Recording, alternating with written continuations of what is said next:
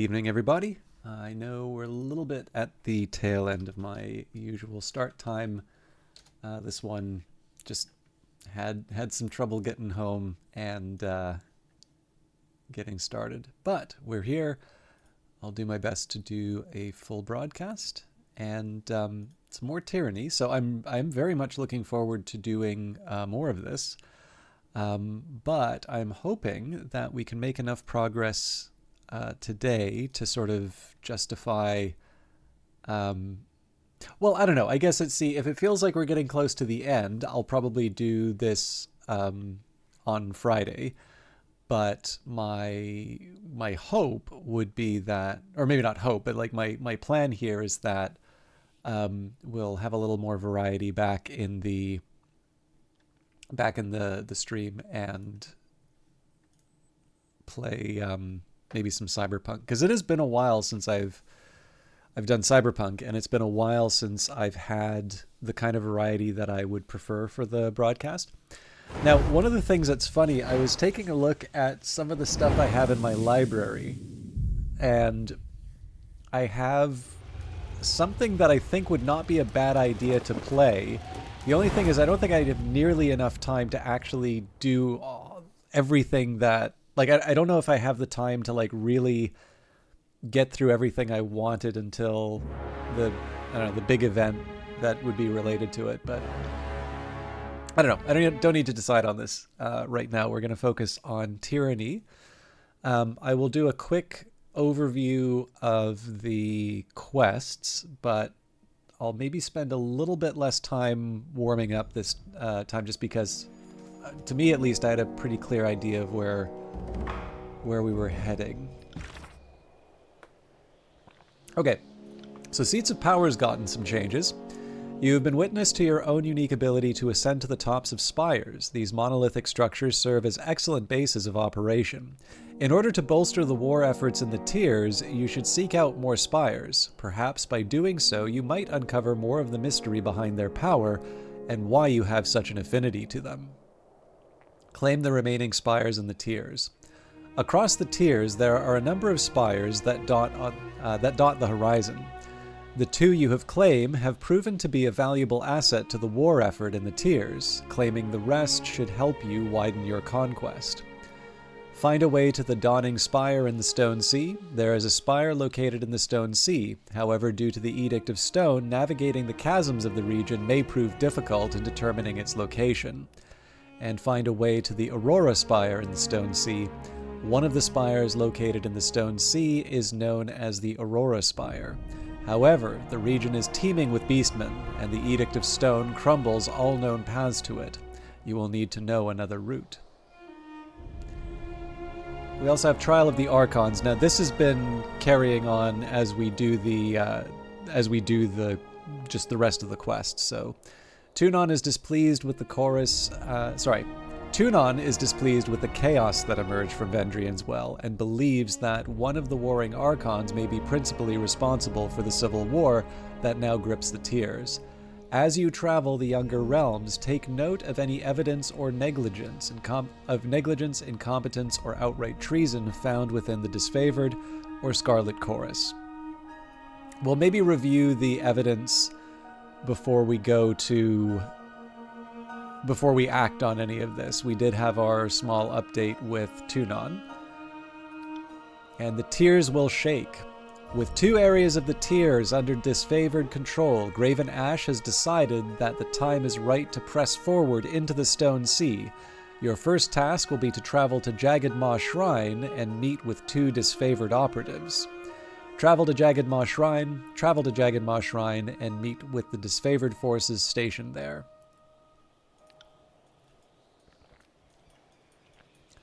I wonder if at some point the biography was intended to be expanded on as you played through the game.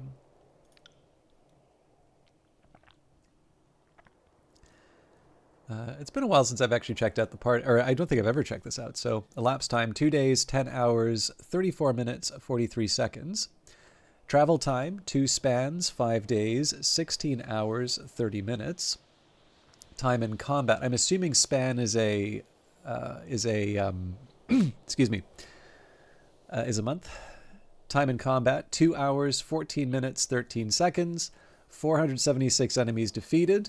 Most powerful enemy defeated was Solon taking out a Havoc, which doesn't really feel like much of a boss fight, I guess. Versus had the most time in the party, presumably aside from the main character. Solon's defeated the most enemies, done the most total damage, highest single target damage. Verse has the most critical hits. Solon has the most hits overall. Barrick's taken the most damage, as intended, and Verse is the one who keeps getting knocked out the most.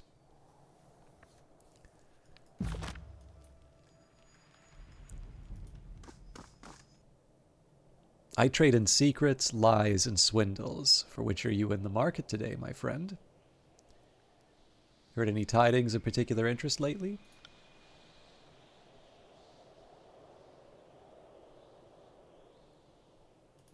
Not the one I'm looking for. What tips and rumors do you have for me? Have you noticed a rather significant portion of Tunon's court comprises that of rehabilitated criminals? No? Just me, then? Now, in terms of the plans for movement, I believe... So the Jagged Maw Shrine is where the quest wants us to go, so I'm actually going to start at Halfgate. And this is simply because I'm sort of taking the logic, which is not great for games, but it does seem to work rather well. Going to the thing that isn't the quest means you can get more of the side stuff done. And of course, there's always the worry that you get locked out of some of the quests that you would want to do based on...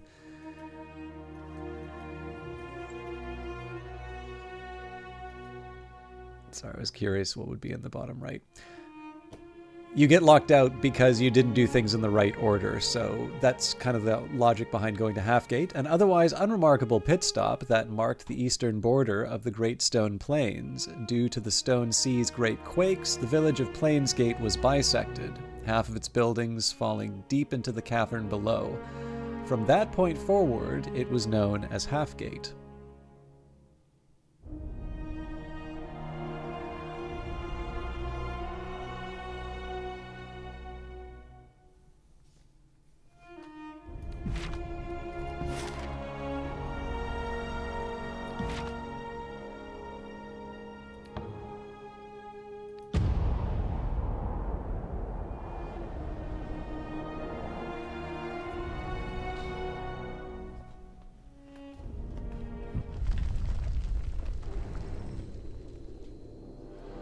This is interesting. I don't know if I've gone into a fully revealed map before.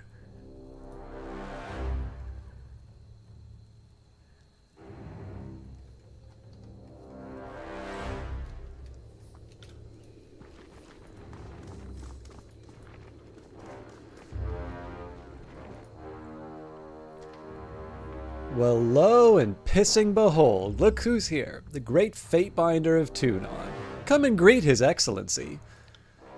Or would you have us bow and worship like dogs at your feet? She runs her finger over a ragged blade. Or do we settle this with a bit of fun?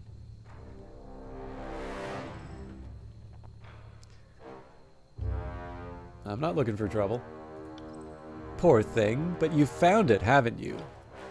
There's only one question of what to do about you. A slice down your face, mayhaps, or a dagger betwixt your shoulders as you walk away. I'm partially either.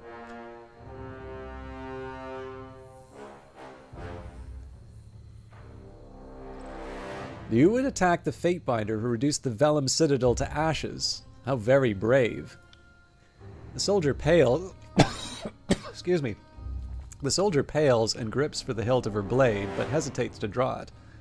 A joke's a joke, eh? We're having a bit of a row. No need to be so eager to die. Right? No need to get all worked up over it. After a moment of uncertainty, she breaks into a full-on retreat while shouting into the air. Quickly, Misery! The Fatebinder is coming through!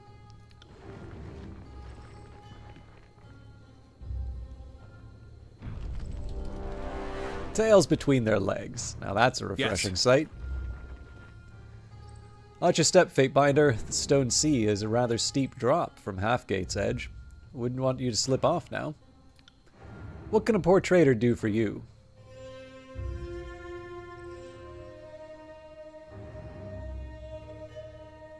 place sure has been wrecked. And by a fate binder like you, no less. No offense to you, of course. You're good justice. But if I ever get my sights on who did this, I'll give him a right piece of my mind. The city lost everything to the edict. Her homes, her people, even her name. You can't imagine what it's like to watch her quake and burn. And now that the city's death slide is settled, we have only to deal with the occasional rumbling. The tremors come and go like sweeping summer storms. Most blame the disfavored. The Earthshakers are no help at all. The Scarlet Chorus at least want to solve the problem. I hear the folks of Halfgate feel the disfavored are causing problems. Have you come to help, then? Those meddling Earthshakers are protecting Cairn, but for the life of me, I couldn't tell you why. Maybe they like the trembling he causes every time he rattles and moans, but how are we to rebuild so long as the Archon lives? Halfgate's townfolk sympathize with the Scarlet Chorus, is that so? Well, we don't like them, but we don't hate them either. They've got a plan to stop the Earth's trembling, so they say. Kill Cairn, kill the Quakes. Once the land's at rest, we can rebuild and farm again. Have anything noteworthy in stock? Afraid not. I'm plumb out of, well, everything. A bit of gabbing's all we ever got to trade at the moment, if you're in the market. Well, clearly not everything is gone. Alright, so we've got some indicators that that we've got some fights ahead of us. These dangling ropes served as a last desperate attempt to keep homes together following the collapse. The aftershocks proved to be too much for the makeshift supports. Quiet down. Yeah, that's going to be a fight as soon as we get there, so we'll just make sure we have the right people ready to go. As you command.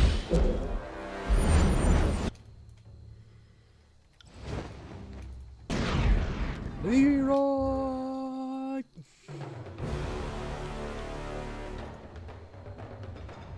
Should be taking a look at the status effects. Edict of Stone, minus 15 to all magic skills, plus 30 to control stone, and plus 20 defense against prone attacks. I would have thought it'd be the other way around, that you're more likely to be toppled. Anyways, neither here nor there. In this case, I usually want to start with the ice abilities for the simple reason that actually, we can bring Verse in. Your days end here.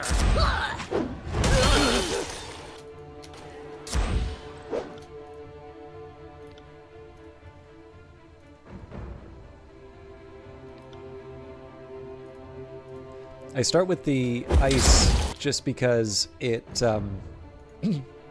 it slows people down, so it's going to give me basically just some more time to beat the crap out of people.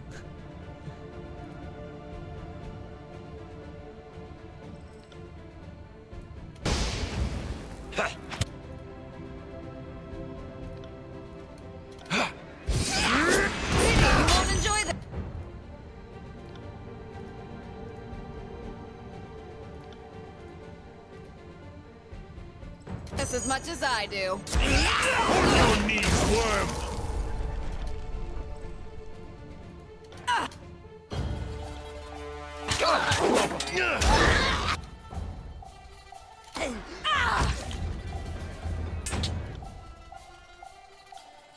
Flawless.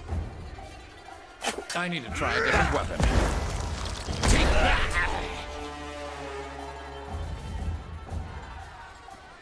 Okay, so you got a Scarlet Fury basically right in front of us, but might as well refresh. I'll do it for the North.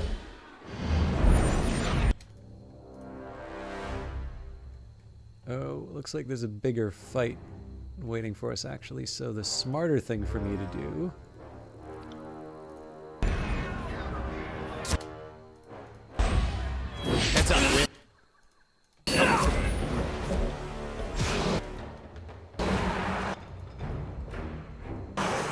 Okay, we've got a few people coming in, but the intent was definitely to bring them in one by one.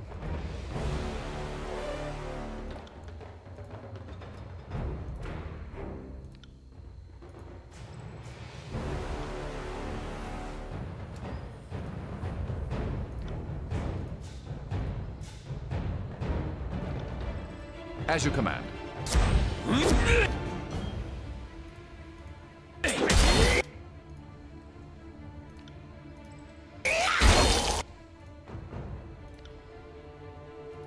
Right.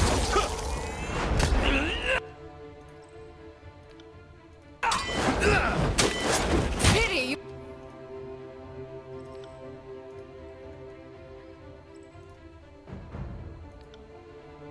Consider it. What are you doing? This as much as...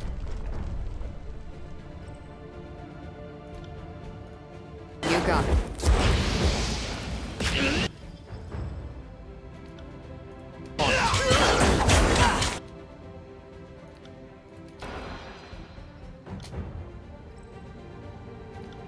Will do.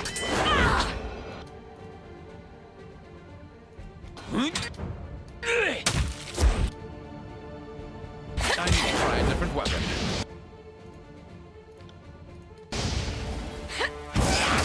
My wisdom is final.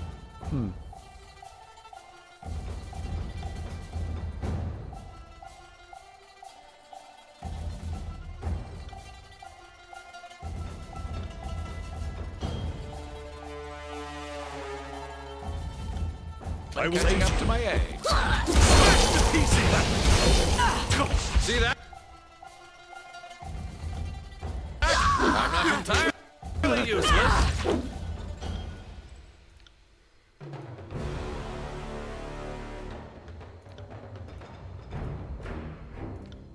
I will aid you. Of course.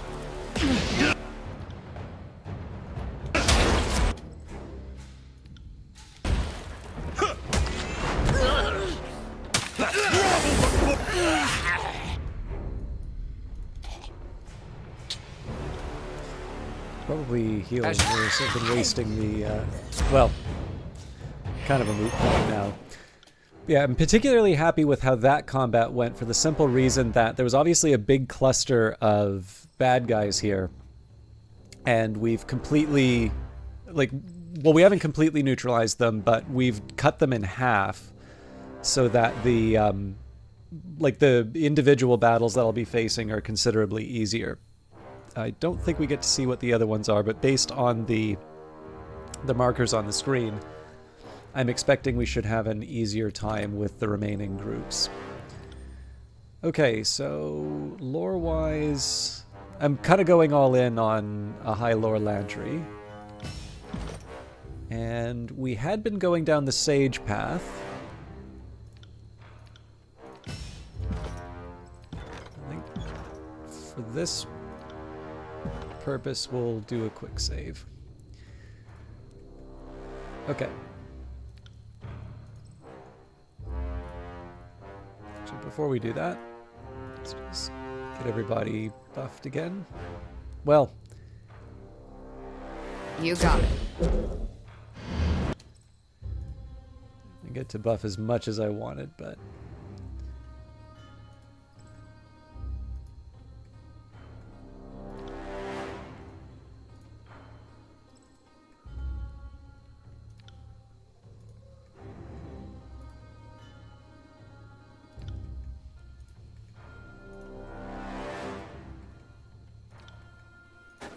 No can do.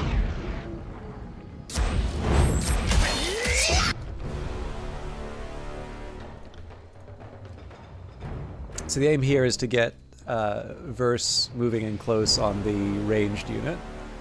That'll protect Lantry.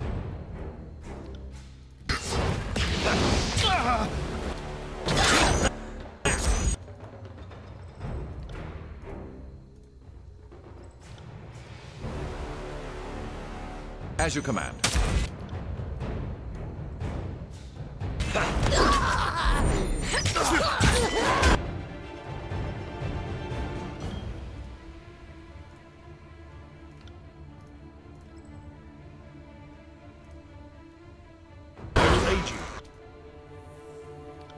As you command.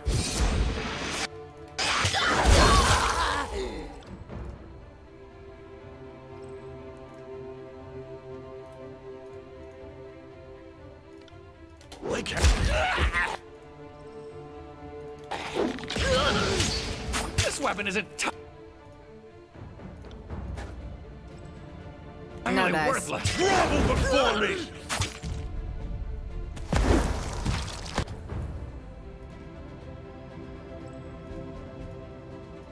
Good work.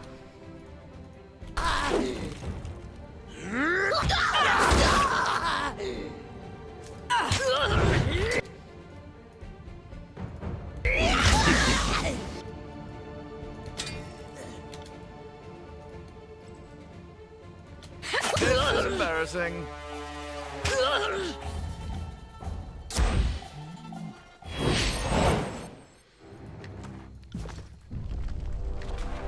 Right. The beastman is shackled and cannot move. The beastman lies bound and unable to move. Okay, well...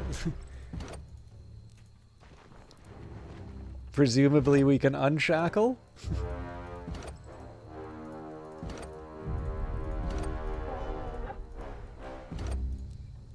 Right.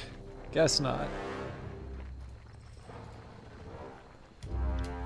Okay, now this... I'm trying to remember where the Fatebinder fell. It doesn't matter, really. Sorry, I can't. A home lays flattened by the quake that shattered Halfgate. The majority of structures here stood no chance against the strength of the tremors.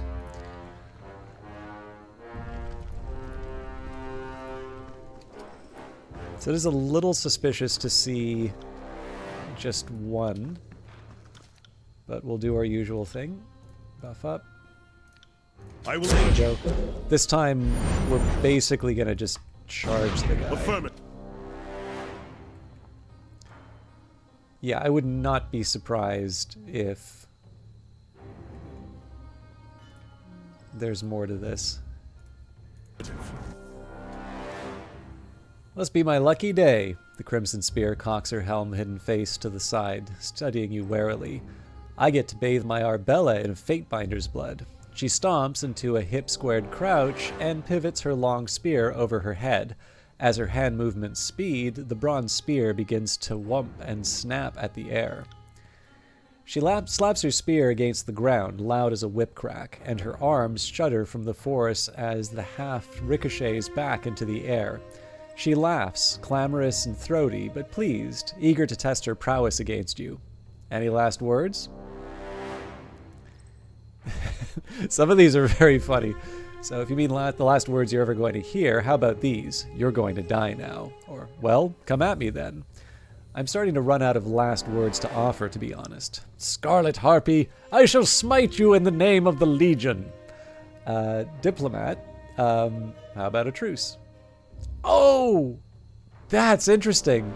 I wonder if it's specifically because...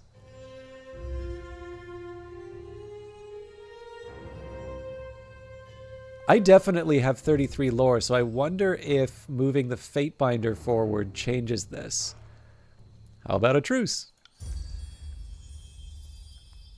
Coming from the swiver with my soldier's blood still smeared on his chin? She spits vehemently at the ground. Try again, you two-faced, motherless pox prick. With that, she cracks her neck audibly, raises her spear, and charges for you. So sorry to do this, but I am actually rather curious why that lore was shut out. I know this means I need to do the combat again, but I'm not exactly fearful of this rabble.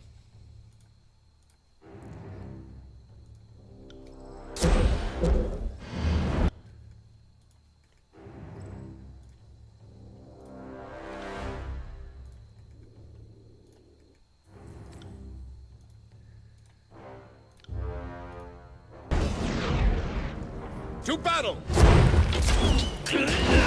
Quite mean to do it that way, but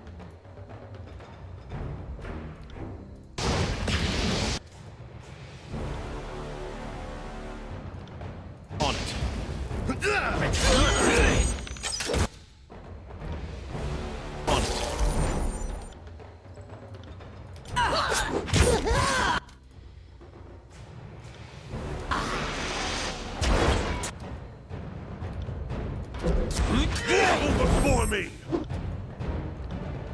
I will aid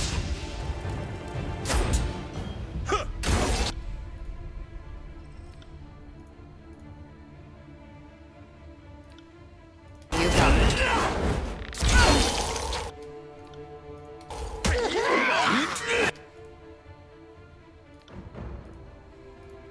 Count on it.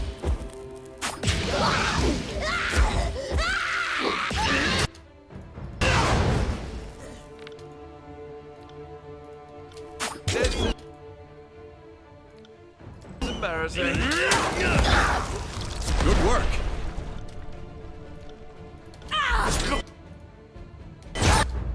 Tear your skeleton out by your ass.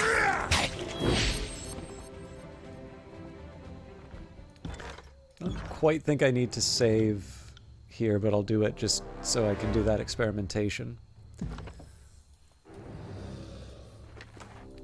Will do.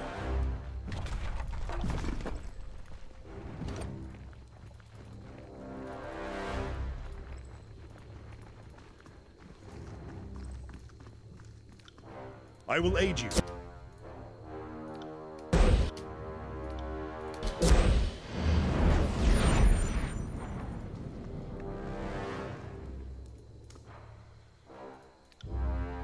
Nope. Okay, looks like we, Look at that, future corpse.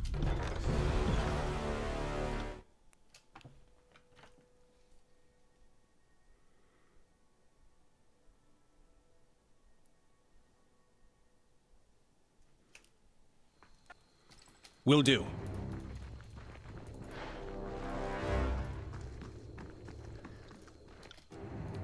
So I don't know if the experimentation was worth it, but I guess I'm glad to know that the, I mean, it's weird, right? If it's gonna tell you there's a lore requirement and then it's not gonna be clear on the other part of the equation, so.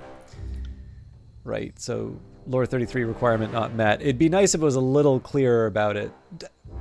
It would seem to me that there's probably lore and some other detail, but again, I'm not gonna know. I guess I could like look it up on the wiki, but how about a truce? Heads up. All right.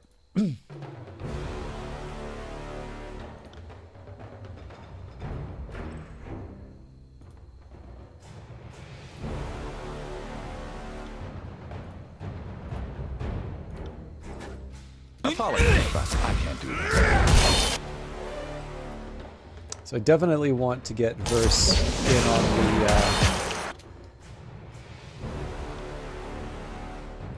the in on these attacks early. I'm gonna buff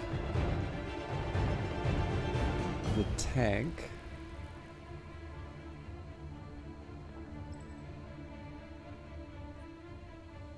I'd prefer to hit this back Not a bloodhound, problem, boss. but I don't know. Oh, looks like I can. You see that?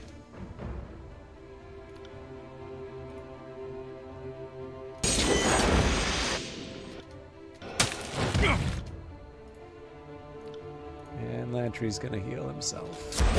Bleed out, you little shit.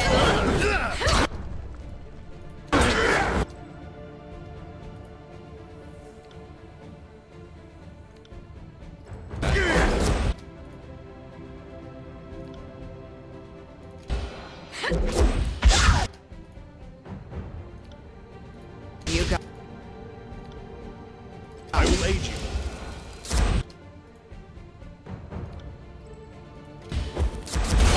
For me. On it. Can't kick him in the head, sadly. Oh, but we can take him out. I got it.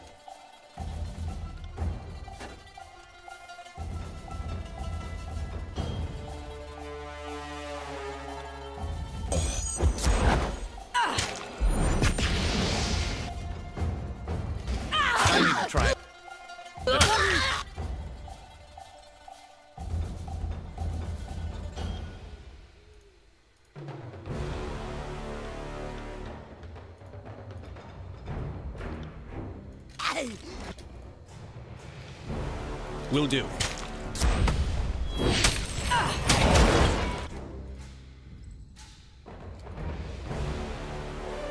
All right. Now combine against the big boss. This weapon is entirely worthless. There's no rush, guys. K-Money, good to see you. Much better than I normally do in this game. Thank you for asking. Folks, for those of you, I realize I'm probably not shouting you out to the biggest audience right now, but I will get it for the record. For those of you who do not know K-Money, I know it's actually a little odd. So I don't recall if you went to the same game design program that Brian did. But I know it's weird. I would actually probably say I technically know K-Money better through the games they've worked on rather than through any social connections. Oh, that's so interesting. Yeah, this is a weird... So actually, just to give you an idea, it's weird how often this has actually become a thing. So like, technically, I would say, I know you through a mutual acquaintance, except that, I don't know, like I can't say I know Brian all that well, other than, I knew him when he did his restaurant thing. But I don't recall if we'd ever interacted when I streamed some of the stuff that you worked on, but like you're definitely, yours was a name that I recognized. But yeah, anyways, but the funny thing is that that's not unique. There's a game I really like called Phantom Brigade, and Brace Yourself Games was very kind in inviting me out to Vancouver for their Halloween party, which turned out to be sort of like an indie game sort of gathering almost. And I got to talk with the composer for Phantom Brigade, Riley Koenig. Great composer, very nice person as well. But it turns out that we were both at UBC, the university where I did both my undergrad and graduate degree. He was finishing his PhD. I was doing my econ. And like we only met through the game that he worked on that I streamed, despite the fact that not only was I on campus, but like I would actually go out of my way to see some of the stuff the music program was putting on. So it's very weird how that works out. But anyways, for those of you who haven't figured out from the context, K-Money is one of those people who has decided to cut their earnings potential in half and make video games for a living, but also has the tenacity to continue doing it, and I would say is pretty good at it. And I will also say I've now had the pleasure of being able to catch a stream. So it was Wizardry 7 with some modifications, as I was able to clarify on the broadcast, not that it actually required the clarification. Mother Teresa is not, in fact, a character in Wizardry. But more importantly, it was a chance to be able to talk with K-Money in the context of like them having the microphone as opposed to me. Obviously, I'll still write my paragraphs and chat. But it was a great pleasure to just be able to hang out for a little bit, see a game that I hadn't otherwise seen. One of the things that I think is worthwhile, because I know a few of you who are regulars in the stream are either game developers or aspiring game developers. So I always tend to find those channels, even if they're not overtly about game design, it's very hard not to have some of that come across just in terms of either reactions to things or discussions. And I also find too, maybe I've just been very lucky, but I do tend to find, if people come to me asking about something, and it's pretty rare, but I did actually have a cool moment at work where someone mentioned, oh yeah, I read something on ... And I'm like, oh, what did you think of it? Because they didn't necessarily say that they liked it or not. They're like, oh man, that was amazing. And I'm like, well, I'm the guy who wrote that. So that led to, I was actually working on something at the time that was close to being finished. So I sort of pulled him aside and said, if you want to see, so here's how I did this. And I sort of took him through my things, like what's the impression you've got. Now, for me, I was using that as a chance for proofreading, but I did get a chance to sort of say, it's like, okay, so like this thing's about 700 words. Now I'm going to show you all the stuff that went into these decisions. And like, basically it was sitting the guy down with an hour to just sort of show all of the work behind the scenes and making the point that not everything needs to be on the page to do the, to bring it across. And in fact, your reader will usually be happy that you just showed the essence. But anyways, all of that said, my only experience has been if somebody has shown an interest and asks a question, I want to do my best to sort of help and show and sort of talk about the ideas, try and help someone along as far as I can. And at least in my own experience, one of the reasons why I want to do that is because I found that in my own experience, whenever I've asked someone, usually the question has been more about whether or not I can get in touch with someone like that rather than whether or not they were willing. Although obviously, nobody owes me their time. I don't want to sound like I'm, expecting that. But as I'm filibustering this point, so K Money here is saying, plan is to talk combat design when he does Hades Part 2. Wizards of Streams are just vibes, which is fine because again, that's actually the first that I've seen that game, so it was a delight to watch you play something you were so engaged in.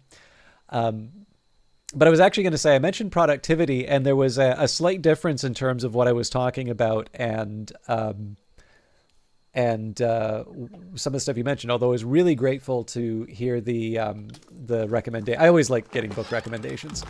But I thought one of the things that actually, it's the EA news that makes this even more relevant now. But usually my sort of hobby horse lately on productivity has not just been, it's not so much personal productivity, although that I like, right, in terms of work.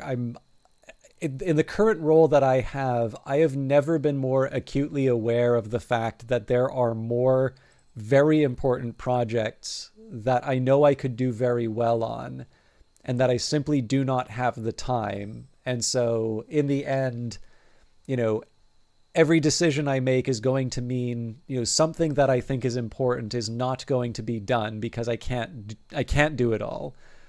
But likewise, every improvement I make in terms of being able to get what I need to do done represents an opportunity to do more of those things that are important, right? It's kind of pushing out the frontier of what's possible. But so that I have some respect for, but I also know that that's reasonably well trodden ground. But in my econ work, a lot of stuff that I'd worked with was productivity in terms of firms, right? The ever famous Canadian productivity puzzles and such. And one of the things I do eventually want to write an article on this, but it's I've written one and I don't think it came across as well as I wanted. And this is going to be more indie focused, so I realize this is going to be a bit different from what developing in sort of larger studios is like. But one of the big things I've been reflecting on in terms of productivity is, the words out in terms of indie games. Oh, no worries. Yeah. Dinner is ready. Have a good one.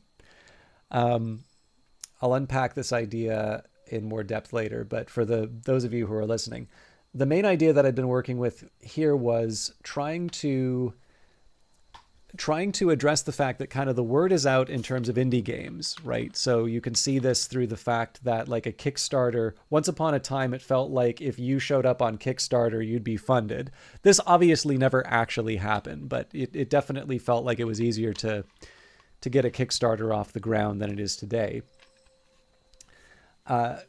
It's more competitive. So everybody's, trying to do well. Not everybody's going to win out. And what this means is that there's a lot less room for sort of error or slack in terms of games being made. So the expectations are higher, in order to be able to deliver, you need to be able to deliver on a game within a certain budget, and that budget could just be a matter of time. Like in the end, people need to cover their expenses and such. And so where productivity becomes an issue is that, let's say that you were content to just get by on subsistence living. The fact of the matter is, if you cannot make a game that will sell a certain number of units for the number of hours it'll take, or well, let's say the number of months or days or however long it'll take you to cover you at that bare subsistence, which is not the standard I think game developers should be aspiring to, but let's just take that as a minimum. If you can't actually make a game in that period of time, then what that means is that you basically need to price yourself out of the market. So, you won't actually make enough to keep going.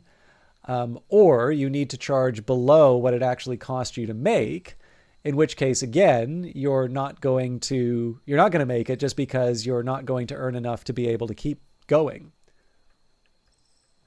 So what this means is that one of the problems is that not necessarily that the games being made are not good, because there are very few examples of games that at least games that reach me. I think there are very few, if any, I can think of where I'm like, well, that's just not a very good game. But what I also think is true is that in order to sell the number of units to make it financially viable, there's a number of factors that need to go together. But one of the biggest problems right now is that effectively they've priced themselves out because it basically took too long to make with the team that they had. And so to a certain extent, what is perceived as a discoverability problem is actually a productivity problem. And the reason I point that out is that if you have a game that doesn't merit the price at which it's being charged, now that price might be the one that you can survive at, the one that will allow you to recoup your cost in theory. Again, it's not to say that this is not a valuable game or anything like that. But again, there's a certain price at which the market will bear. And if you're above that, and then you just put a bunch of time and effort and potentially money into marketing, well, in the end, that's not you're trying to attack the problem along the dimension that it's not, along the inappropriate dimension. That basically it's sort of like saying, I don't know, if Ford wants to sell more F-150s, they just need to carpet bomb my advertising with F-150 ads. But I'm never going to buy a truck. Like I'm not a person who wants to buy trucks. It's wasted on them. And the idea that they should spend more money on that just means that there are more costs with no outcome for them. And so to me, this is one of the dirty secrets of a lot of the advice that's being given to indie developers right now, is that it's not necessarily consistent with the kind of flourishing we would normally want to see for game developers. And it's not necessarily that there's any one sort of major...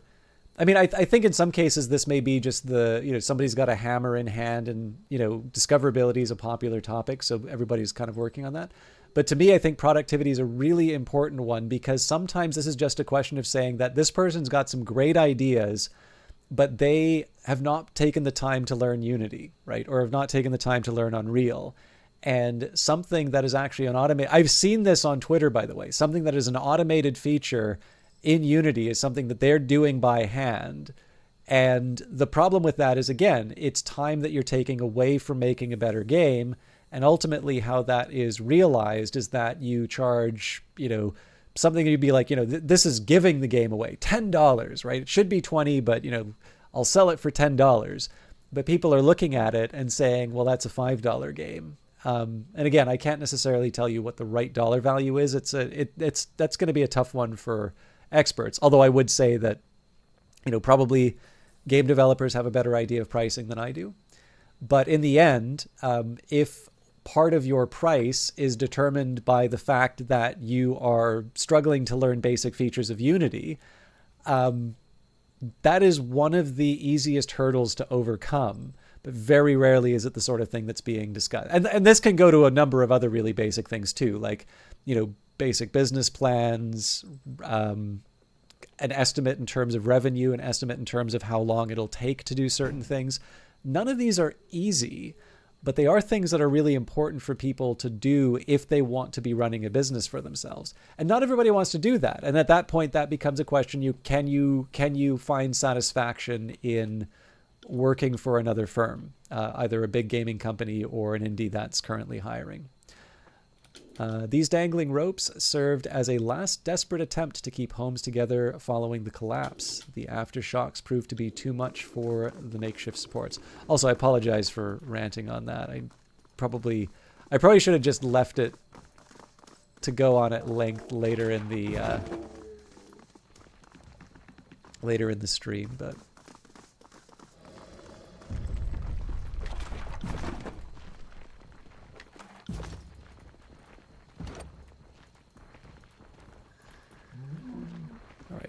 take a little... Can't do that. I think we've already gone to this... Oh, no.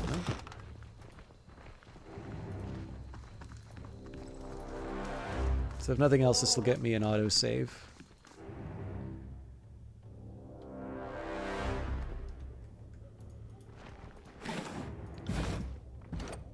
A scroll sits here, glowing with mystical energy. Sigil of bounding bolts. Have a look here.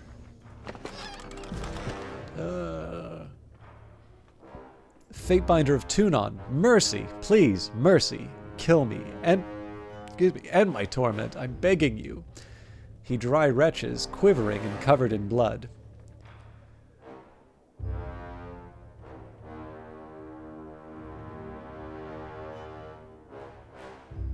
Keep talking. He starts to nod, but it turns to a halted cringe. How's this for you? I killed an entire village, men, women, and children, crushed with a snap of my staff, because I had to know if I could do it. I slaughtered them in a landslide and listened to their screams. He grimaces a smile, or at the memory despite his pain. You have no idea how exhilarating it felt. He eyes you discerningly. Or maybe not. Sorry, just bear with me a quick second here.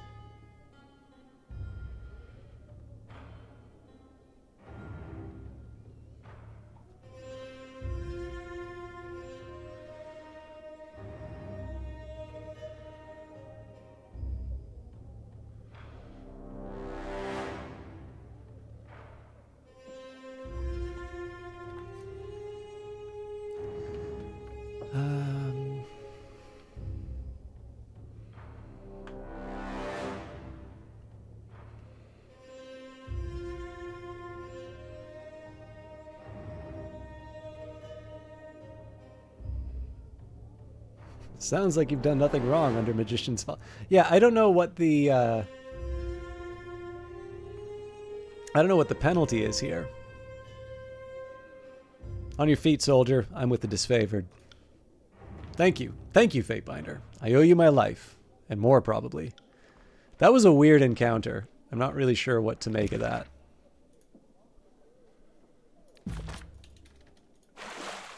On it.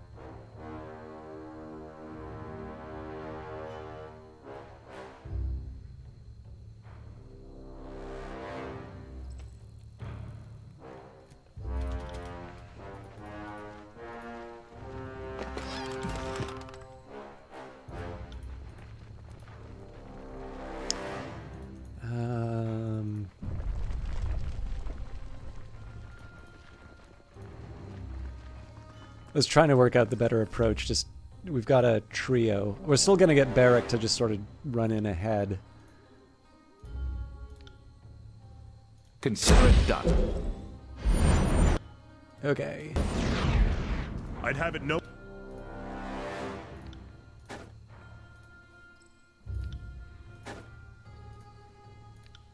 Right. Other way.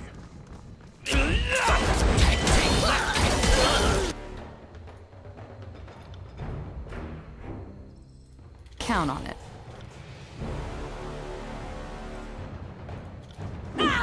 Pity you won't enjoy this as much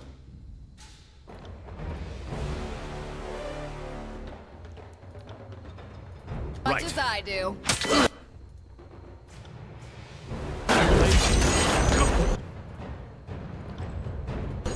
Hey, listen, kids. You might learn something. Land where you.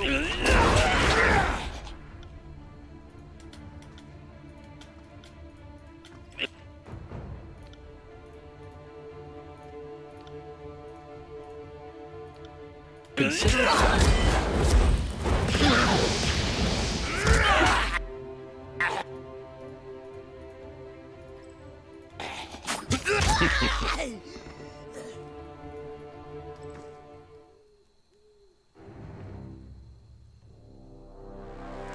As you slay the last of Scarlet Chorus gangsters that terrorized Halfgate, the town's residents once more emerge from their homes.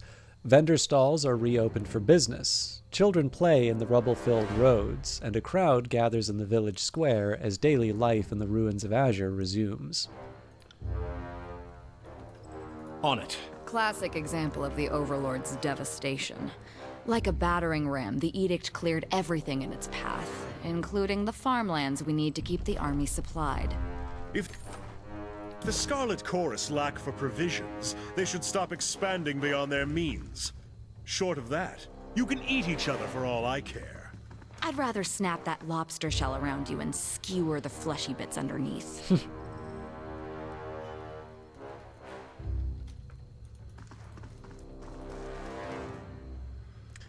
Warm regards, Master Fatebinder. How do you do?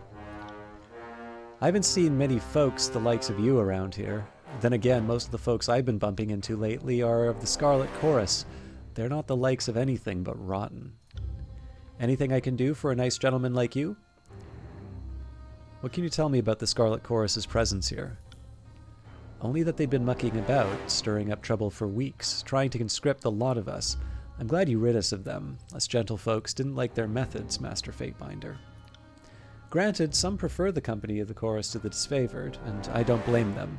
If all the Chorus wanted was to save the land as they proclaim, I'd be happy to aim them too. But, with the way that they were seeking to swell their ranks, I think they've got another agenda in the Stone Sea.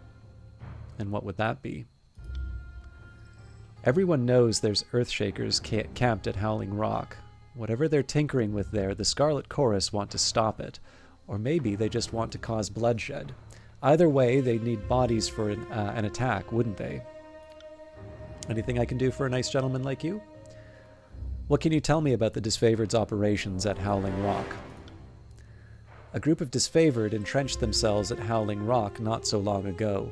Damn Earthshakers won't leave no matter what we've tried. She sniffs primly, indignant at the remembrance.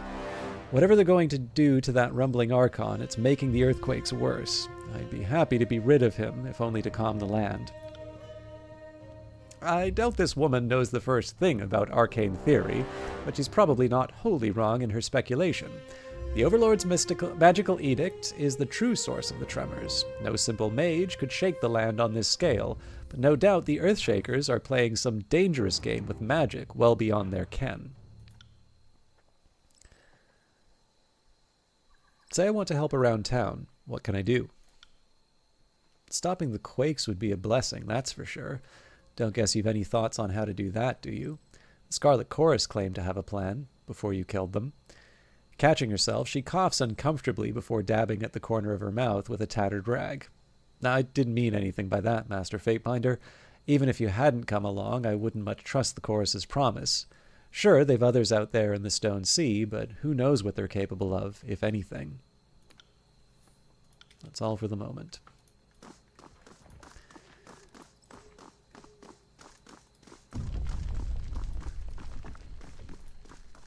Fatebinder, welcome to Halfgate. Greetings, Fatebinder. She takes a deep bow. You've done us all a great service by getting the Scarlet Chorus off our backs. In exchange, I've got a special price for you on all my wares. What can you tell me about the spires in the region? I imagine you have dealings with travelers from those areas. Can't say I know much about the spires themselves. They've always been there, towering, never doing much of anything aside from casting shadows. I do, however, come across some interesting items from around those parts, time and again. Just last Judge's Day, a fellow sold me some charcoal rubbing that was taken from inside one of the spires, or so he claimed. Haven't seen him since, but he said he was heading to Stone Down, so I can't really ask him questions about it, unfortunately, but it may be worth having a look at. Show me what you have for sale. So, I don't normally buy stuff. But yeah, strange charcoal rubbing is definitely one for me to... I'm also thinking, given the money that I have, it might be good to get some of these scrolls. And then, let's see if I've got some junk that I can get rid of.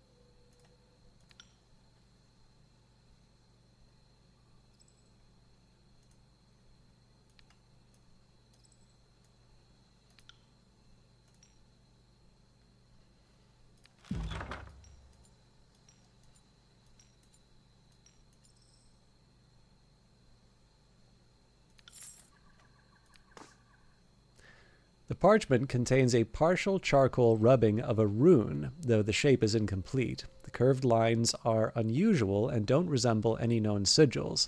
It will be necessary to obtain the complete shape before you can discern its purpose.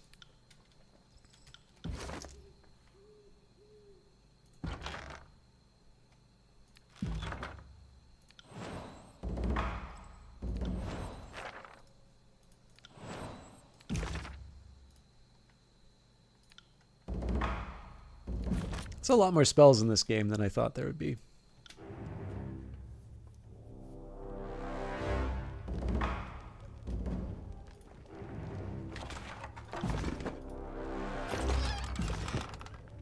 The table is supported by a few flimsy planks of wood. It's a surprise it's still upright, given all the tremors in the area. How could a single man slaughter such a large gang? Surely he must be an Archon.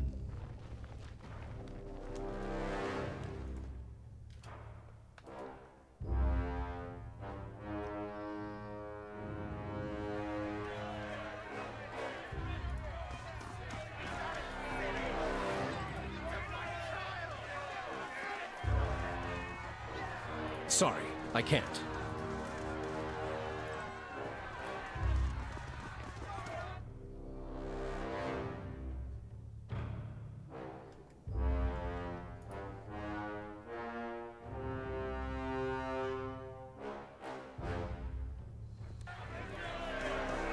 Obviously, we'll see what we can do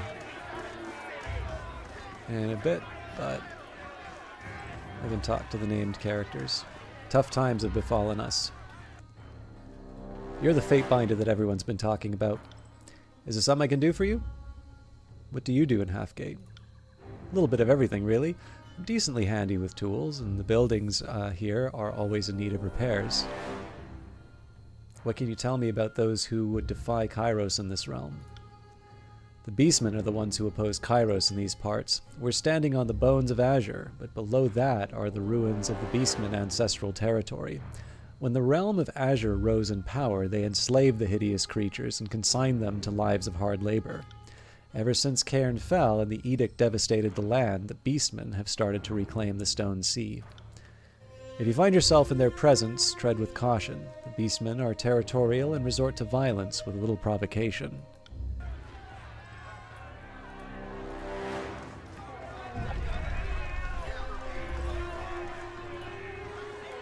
Okay, I'm really curious now why Solon does not have a wound anymore. On it. Xenon's Fatebinder, yes? I hope you've come on a mission of peace. Fatebinder, Slayer of Choirmen, Keeper of the Peace. He rushes towards you with his arms outstretched and grips you tightly around your waist before realizing his intrusion. He quickly backs away and pats away some of the dust he left behind.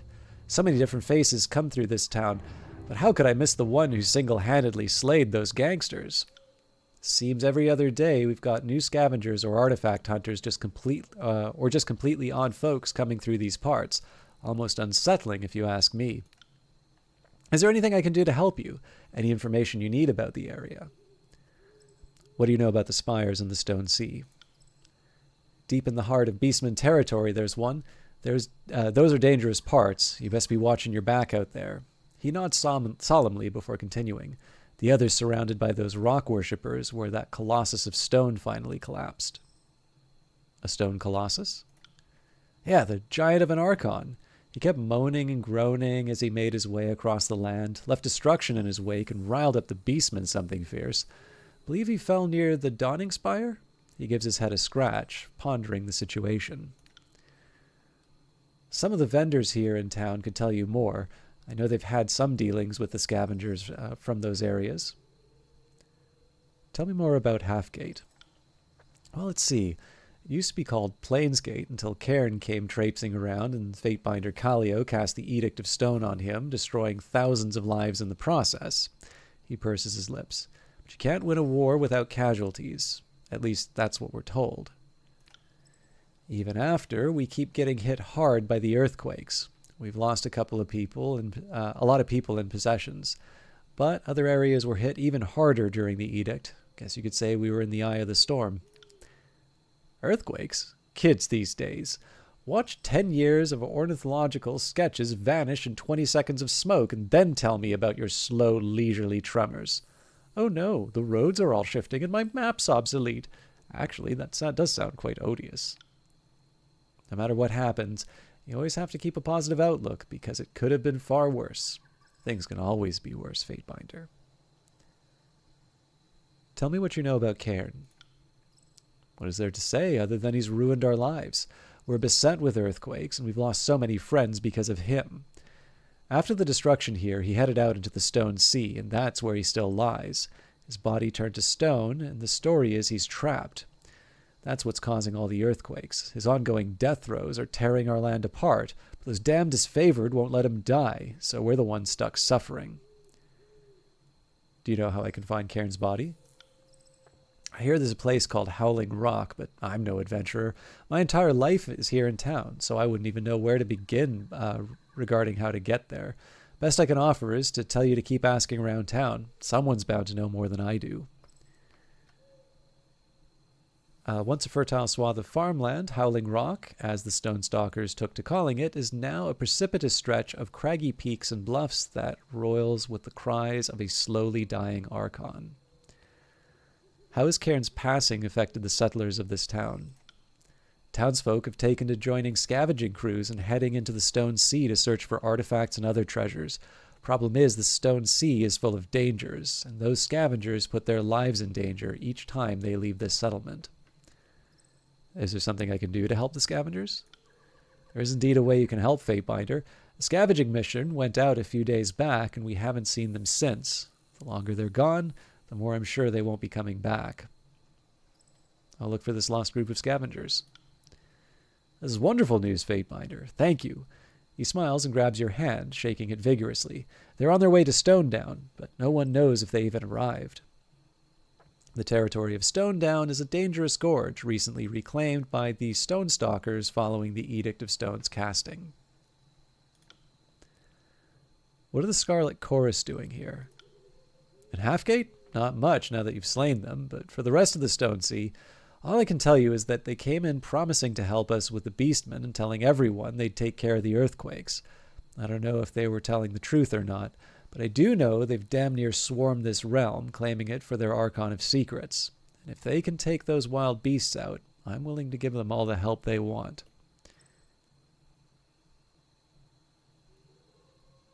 Hello, Vanguard Master. Good to see you. Which Adrian Goldsworthy book are you listening to?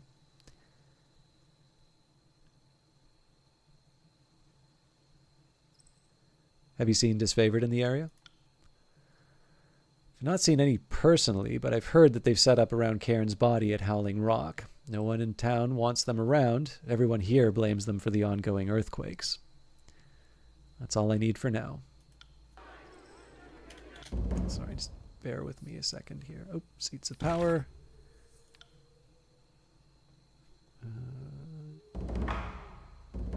And Search and Rescue.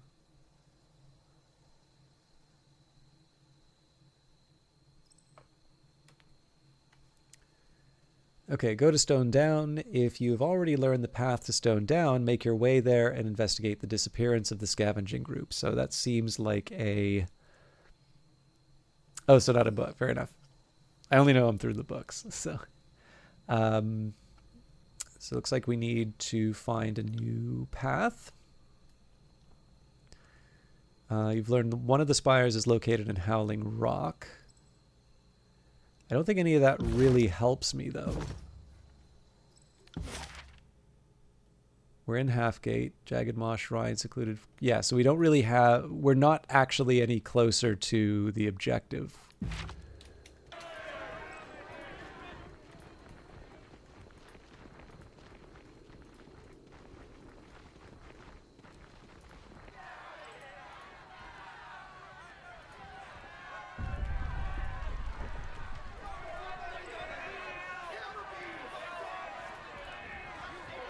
It's going to take a second here to see if there's new dialogue options.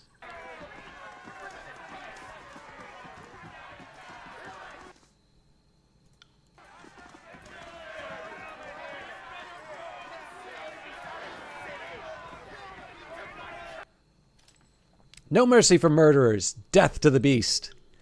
Put him to the rope. Hang him by his hairy throat. We'll have our justice. What's happened? What's all the excitement about? A group of our boys, with some help from the chorus, caught the beast just outside of town. They found him like that, fur all matted with blood and gore from hunting down humans. Just look at his snout, still stained with his wretched dinner. The woman shudders and touches a grubby handkerchief to her mouth. She blots at her upper lip, pale-faced and swearing to the Archons. Wish he'd choked on it. Wretched? I'm told, man, tastes a bit gamey, but wretched seems like needless hyperbole. It's not that far off from elk or loris, from what I'm told. In fact, I've read that the Kavata tribe, Kavatna tribe, call human slow loris on account of its taste and ease of capture. Never thought I'd be happy to have the chorus around, but for once they did us right. Now all that's left is to see the brute killed. She sniffs and gives a curt nod. Of course, with the chorus gone, now we'll have to do it ourselves.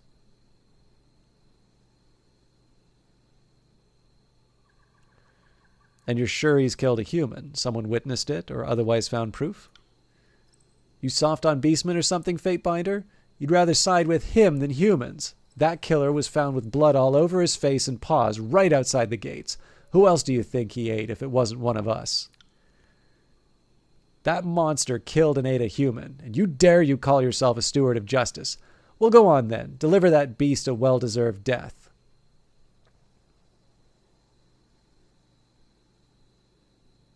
For justice to be properly served, he deserves either a Fatebinder's arbitration or a fair trial. That's so, Fatebinder. Why don't you go ask some of the others around then? See how many of us are interested in your thoughts on justice. She glowers, hand bunching the fabric of her dress as she adds, he don't deserve to walk free, and you know it. By my authority as Fatebinder of Tunon, I will act as adjudicator in this situation. Attempt to disrupt my duty to the court, and you will suffer the consequences. The woman pales and takes an unconscious step back. What will you do, Fatebinder? Do you mean to find him innocent?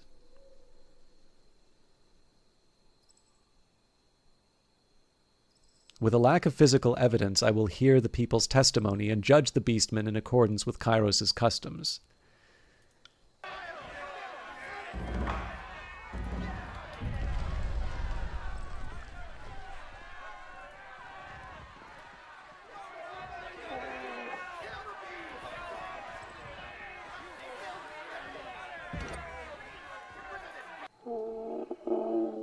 As you approach, you take a good look at the area where the townspeople have chained beastmen, brutally and on display like some kind of public attraction.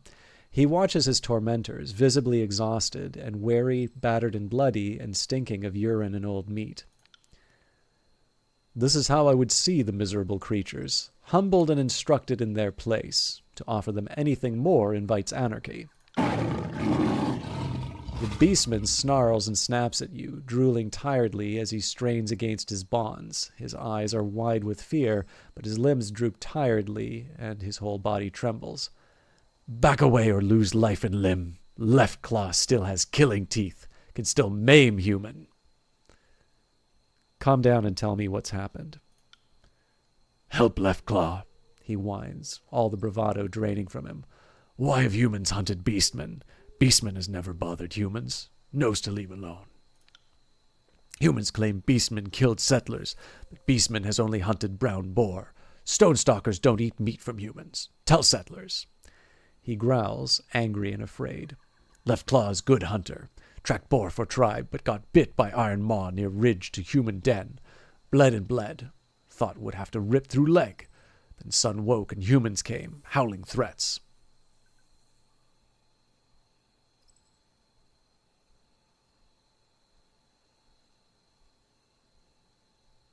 Call me curious, but why are you named Left Claw? Left Claw is best claw. Brood sisters and brood brothers use right claw most when hunting, but beastmen learned left claw is faster. Left claw is stronger. The settlers are convinced, but I'm willing to consider all sides in this matter. The beastman's eyes dart between you and the crowd. Yes, Left Claw speaks true. Perhaps human will free beastman? What fate has human decided?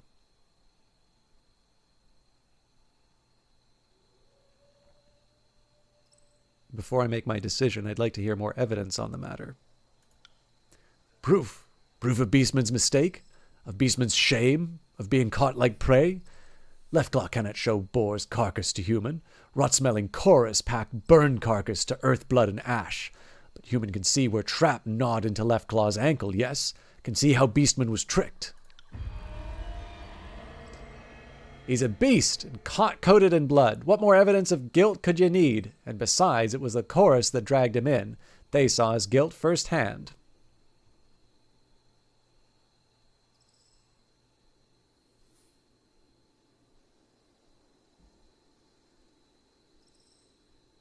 How many villagers have disappeared within the last span? Were any bones found from their bodies? Who doesn't disappear these days? We've lost so many, I can't scarcely keep count. Scavengers set for the valley but never return. Even the skilled ones, like Drakod, surely have been eaten.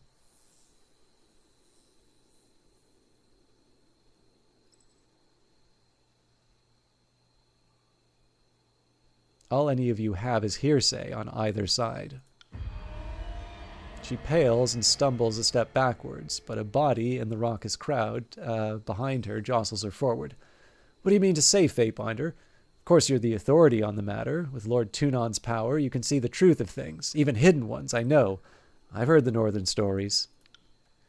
The beastman's broad chest heaves as his fear ratchets up, and he pants rapidly. What will humans do with Left Claw? Either free beastman or end beastman's suffering.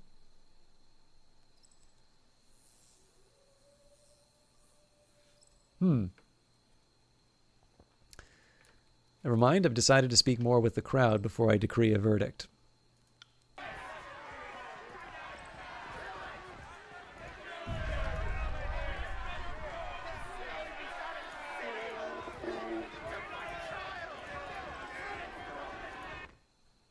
Fatebinder, welcome back. How are you? Is there anything I can do to help you? Any information you need around the area? What can you tell me about the captured beastman? Grayson grimaces, shaking his head. Ah yes, the animal they caught outside the village. Can't wait for that unpleasantness to be dealt with. Covered in blood, lurking about, no doubt to hunt more settlers, mangled himself in a trap outside the gates. Don't know why the chorus brought him in. Just wipe the beasts out or drive them away. That's what I say.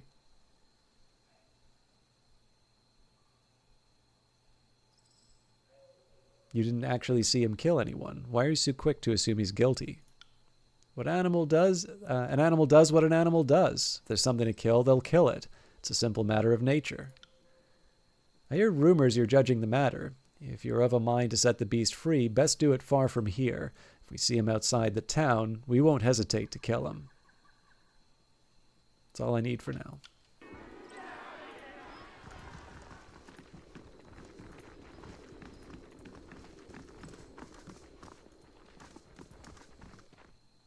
Always a pleasure to see you, Fatebinder. What can I do for you? Why is there a beastman being held here in Halfgate? Back when the town was primarily a market for farmers, stone stalkers worked as beasts of burden. They did the hauling and the plowing mostly, and they learned not to complain. But then Cairn incited them with a fool idea to take back the lands of their ancestors, and they've been nothing but raving and violent ever since. Not long ago, that one up there was dragged into town by a group of settlers and chorus. He was covered in blood, a wild thing. We've done our best to look the other way, but it seems they won't be satisfied to leave us be. Now they're out hunting us just beyond our own city gates. You assume the beastman's guilt. How do you know he was hunting a human? He's a beastman. It's what they do. Do prefer to keep my nose out of things, but if you feel certain enough about the beastman's innocence, you might consider doing something about it. On it.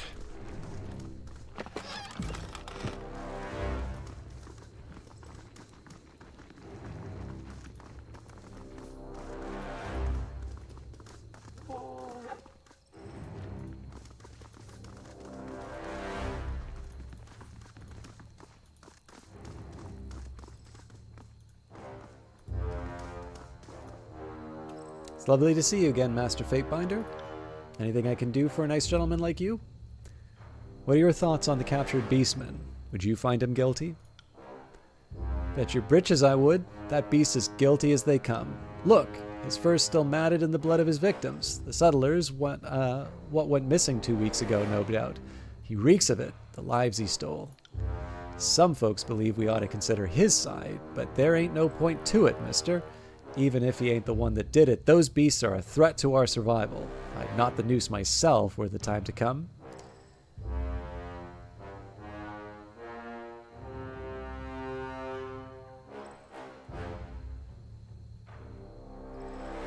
But didn't those settlers disappear while scavenging the plains? Any number of things could have happened to them in such a dangerous landscape. You think they fell or starved? No, the proof don't lie. They got ripped apart by a beastman, didn't they? I mean, that is, you don't really think he's innocent, do you, good mister? I don't like the thought of letting him go, but I certainly won't be the one to oppose your authority on the situation, Master Fatebinder. You'll see that justice is served. I'm sure of it. I got it.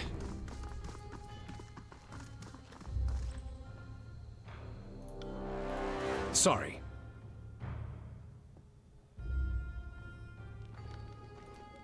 Not expecting... Yeah. Not expecting characters that didn't have dialogue trees to suddenly get them on the beast matter, but it seems worth investigating. Now, I don't feel the need to immediately follow...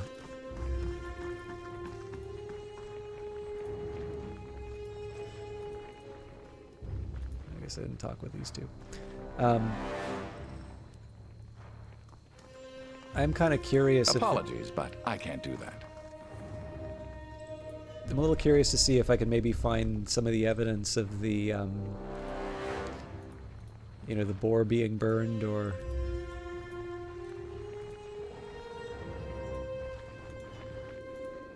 the trap.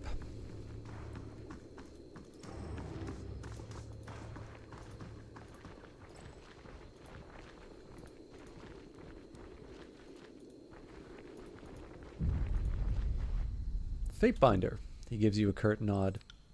What can a poor trader do for you? Nothing, apparently. Sorry, I can't.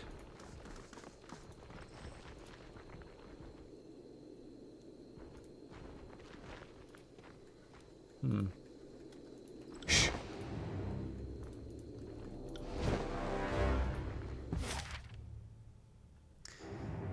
Yeah, so there's Sorry, not a whole I lot can't. waiting for me in Halfgate. So in this case, I don't see a whole lot of reason to hold off on this. Now, I was intending to take a break at the 1 hour mark. So what I will do is I will leave the decision. It's my cliffhanger.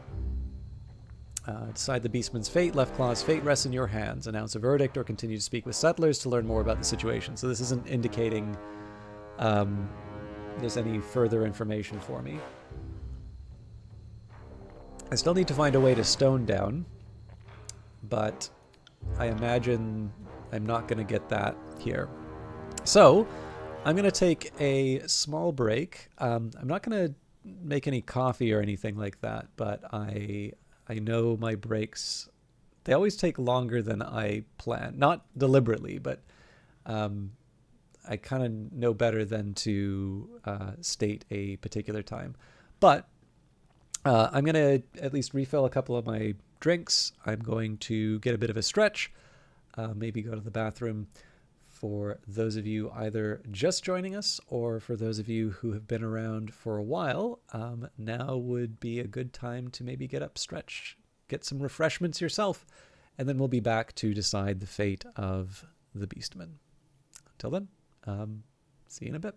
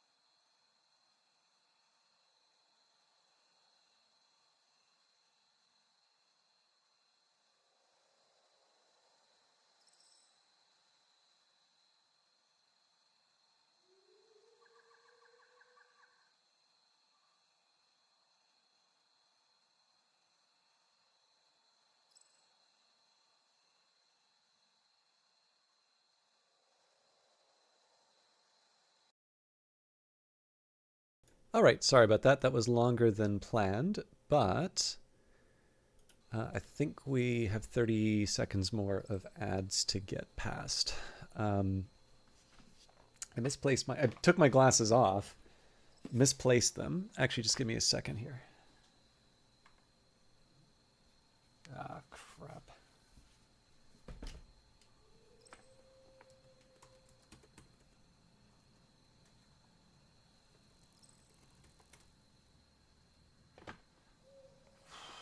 Sorry, just give me a moment here, please.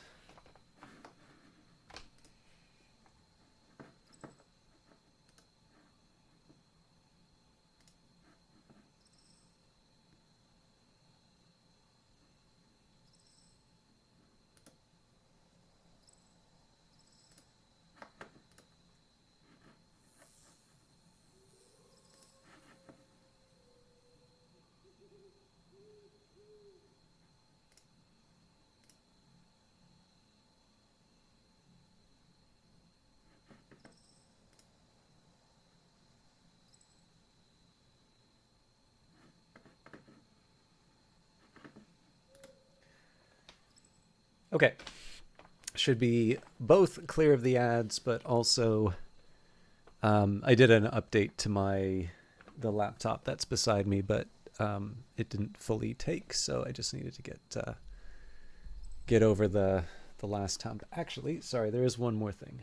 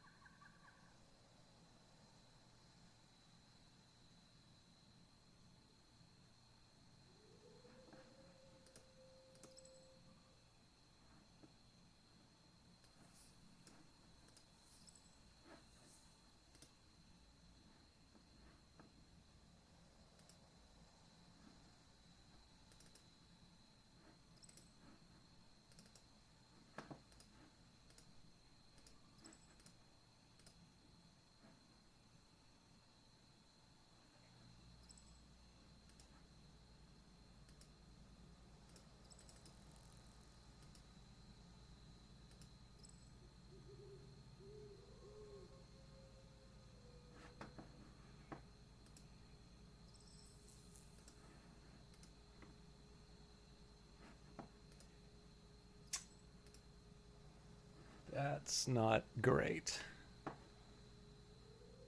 Sorry, I'm going to need a minute to resolve this.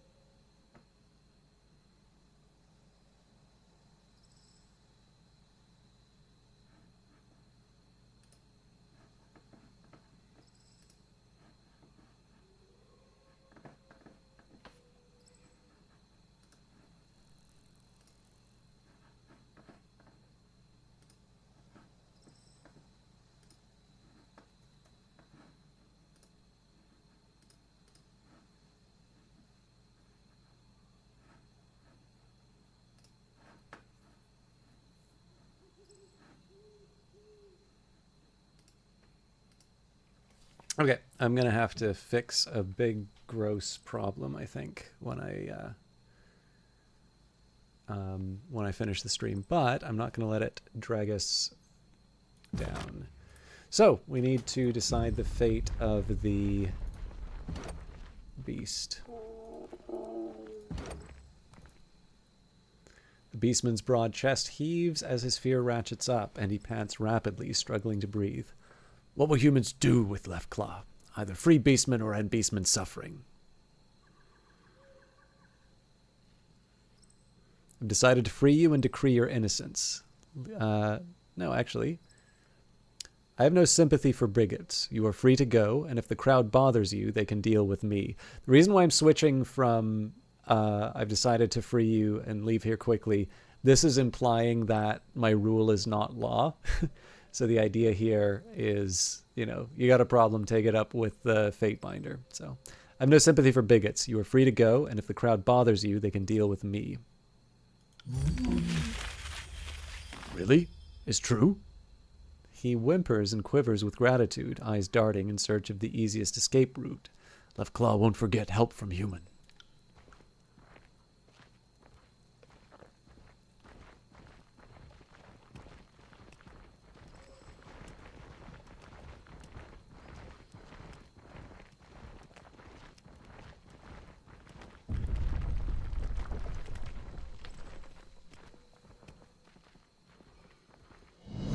Will do. Well, I didn't get any tune-on points, so...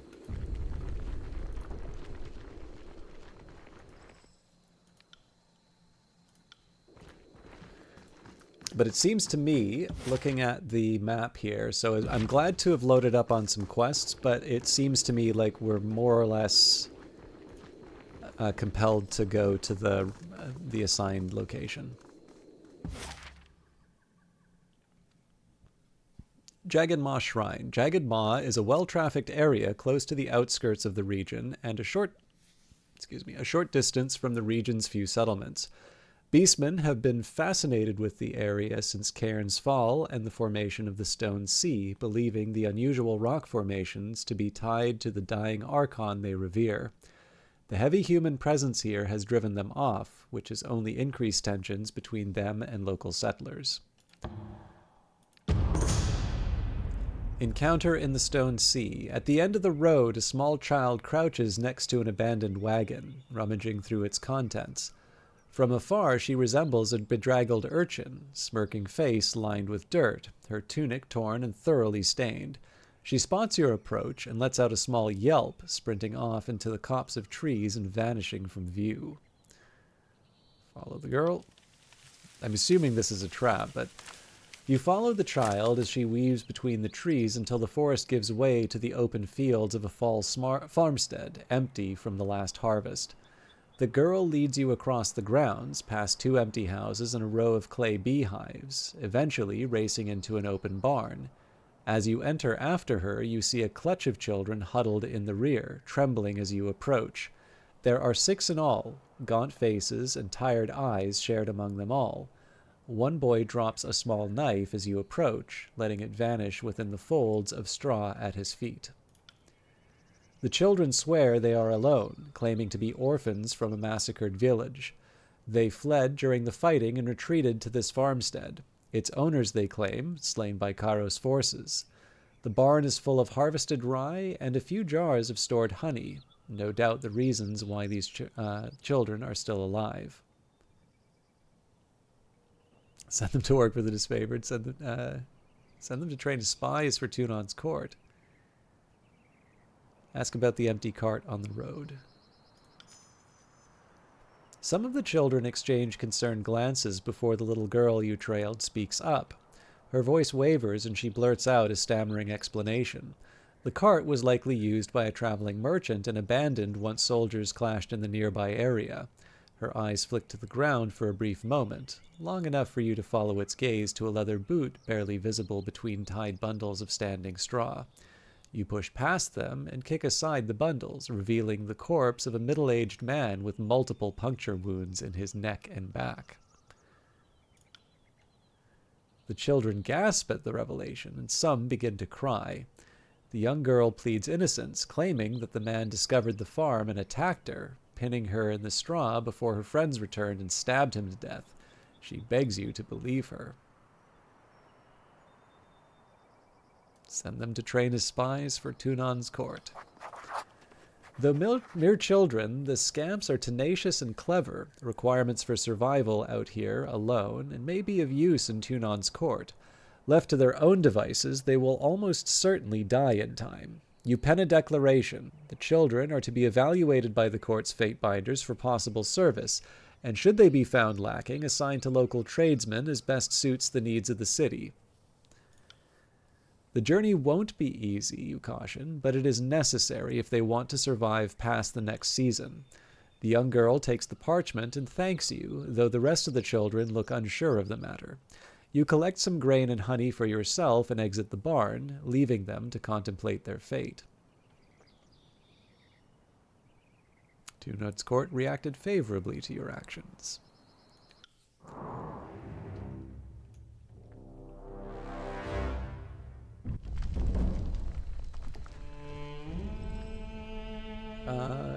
Cadus and Radix feels like... Oh no, hang on, these were the people I was supposed to meet. You arrive at Jagged Maw Shrine and need to speak with Cadus and Radix. They will update you on what needs to be done in the Stone Sea and to advance the goals of the disfavored.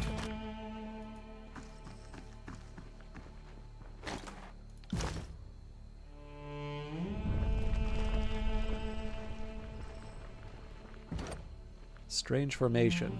This rocky protrusion is magical in origin. As Cairn roamed the Stone Sea during the conquest, it was rumored that structures like these were formed in his wake and contained traces of his essence. It is kind of cool that the window sort of shakes in response to the... You have learned a new spell core, Sigil of Stone. Scarlet Notebook. A red spiral is carved upon the wooden cover of this papyrus notebook. The handwriting within is haphazard and inscrutable, the work of an unpracticed, poorly trained wordcaster. A few entries contain recognizable sentences, and the book appears to be the journal of a Scarlet Chorus commander detailing troop movements. Times and locations are noted alongside numbers and pictures of trees, stick figures, and rocks. The author either didn't know the words for lumber, ore, and people, or just felt more comfortable with pictures than words. While much of the journal is inscrutable, the corner of every page has the day's head count for the author's brigade. While some days note dozens of losses, the brigade appears to be recruiting far faster than its members are dying or deserting.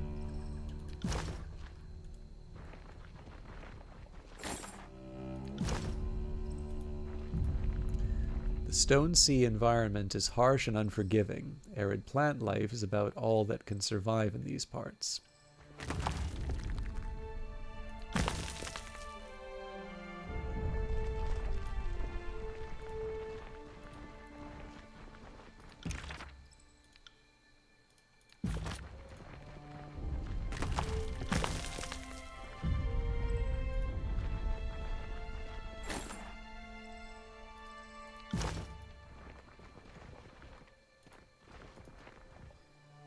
Fatebinder. The soldier salutes you with a smack of a meaty fist on bronzed armor. Lieutenant Cadus, at your service, sir. He jerks his thumb, his gauntlet caked with dust and blood, towards the mountain of a man behind him. Won't get him to admit it, but Radix is too. That's Commander Ironcore to you, baby brother, as well as you, and you as well, Fatebinder. The elite Iron Guard casts a steely glance in your direction without offering you a salute. Forgive me if I do not have time to entertain idle pleasantries. We're on a campaign of the highest importance. I'm sure you understand. Cadus clears his throat with a sound that's half hacking, half deep guffaw. He slouches in lazy attention, a hand resting comfortably on the hilt of his broadsword. I humbly apologize for us both, but if you don't mind me asking, what's brought you to these parts, sir? He tips his head to indicate the stone expanse behind him. Sure, she looks pretty, but don't let those big peaks fool you. The land's a tangle of danger. Betray alliance. I thought I might stir up some trouble, starting here. I love that this continues. Comes up almost as often as glare silently. Okay, we actually have a few options here, so I'm going to read through them and then we'll decide. So, Ash has sent me to assist you with your efforts to solidify our hold in the Stone Sea. I'm here on behalf of the court and the disfavored. We must secure the Stone Sea for the glory of Kairos. Brief me on the chorus's troop movements throughout the region. What exactly are these parts and how are they dangerous? What are you and your squad doing stationed in the middle of the Stone Sea? What's with the constant quakes? The Earthshakers are the arcane arm of Ash's military, correct? You two, you're related or merely passing through? I'm here on behalf of the court and the disfavored. We must secure the Stone Sea for the glory of Kairos. So you do come with a purpose. The Iron Guard turns the crushing weight of his tension on you, one strengthened by both magic and the austerity of his resolve. After a moment, the severity of his scrutiny slowly crumbles, and he nods as if to an unspoken decision. I'd be a fool to turn down the aid of a Fatebinder, especially one so renowned. I'll accept any assistance I can acquire in uniting with my Earthshakers at Howling Rock and defending the fort that they have erected around Cairn's remains. Once a fertile swath of farmland, Howling Rock, as the Stonestalkers took to calling it, is now a precipitous stretch of craggy peaks and bluffs that roils with the cries of a slowly dying Archon. What the commander is trying to say is we're beholden to have you. Cadus grunts, shooting his brother a pointed look. Getting to Howling Rock is the easy part. Only it hasn't been that easy. We've been waylaid with chorus forces and beasts that'll rend you limb from limb sooner than you can blink. They're bloodthirsty sons of curs, mark my words.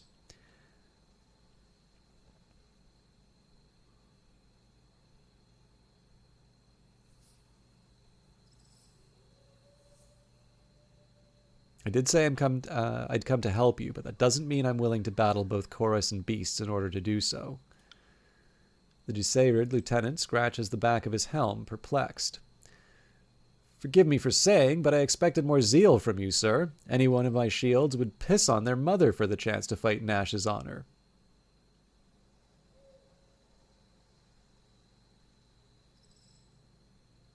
So send them to die for Ash's honor. I have more critical issues to worry about as a Fatebinder. Sir, then what did you come here for? Can set you to digging latrines, sir, if you'd find that more suitable to one of your invaluable ranks, sir. He bristles, armor clacking as he straightens his stance. Some would find it dangerous to speak to a Fatebinder in such a way. Sir, with all due respect, sir, I'm not sure what you mean, sir. He's incorrigible. Don't enable him.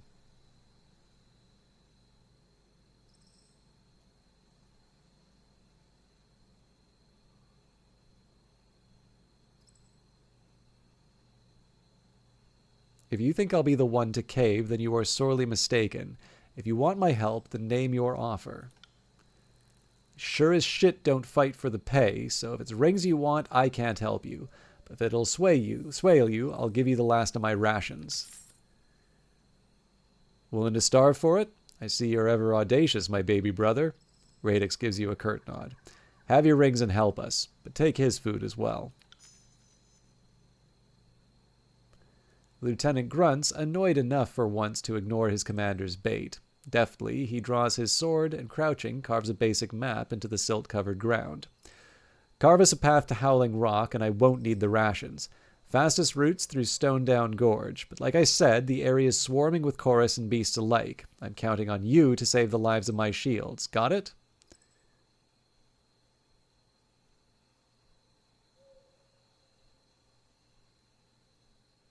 Pleasure to be of service.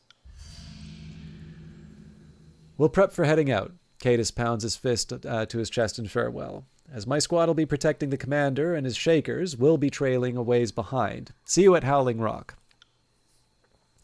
Fatebinder, should you arrive before us, which I'm almost assured you will, you'll need this code, a sigil of Cairn's forgotten name, to gain entry into the compound. Pay attention, for it's quite an intricate sigil.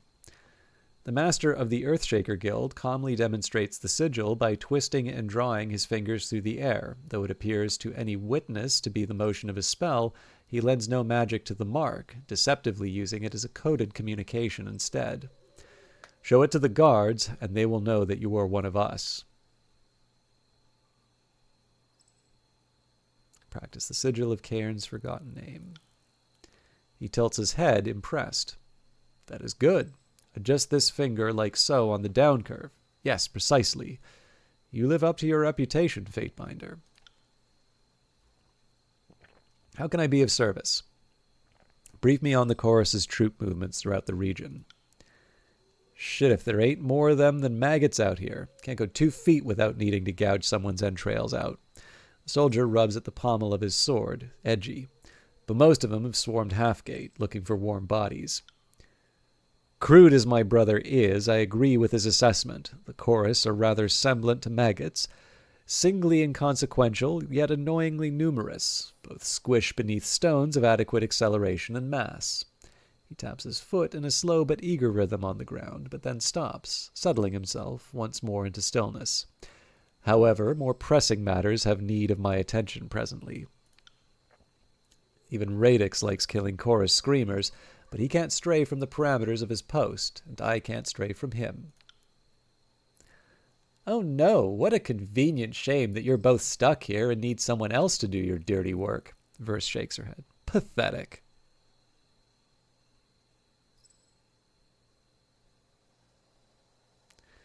Then it should please you to know that I've exterminated the ones who were holed up in Halfgate.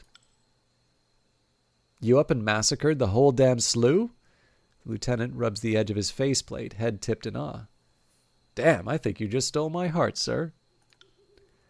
The mountainous man cants his head to you in the slightest gesture of approval. Impressive indeed. Suppose you've garnered my interest in your capabilities as well. What exactly are these parts, and how are they dangerous? Stone Stalkers call this place Jagged Maw Shrine on account of the crystal formations. If the beastmen don't kill you, the constant quakes and steep drop-offs damn will. The jagged outcropping of rocks is considered sacred land to the Stone Sea's beast tribe. Come now, the quakes are of little consequence to an Earthshaker, baby brother. It's the foul beasts we must contend most with, and why you are here.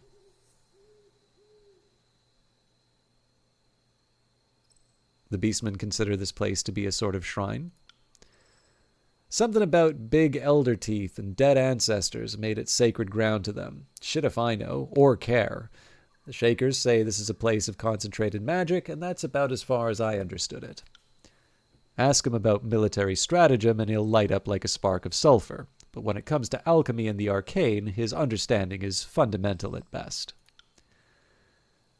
The site's sizable protrusions of azurelith exude a temporal resonance on par with a geoentropic elucidation of the purest regularity. So, as one would imagine, the area is of particular value in the study of Earth Arcanum, and is likely, as well, appealing to those creatures who hold some attunement to the land.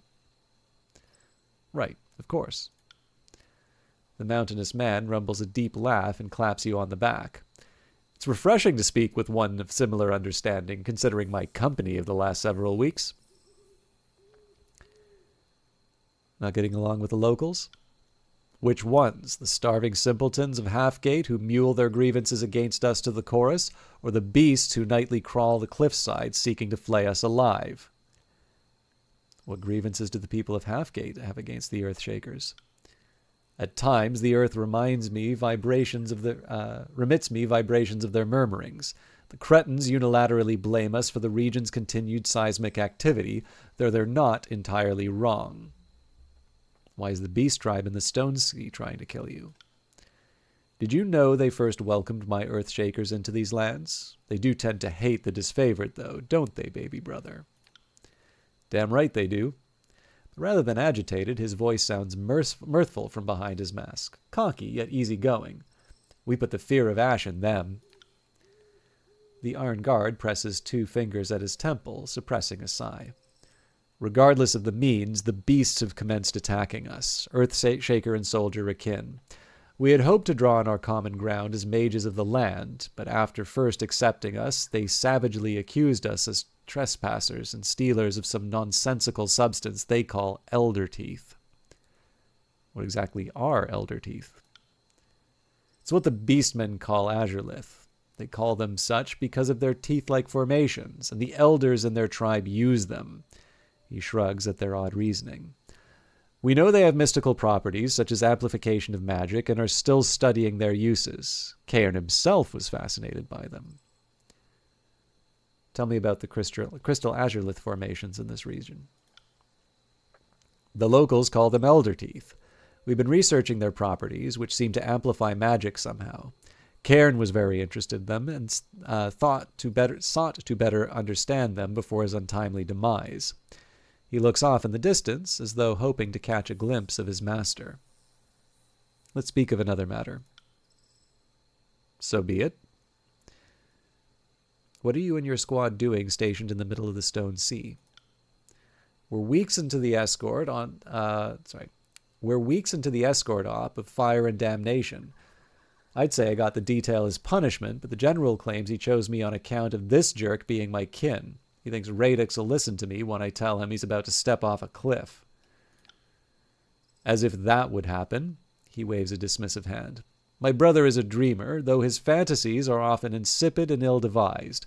We are en route to Howling Rock to bolster our fort and the Earthshakers protecting Cairn's remains. On account of you, I'm skinning beastmen and digging rock spurs from my boots instead of sacking Stalwart. Cadis levels at the Iron Guard. If I was going to dream of anything, it would be about leaving this wretched shithole realm behind. Cairn, isn't that the Archon who rebelled against Kairos? Fatebinder Callio cast the Edict of Stone in 430 in order to kill him. Precisely, yes. During our primary campaign to conquer Azure, Cairn broke completely from Ash's command, and shortly thereafter, Fatebinder Callio cast the Edict of Execution. The Iron Guard widens and resettles his stance, arms clasped stiffly behind his back. While I devoted myself as Cairn's apprentice for many years, rest assured that as the inheritor of the Earthshakers Guild, I remain steadfast in my service to the disfavored. Kairos' demand for loyalty is absolute. This I understand well. The Iron Guard taps a heel of his boot against the ground, annoyed, causing pebbles to quake and jump in the near distance around him.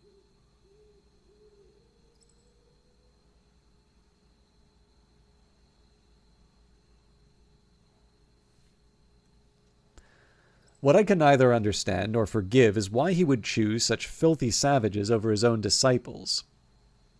By savages you mean the beastmen? Quite assuredly, for Cairn to risk the entire guild on account of such primitive beasts is wholly contemptible. Not only did he bring ruin on himself, but he very nearly rained the same on us. And he's not as full of himself, Cadis laughs good-naturedly. If the mages demonstrated more modesty and attention to their tasks, the army might be less severe in doubting their worth. Titles and honorifics are earned, not simply spun up out of a storm of bravado.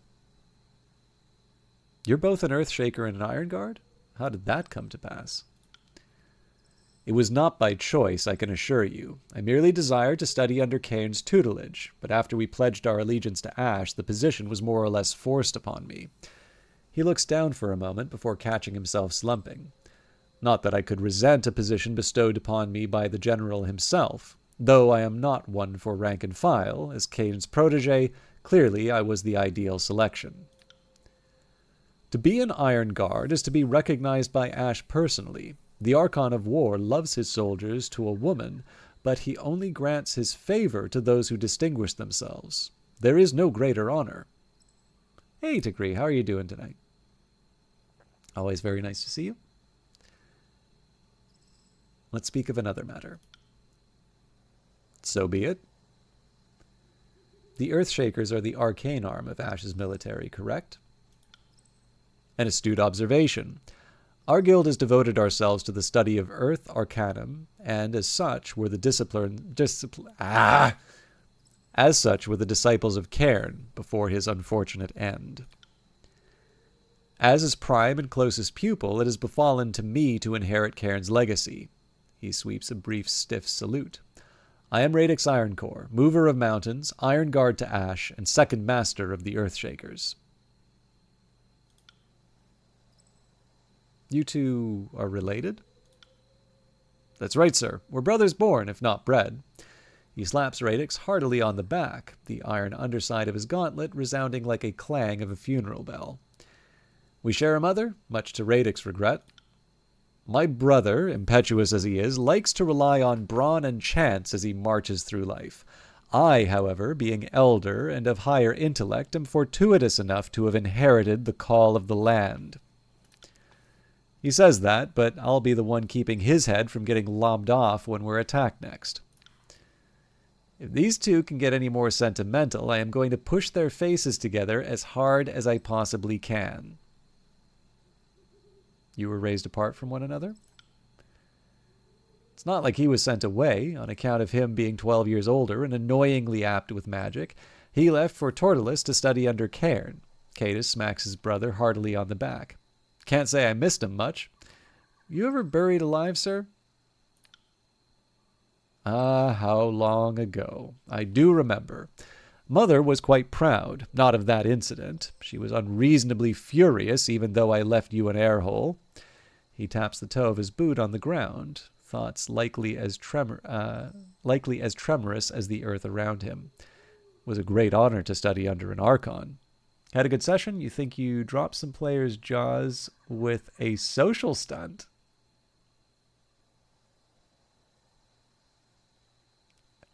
Okay, now I'm curious. But I'm glad. It's I know from Discord, usually I have a bit of a read in terms of the game you're, I guess not the game you're, I know the game you're playing because of what you have described otherwise, but I'm still getting used. I think I've told you that my Planescape book came in, but still waiting on the core rule books. Anyway.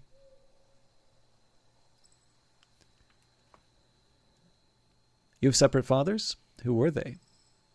Or, well, let's, I'm slightly more interested in these other ones. Tortillus, that's in the north, right? Obviously, despite my master's increasingly irrational inclinations in his age, Cairn was a northerner, same as you and I.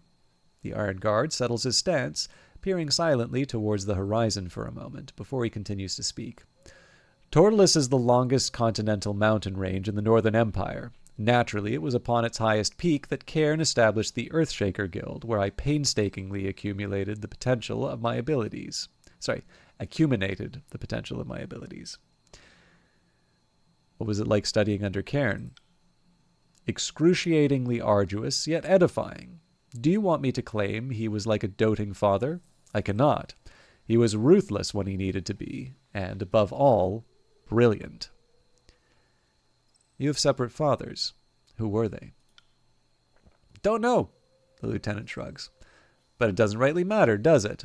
If we were just our father, this one would have been rid of me, but you can't deny the lineage of the womb, nor a woman's inheritance, even if I did choose the front lines over Radix's stodgy guild. That's right. For better or worse, we're indisputably bound by blood, though you wouldn't know it, as Cadus exhibits only the most minuscule of mother's traits. Farewell.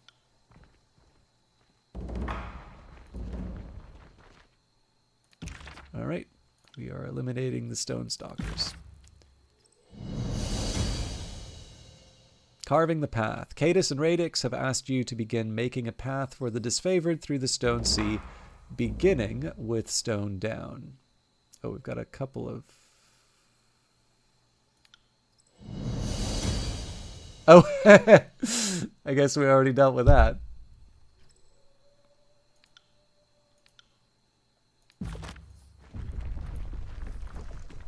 Aged planks of wood and weathered rope are the only things keeping travelers alive while crossing the great chasms of the Stone Sea.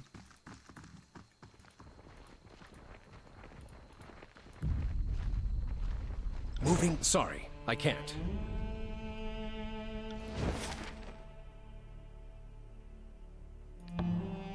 It will take you 22 hours, 15 minutes to complete your journey from Jagged Maw Shrine to Stone Down Gorge.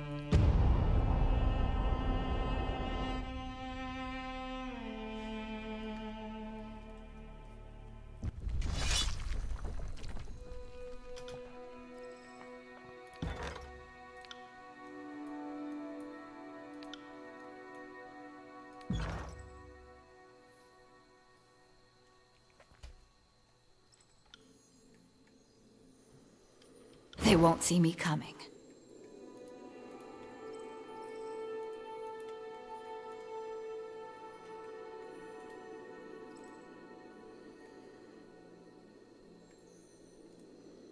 Eruptions of crystal like this one appeared in the Stone Sea shortly after Kairos' edict tore the land asunder. It isn't known if they are a byproduct of the Overlord's magic or a result of Cairn's experiments during the war. Okay. Will do. So it looks like we're up against Chorus. Before we go any further, I'm just going to buff up. I'll take care. Alright. It's not exactly ideal. We definitely have a spread out group, but...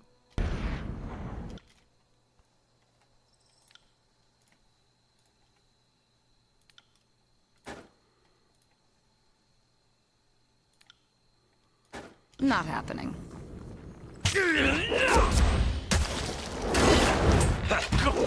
Okay, that's a lot more than I was expecting, but... we'll get Verse to do her thing.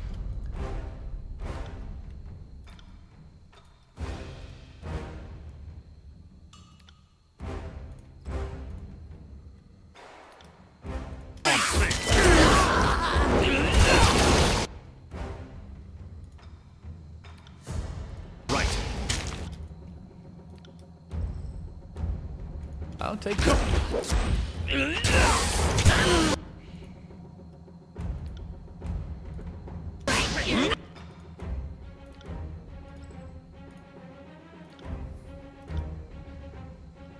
You got it.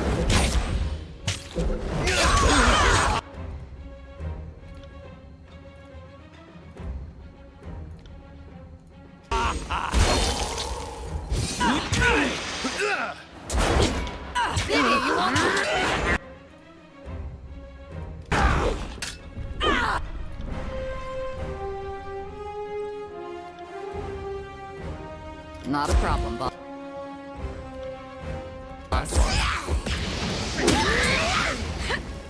This is really not where I want Lantry to be, but...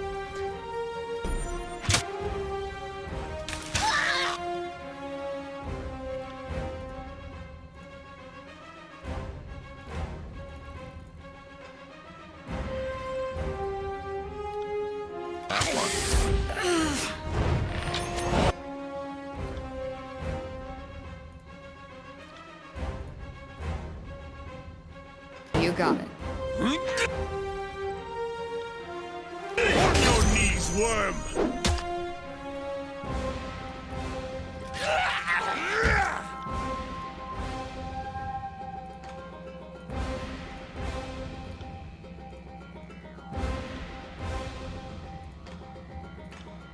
I cannot. Harsh words would cause more harm than this useless weapon.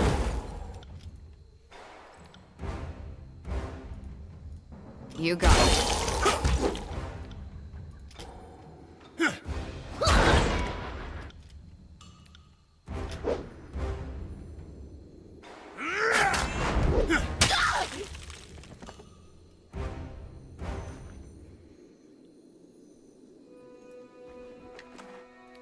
On it. Okay.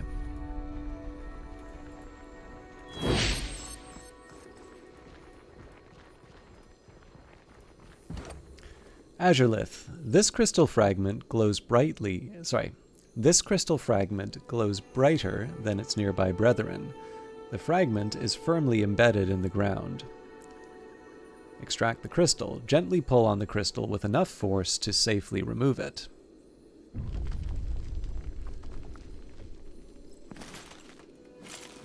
On it.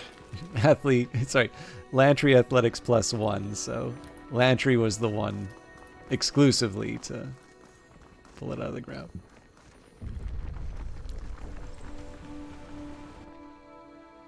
What in Kairos' name are you plotting, boss? Why'd you kill those choirmen up ahead?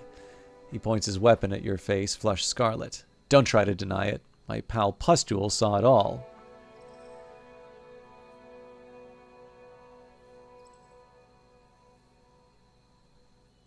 Run while you still have the legs to carry you.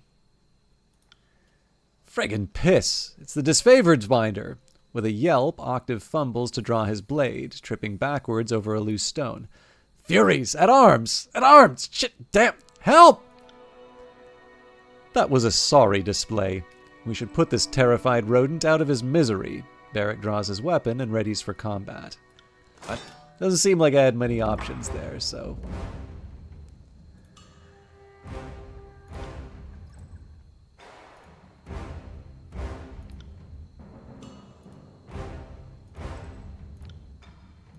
Another battle.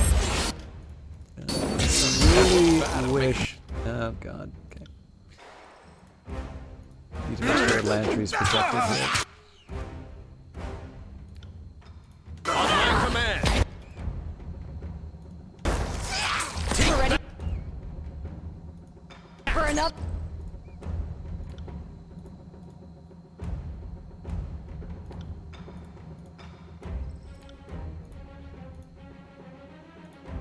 Not a problem, boss.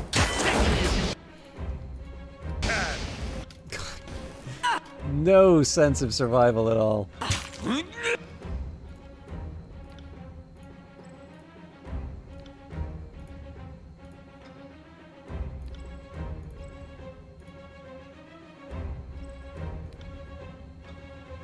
You got it.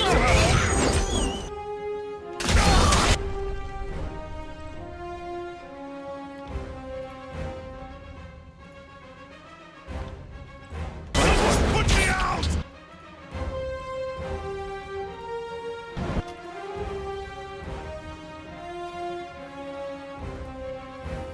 Of course.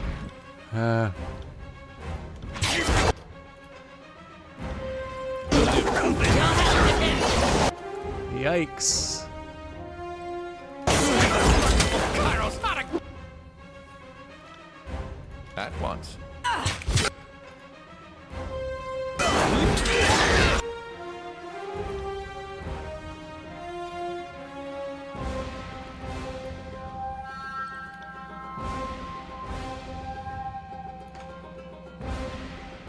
Will do.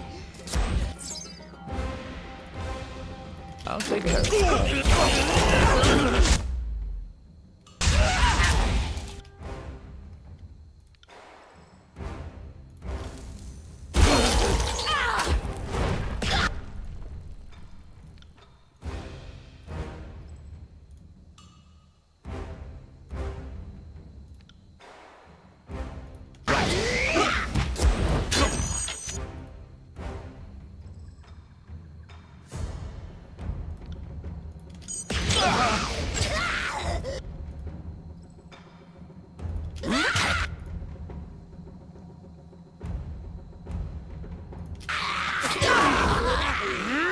Fall before me.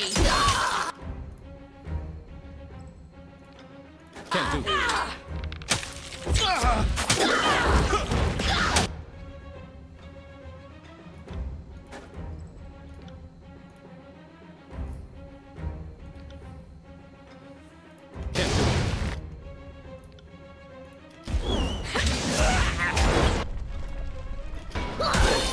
Okay, that's at least some much needed relief for Lantry. Did I always have this much? You got it.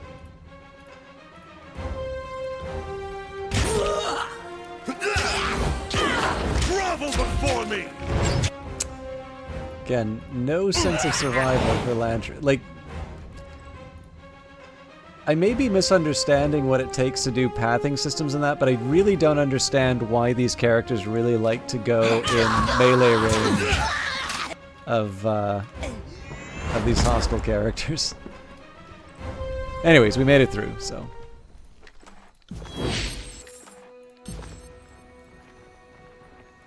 Found something.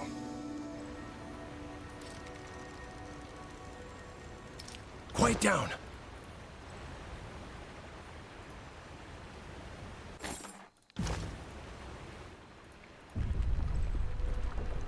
Also, I don't think Barrick dropped, so I'm very curious why he's wounded.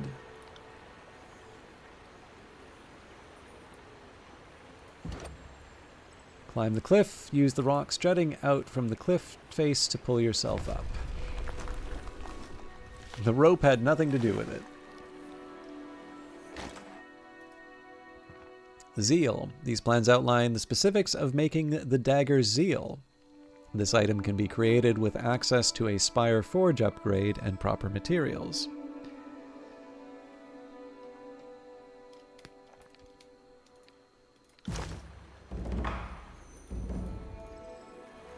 It's hanging around, I guess.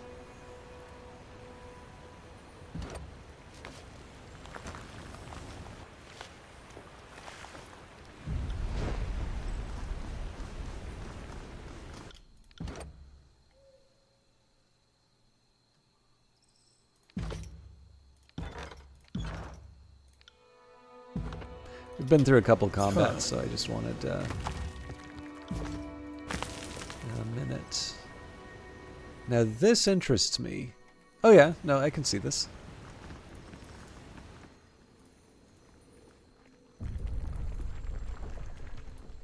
So I do get to have a little fun with this one. So if we take Barrack, and then use the Fate Binder. Graven Ash protects. So we can get Barrack to run up the middle here, but as long as he's sort of in this central location, everybody else should just be able to make people miserable from a distance. Although that may not be desirable given the Blood Chanter here.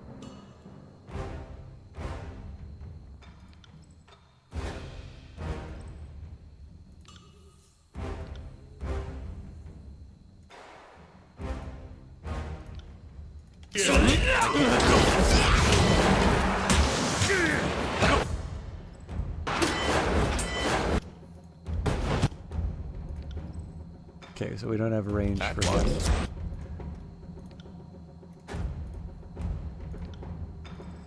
Won't happen. Do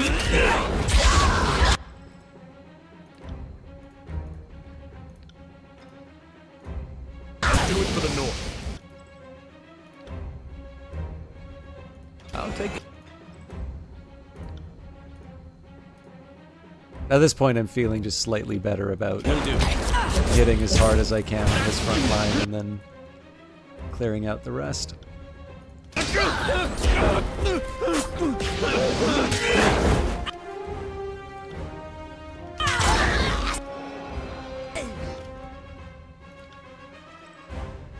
I got it.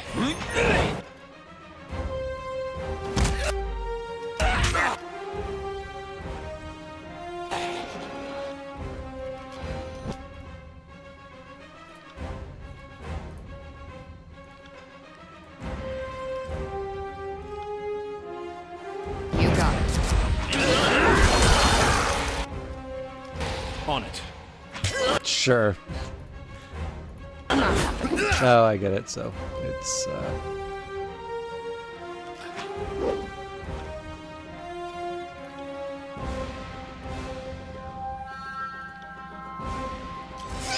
Grovel before me.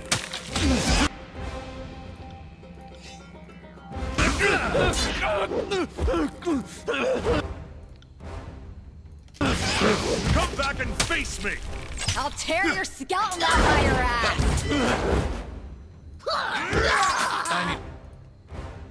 okay. I'm way too late on this, but Try a different weapon. I should have kicked this guy in the back of the head.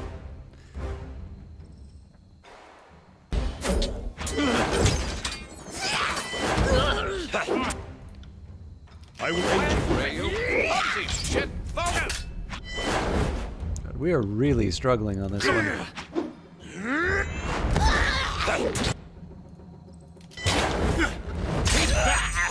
All right, there we go. Now everybody can pile on this guy.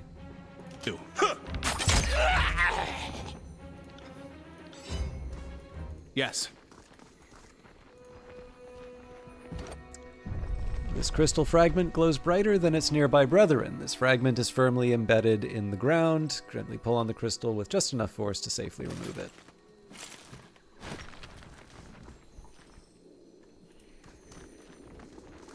Okay. Not quite ready to go up against the beastman.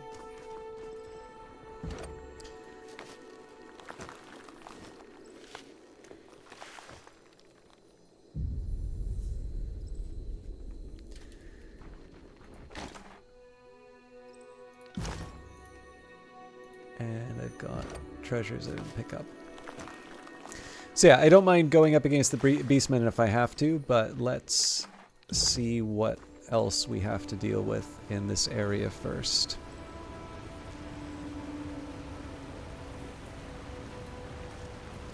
I think we already did this, but yeah, firewood.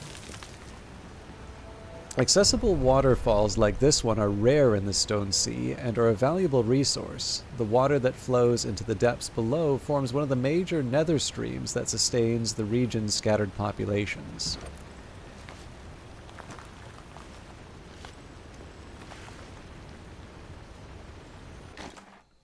On the lookout. Can't do that.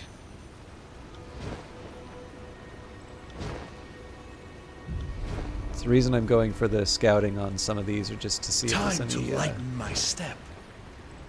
any sneaky little... Oh, hello. Can't do that. This boulder seems to be containing the body of water. Move the boulder.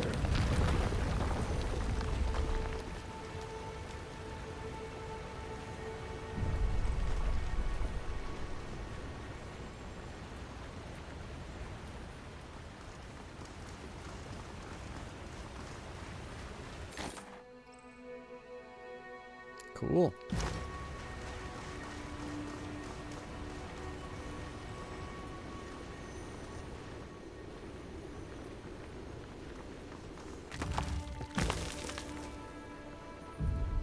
What have we here?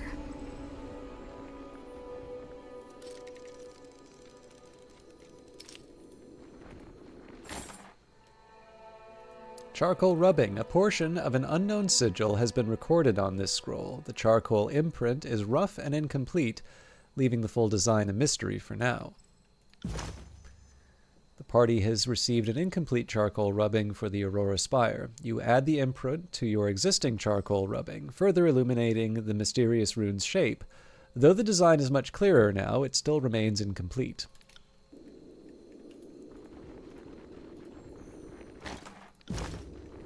Sorry, I can't. This structure was destroyed by the earthquakes and later picked apart by scavengers.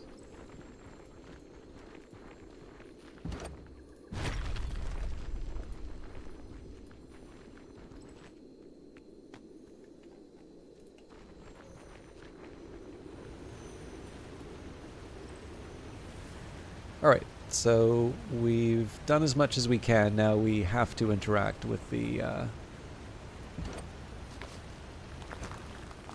beastmen. It doesn't automatically seem like they're hostile though, so that's a small benefit. I'm obviously less concerned about the combat angle. Either I'm dealing with sections that aren't as much of a challenge, or I just generally feel a little more comfortable with the combat in the game overall. Curious. But I don't know, it's sometimes I kind of feel like it's a little bit nicer to have more to show for it than just, you know, a sequence of combat encounters, which I don't mind, but I don't necessarily think are like the highlight of the game. Buildings like this one once numbered in the thousands in Azure's great cities. Those that weren't swallowed by the earth have been left behind in ghost towns, haunting reminders of a more glorious past. Do not move, human. She sniffs suspiciously in the air. Explain or die. Why has human come seeking from Stone Stalker Den? Run for your prima, beast. Bray a warning as I slaughter your tribe and skin your young.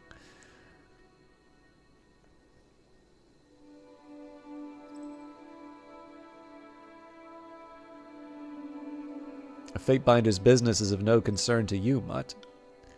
Maybe this Fatebinder will die of no concern, yes? Beastwoman guards tribe. Will not step aside. Will ask again, why has this human come to Stonestalker Den? Step aside or I'll put you down like the mongrel you are.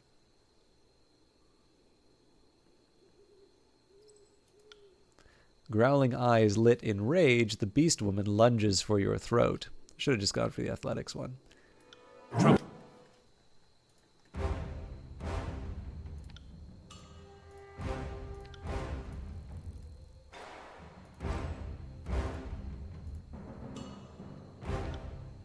Trouble is afoot. Sure, yeah, just random disengagement is absolutely the thing that I wanted. That was the right call to make, game. Good for you. Oh, I get it. It's the fear.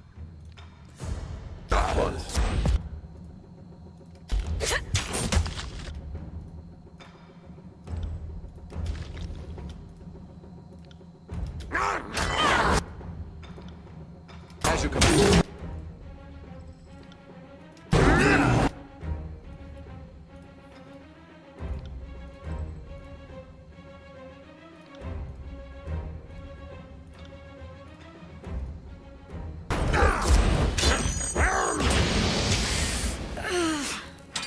Bleed out, you little shit!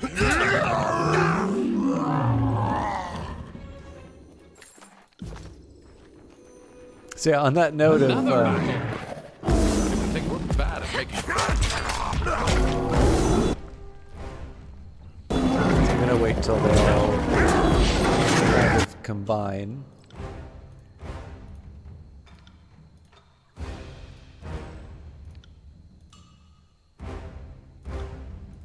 On my command.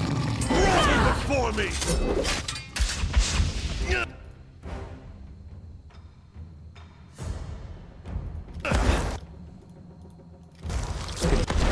Consider it done.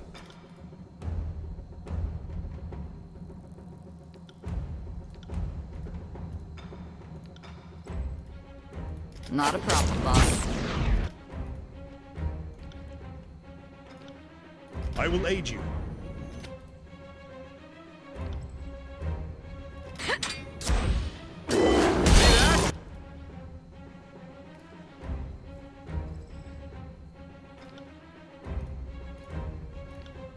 I got it. Not entirely useless.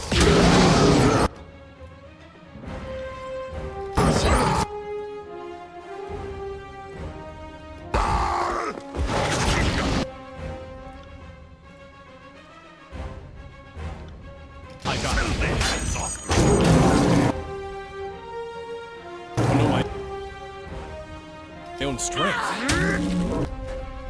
Sorry, I can't. On it. Heads up, we have company. I think just charge through as much as we can. I'm wondering with this much combat if there was maybe an alternative I didn't explore to I'll take care of it. make this less combat heavy, but it definitely.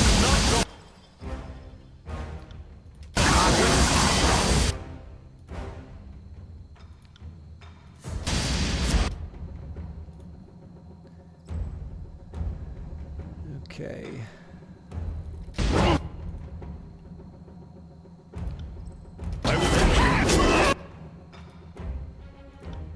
Fall before me!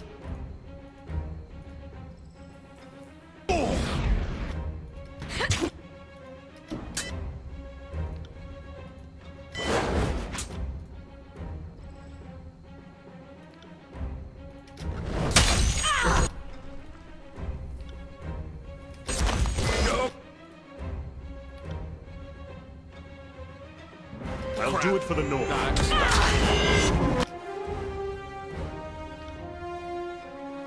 I'm on it.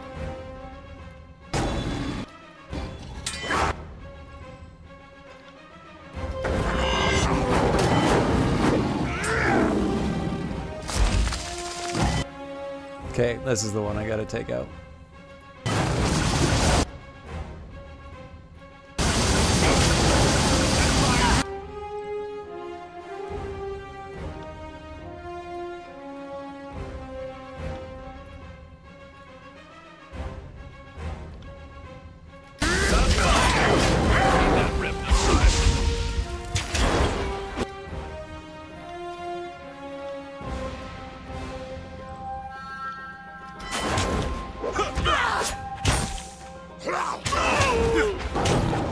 Good.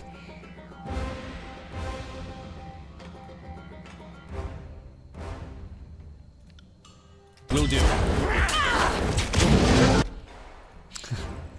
Lantry, you're in a bit of trouble. I know my own strength.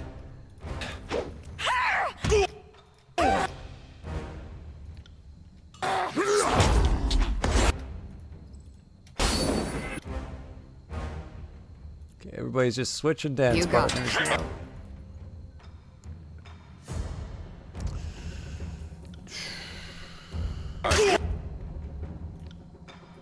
Birds cause more harm than this useless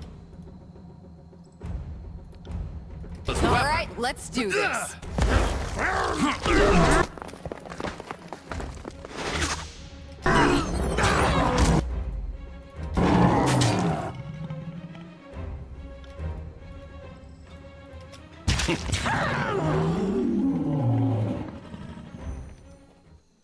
I don't know if they make these weaker, Right. or if the group's just stronger than I'm accustomed to, but it's, I don't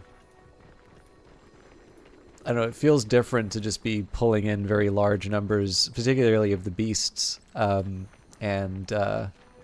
Interesting.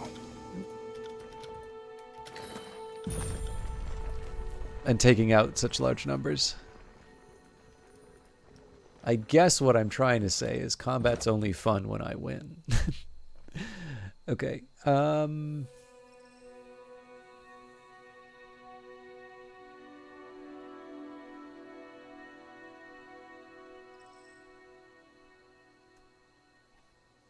Yeah, make him big and strong. Not fun when I... it can be. It's just, I mean, I think you've seen this before. Like, when it comes to Tyranny, I am most interested in seeing how this world works and some of the ideas behind this game. And, you know, I guess... So, again, I don't want to speak out of turn when it comes to D&D stuff, but I think one of the impressions I got about the changes in 5th edition is that there are sort of two types of enemies. So an enemy that in a previous edition might have just been a standard enemy, right? Certain number of hit points and, you know, so on and so forth. There are those types of enemies, but beside them, there are like the game's equivalent of stormtroopers, basically, that they take very little effort to take out. They do represent a threat to you, but the idea is that, like, just the real swashbuckling, like, I run through and, you know, just take out a bunch of guys to kind of keep the action going. If I'm not mistaken, that's something that was introduced in a somewhat recent edition. And I definitely see the sense behind it, right? Like, there is some fun in just feeling like, I mean, one is just, you know, big power fantasy, right? But, you know, there's also something just about making that kind of progress, right? Like, being able to rack up some kills is a very straightforward way of indicating that you're doing something and making progress towards your goal. So I suppose if you're going to have combat, and I don't think like a CRPG like this should have zero combat, something that sort of allows you to get through it reasonably quickly while still feel like you should definitely feel like there's some kind of challenge, but it doesn't have to be, you know, I'm now moving heaven and earth to try and get past this combat encounter. Having just enough where you sort of get to feel like you're overcoming an obstacle is probably roughly where you want to be in terms of the sweet spot. Now, again, I could be wrong. It could be that there is a whole group of people that just like really want to play Tyranny on the hardest difficulty with Iron Man, and they will sort of sketch out their campaign on how to, you know, how to overcome the greatest challenges of the game. And, you know, it might be, I don't think this one has a manual, so maybe if I knew a little bit more of Pillars of Eternity and how the combat interactions work, like that might be something that I would find fun at some point. But the fact of the matter is, you know, this is a game by Obsidian, who are very good at telling stories, and I think the appeal of the Infinity Engine style RPGs are definitely to spin a good yarn and take you to a place that you don't normally go. And given that there is a rarity of sort of Bronze Age setting RPGs and all of the ideas behind this game, I definitely feel that time spent exploring that is much more in line with what I would want to get out of a game like this than, running through and taking down a bunch of beastmen. So, that's a really long way of, articulating where my interests for this game lie. But it's kind of why I react the way that I do to the combat. Like, it's, sometimes it is like, oh, do I really have to do more of this?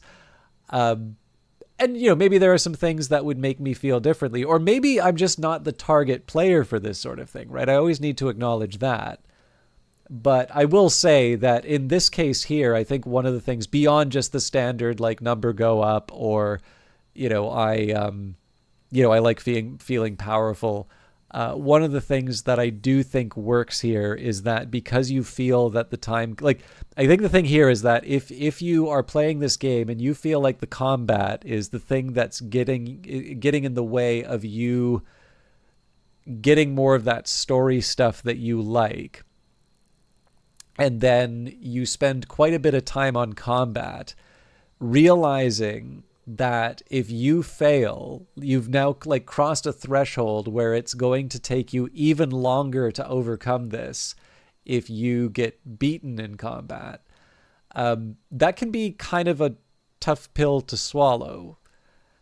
Whereas, it's like, oh, okay, you know what, we just pulled a whole bunch of beastmen, and we feel a little bit of a bit of a challenge, but like we don't credibly feel like we are going to waste a whole bunch of time on a combat encounter that it feels like the game more or less forced me to. And the simple adds like that are more about combat balance for the DM, action economy, how many times a player get to attack versus how many times the DM gets to can really turn a combat one way or the other. But I get what you mean about knocking down bodies. Yeah, again, I'm taking this through a, how people talk about the game compared to different. And the thing is that I've got gaps in additions. So like what I know about AD&D. Okay, so like what I know about Dungeons and Dragons first edition or whatever it is basically there was a tabletop game. They had some rules for wizards and stuff like that for people who wanted to cut loose. And that's about it. And it just wound up being sort of the DLC that ate the main game, if I were to use sort of 2025 terms for it.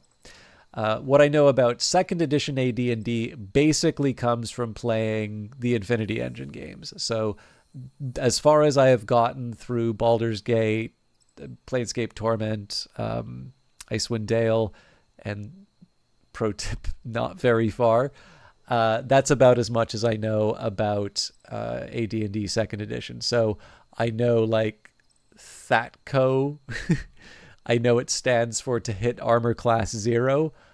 I have absolutely no idea what any of that means.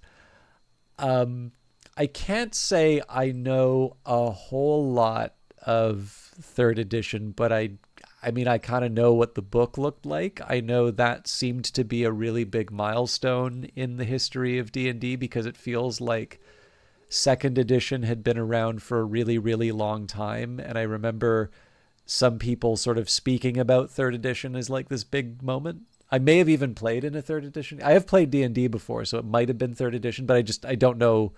I've definitely seen a third edition book.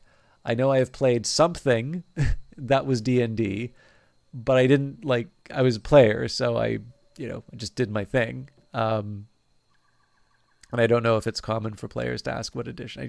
I'm gonna roll the dice I'm told to roll and try and make the best decisions that I can. And then I know nothing. I don't even know if there was a fourth edition. I know the stuff that I ordered is called 2024 Core, which I guess people are calling 5.5. So I'm assuming that at some point there was a fourth edition at some time. But I don't know. Maybe it's like Apple product name. Now they're just calling it like 26 because it's... Is it 26? Yeah, it is 26 because I guess it's for next year's thing. But yeah, I don't have a good grasp on how this stuff works. But at least as far as, what we're talking about, to Korea, and sort of how I've heard people talk and compare. And this is incidentally, you'll notice where there's sort of these skips. Basically, I'm hearing people compare it to other versions that they've played. And it seems intriguing. Like, again, it could also just be that they're describing, like what Kree's talking about, which is it's a DM decision as opposed to it being a something built into the game.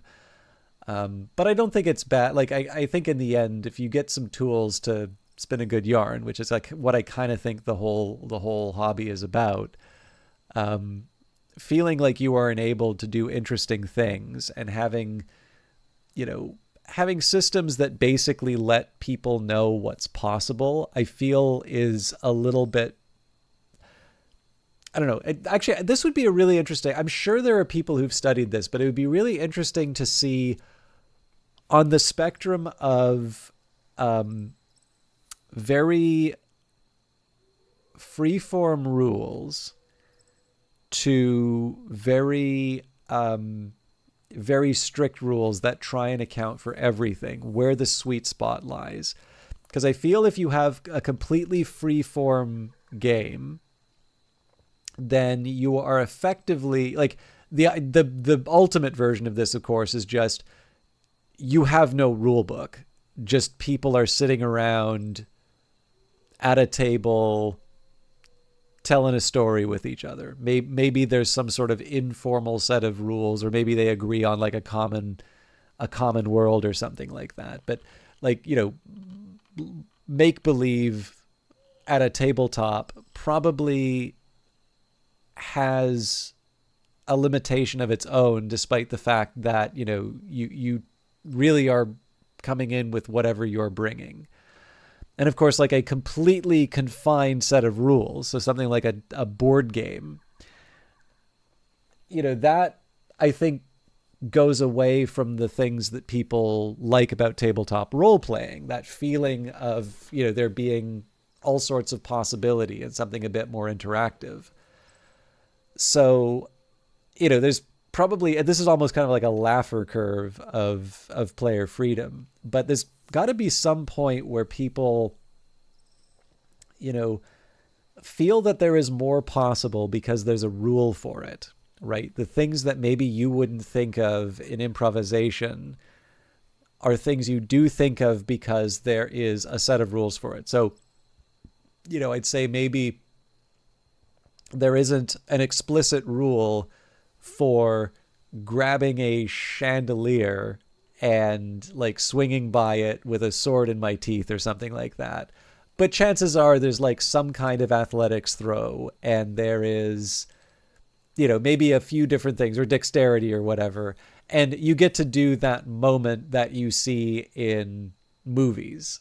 And, having just enough rules to sort of allow you to say, here's a systematic way in which you can do that sort of thing, I sort of feel is probably where the benefit lies. And so with that in mind, sort of saying to a DM or a storyteller, hey,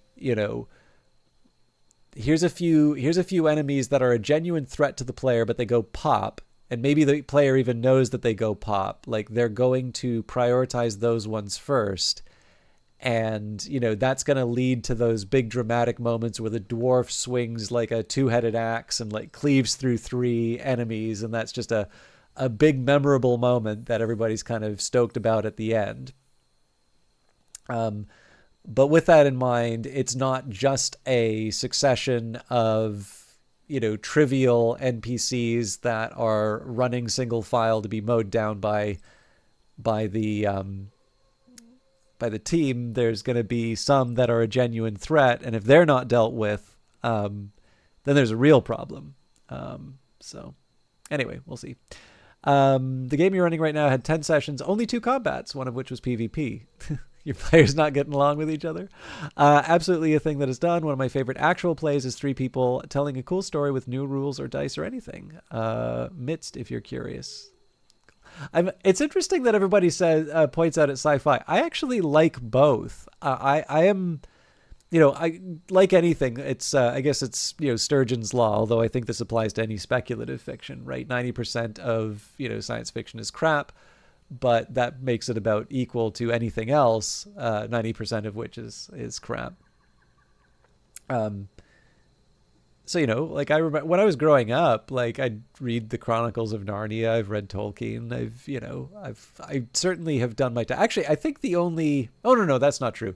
In terms of fandom books, I've read a couple Star Wars books. I've read some Dragonlance, probably some Forgotten Realms as well.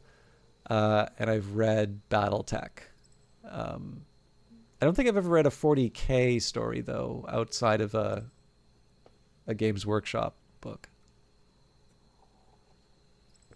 But it's kind of interesting that people point out, I think you prefer sci-fi if you had to choose. It's a tricky one to Cree, and I think this may be a question of, the types of stories and the types of genres I've been exposed to. So a lot of what I really like about science fiction tends to be that it is fiction very much about ideas. So, and this can actually still be a very, very broad range, because I think, you know, Robert Heinlein is very different from Philip K. Dick. And I really, really like Philip K. Dick stuff. So, and I know we've talked about A Scanner Dark. Wait a minute. So you like Waking Life, but I don't think you've seen A Scanner Darkly. I feel like we got a movie night ahead of us. Or maybe you have seen. Anyways, that's a conversation for another time. But we've definitely talked about A Scanner Darkly. But yeah, in any case. And in fact, I would go so far to say that some of the stuff that Philip K. Dick deals with would probably be a bit closer to the fantasy end of the spectrum. But on the other hand, right, it would be absolutely wrong for me to say that fantasy does not. You watched it when it came out. Okay, fair enough. But yeah, so it would be wrong for me to say that fantasy does not deal in ideas. It absolutely has all of the same qualities that can make the things that I like about science fiction, work really well. What I think is probably true is that a lot of the fantasy that I have been exposed to tends to be, when I move past the ones that I really like the big ones that everybody's sort of heard of before. I think I probably have been exposed more to sort of franchises in fantasy more than I have in science fiction. So what I mean by that, like if you read Solaris, or if you read Childhood's End or Dune or something like that. That is something that sort of stands on its own. Somebody wanted to tell you a weird story in their special world, and they had certain ideas they wanted to get across. And, we really respect and admire these stories for their ability to do that. And I think that's true for fantasy as well. I know this is true for fantasy as well. And this isn't even to say that if it's like a Dragonlance or Forgotten Realms branded book, that it can't punch above its weight. There are some great authors working in that. In fact, some of those authors have gone on to work for the video game adaptations of those worlds. And you can tell because the stories are head and shoulders above any of the other ones. So I'd put it to you this way. There have been multiple Battletech adaptations for video games, but I was very surprised at how engaged I was in the story for Battletech, because once upon a time that wasn't even necessarily going to get a single player campaign, at least not the one that we got in that game. And so, for me, I think there's something to be said. Like none of that stuff happens by accident. Somebody's got to figure that out and figure out what you are supposed to feel at those moments when you play the game. So all of that to say, while I wouldn't want to sort of belittle the sort of stuff, you also know that it's sort of one of these things where there's a formula. There's a certain thing that like when you go to McDonald's, you have certain expectations of quality. They're not very ambitious expectations, but there's also a certain floor of quality that you're expecting to get, or Starbucks, or take your pick in terms of a franchise. So all of that to say is where I'm making this such a long point for such a simple idea. What I am suspecting here is that part of what is perceived as my preference for science fiction, one, is actually probably a genuine preference for science fiction, all told, although that it's not one I would put a whole lot of weight into, I'd say. But I would also say that some of that preference has probably been shaped by the fact that I've been exposed more to sort of the franchisee material, which I have absolutely enjoyed in each case that I've read it.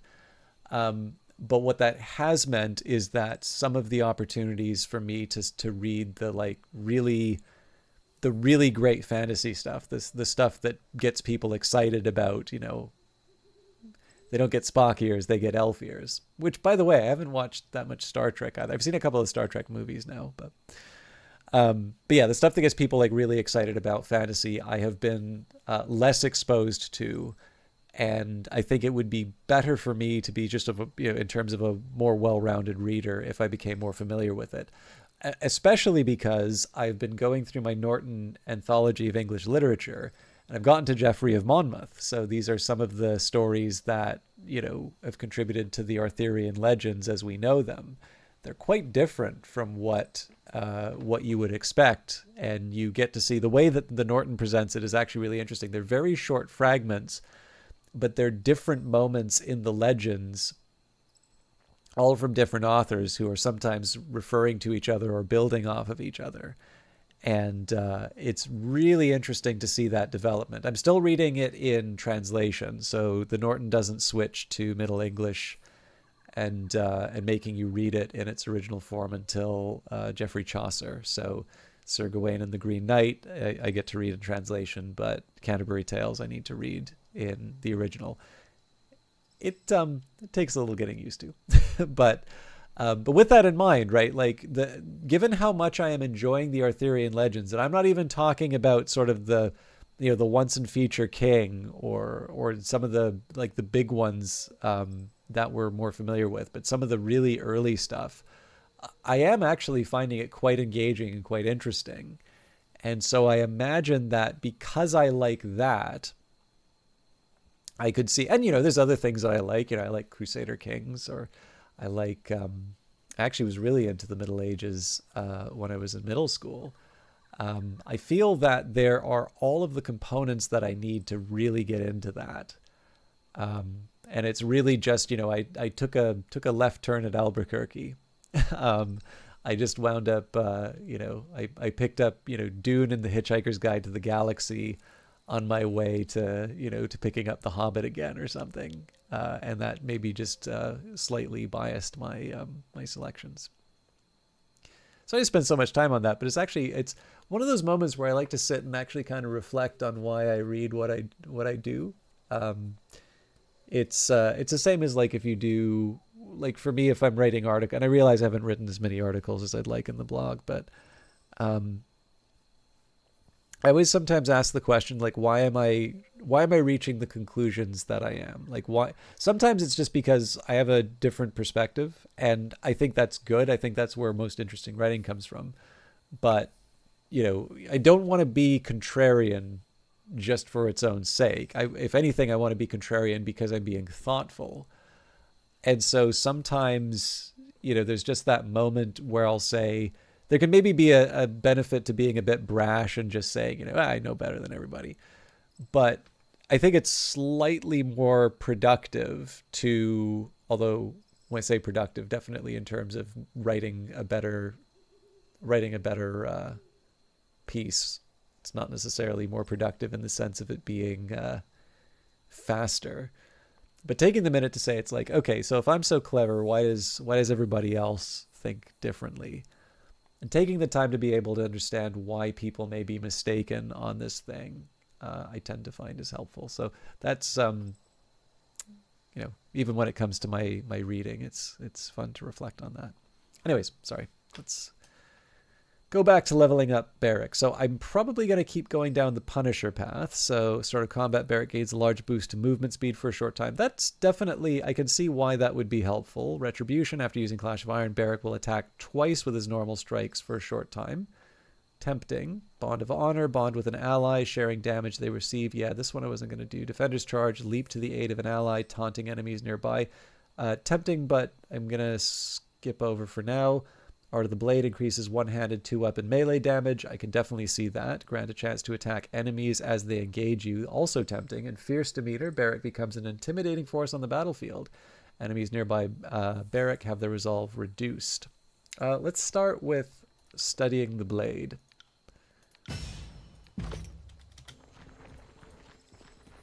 Will do. Now, I do apologize for taking so much time to pontificate. I need to go to the bathroom. So I'm going to take a small break. I'll maybe refill my water and such. Now, I will just caution, I don't plan on going that much longer. But given that I have been as chatty as I have been, and given that I seem to at least be near the end of this particular map, I figure it may not be a bad idea for me to,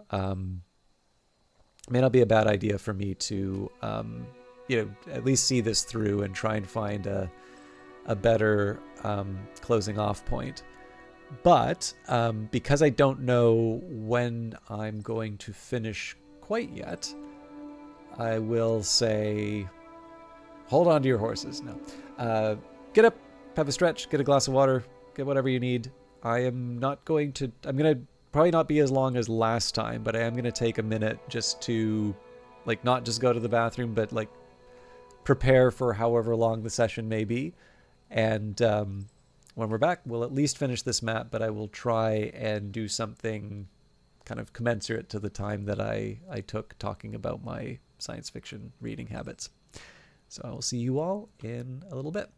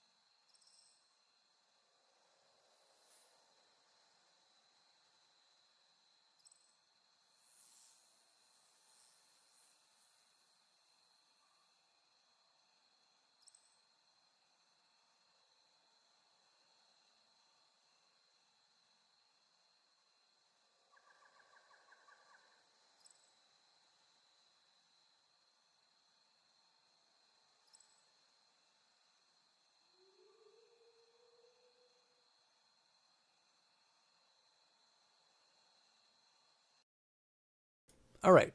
Again, sorry for the inconsistencies on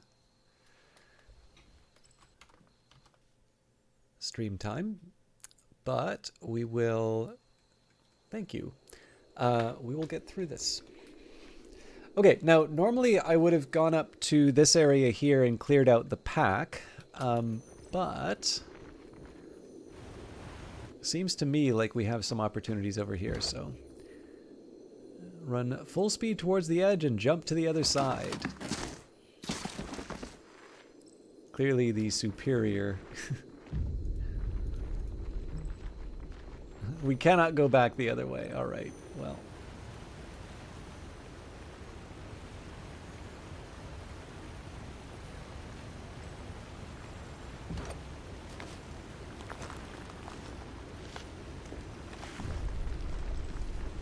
Can't do that.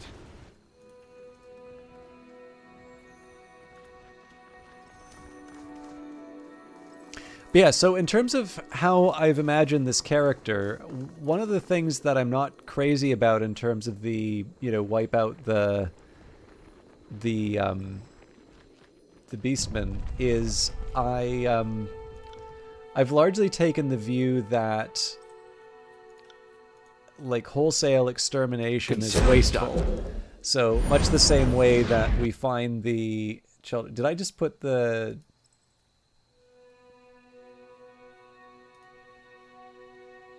No, okay. Put that on the right character. The same way that I found... Heads up.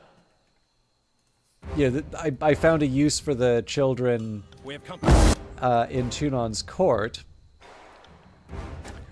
I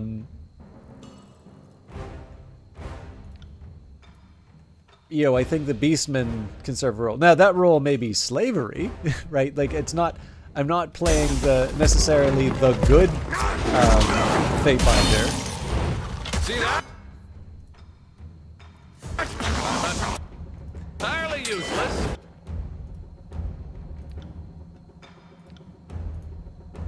I will aid you.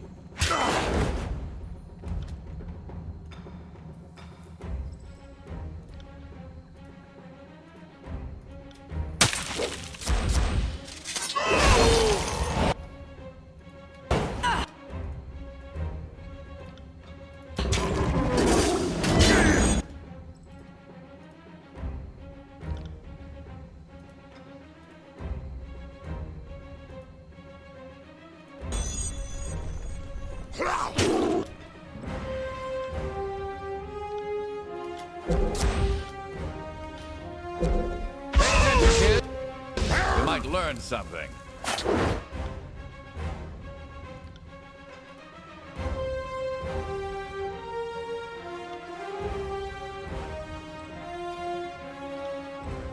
I guess the Fatebinder is going to be the one holding the line on this. You got it.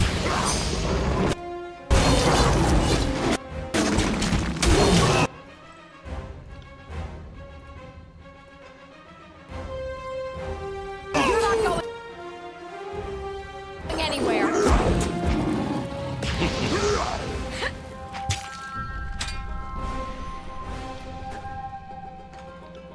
I'll take care of it.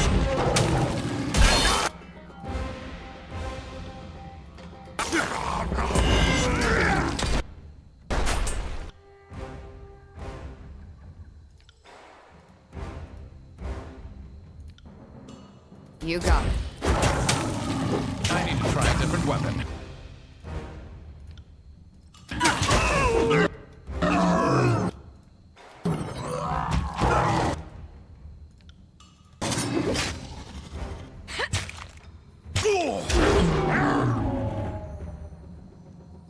So in this case, we'll just let everybody naturally heal.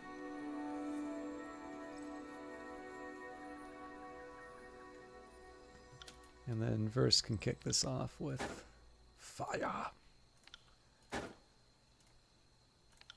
Not happen. Okay, never mind. Sorry. I can't. You know what? Not worth waiting for. I will aid you. Come at me, brave meat.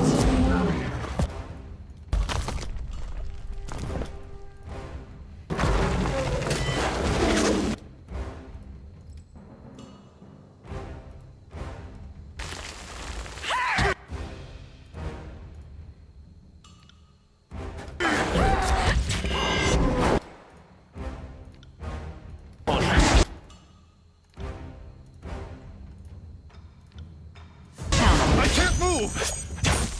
Can't move!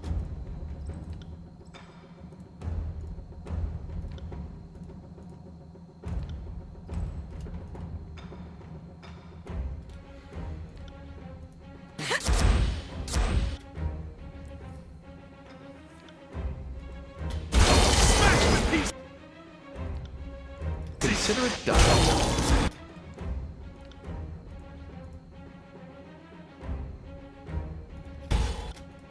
I can't move! I can't move! Not quite what I intended, but...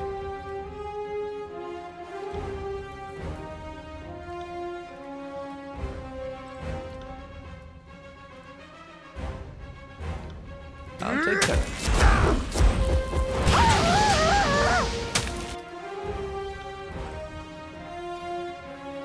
Bleed out.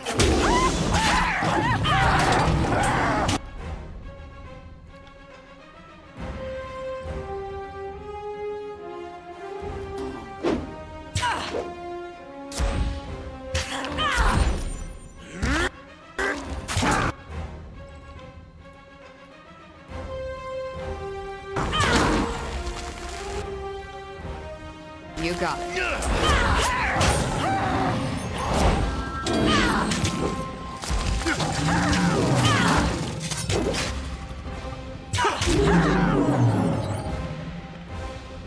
And we're still not quite done yet. On it.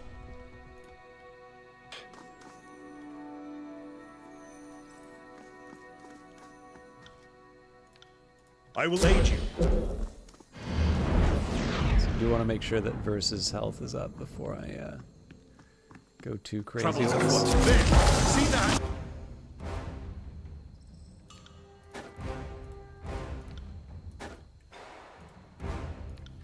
Apologies.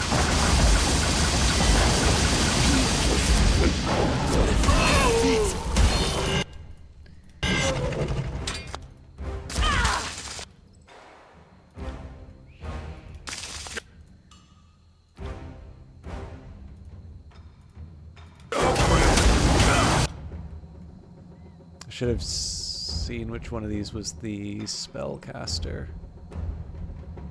Well, probably the Beast Woman Mystic.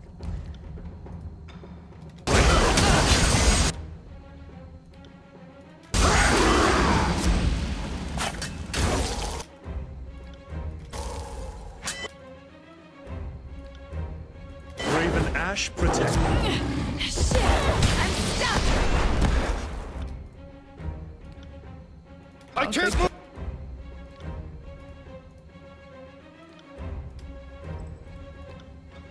Will do. I can't move. Dropped in place.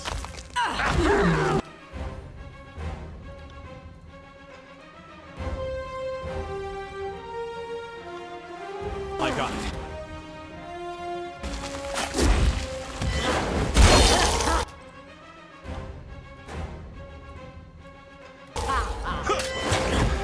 I can't move!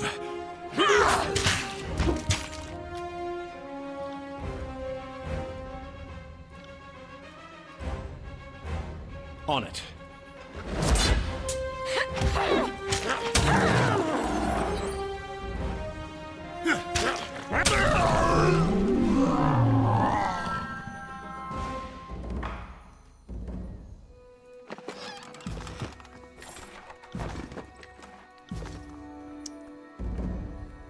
Alright, released the captured settlers.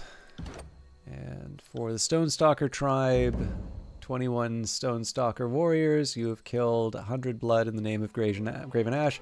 You've killed the Stonestalker Beastmen cubs. Search and rescue. Release the captured settlers. Release the captured settlers from Stone Down now that no Stonestalkers oppose you. No reason to tarry. On it.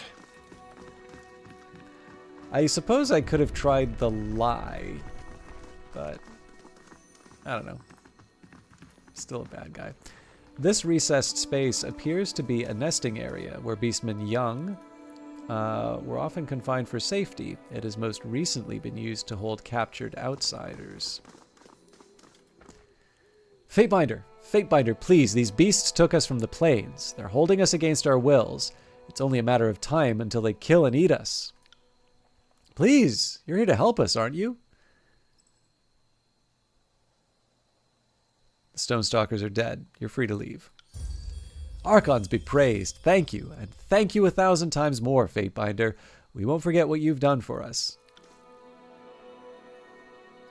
So one of the things that is kind of interesting about this, and it wasn't necessarily intentional, but that earlier decision to sort of defend the Stonestalker against injustice while not thinking twice about wiping out the Stonestalkers in this area here. I don't necessarily see these as contradictory, right? Because one is a statement about the role and power of Tunon's court in the administration of justice. But on the other hand, you know, this was an obstruction to the progress of the disfavored army. And so in this case here, you know, we don't necessarily think twice about, you know, doing the quote-unquote bad thing. Now that the Stonestalkers have been eliminated, enter the disfavored camp at Howling Rock and rendezvous with Radix. Seems like I'm going to the Dawning Spire first, though. Well, Halfgate first, but... Encounter in the Stone Sea. The beastmen seem to melt from the soil and stone, rising from crouches or dropping from outcroppings, each covered head to claw in matted slate-gray fur and reeking of blood and decay. They circle you, patting on bare knuckles and foot, eyes flashing, jaundiced yellow, lips twisted back from filthy fangs. One moves forward, a gargantuan beast woman whose dugs hang scarred and dust-dressed. She growls low, hackles rising, and her pack moves as one, closing on you. Speak with them. Your hands near your weapons, you consider your words carefully. Diffuse the situation, threaten them, bribe them. Oh no, we're threatening. You rear back, squaring your shoulders, throwing your hands out to either side, making yourself as large as possible, and shout at the beast woman. They're here because you felled the greatest of them, you assume. And if you can fell her, then what hope do they have of even putting a claw to you? The beasts step back at your barking, and the beast woman Alpha glances to her compatriots. She backs away slowly, then as one, the pack lopes off the road and into the wilds from which they came. You're left to continue your journey. See, I'm a diplomat.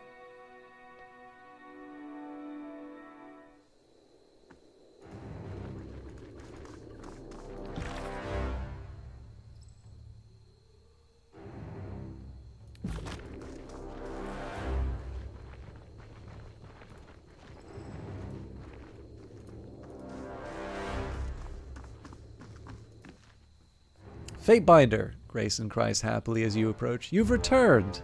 I've heard the tales of your heroic deeds at Stone Down. Our scavenging crew is back, safe and sound. Those beastmen, he says, shaking his hand. They're horrible monsters. He spits and grinds it in the dirt with his shoe. This world would be a much better place if they weren't all around. You may not like it, but they're here to stay. You'll have to learn to live with them. Grayson snorts derisively. No, I will not be happy until we don't have to deal with that filth anymore. They have nothing but trouble, and conditions won't improve until we get rid of them. We won't forget your kindness anytime soon, Fatebinder. We are in your debt. I got it.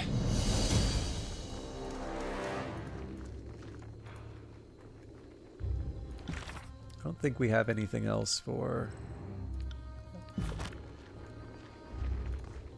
So I definitely want to Spire as quickly as possible. So now we go to the Dawning Spire. Howling Rock is one of the most remote sections of the Stone Sea, laying in the center of a region that is incredibly difficult to traverse. Near the center of this area is the final resting place of the Archon of Stone, Cairn. The Earthshakers work to draw energy from Cairn's remains, enhancing each of their number before sending them off to battle in other sections of the tiers. Now, the fact that I can't immediately get to the Spire tells me maybe I want to wrap up at the start of Howling Rock, but let's see what we're working with before I make a decision.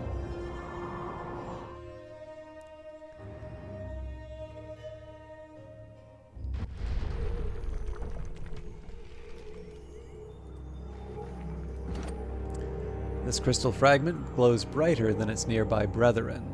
The fragment is firmly embedded in the ground. Gently pull the crystal with just enough force to safely remove it.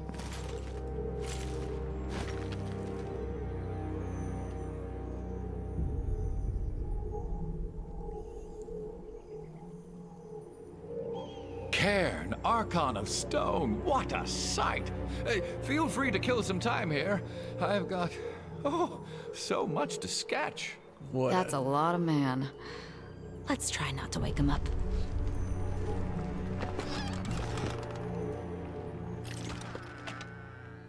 Cool.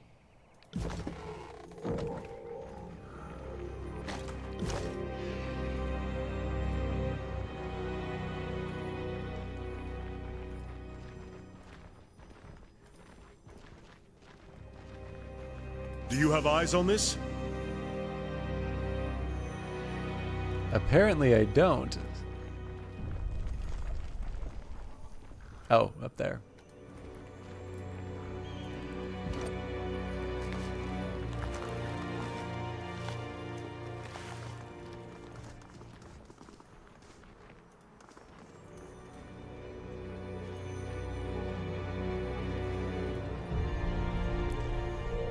Azurlith crystals are a resource for the Earthshaker's powers. Their essence, once harvested, may be used by the mages to bolster their abilities.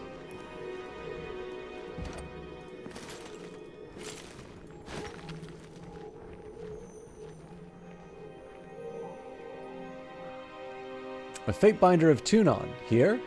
What business have you at Howling Rock? Speak or be pelted with stone. Sign the sigil of Cairn's forgotten name. So you're one of us. The Earthshaker signs the sigil back to you, and the coded exchange is complete.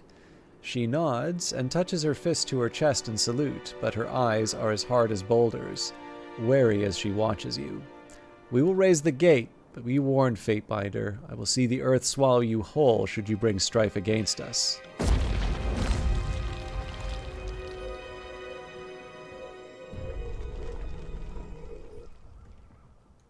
Sir, wait up.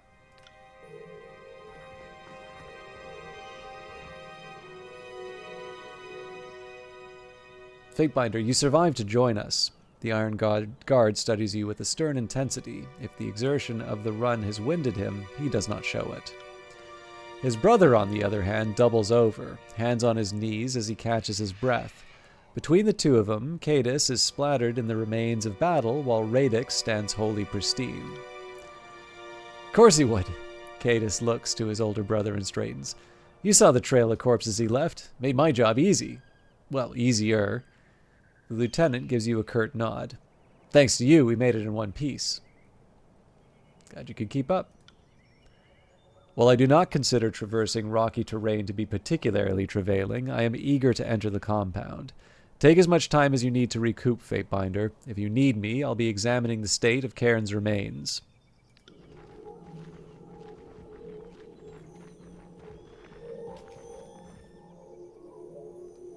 Right. Thanks for seeing us here in one piece, Fatebinder.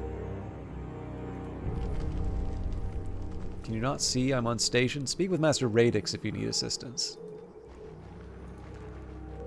Sir, regards, sir. So I'm gonna skip talking with the,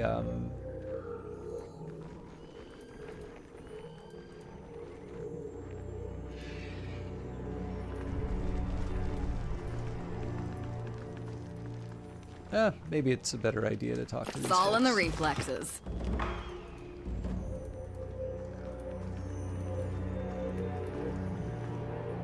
I'm just trying to avoid talking with quest characters. So now that the Stonestalkers have been eliminated, enter the disfavored camp at Howling Rock and rendezvous with Radix.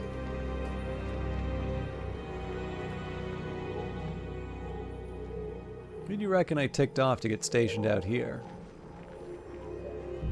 I'm glad to see Master Radix back with the guild. The general doesn't like to part with his commander, but we need... Thanks for seeing us here in one piece. Okay, so what I'm not going to do, this is obviously a big moment, and it may actually provoke the event when I approach them. So I'll look at everything but... Ideally, I get the Spire before I pursue any more of the quest. Nope. Sure looks like a Spire to me. Well, I don't need to save if I'm going to be going in.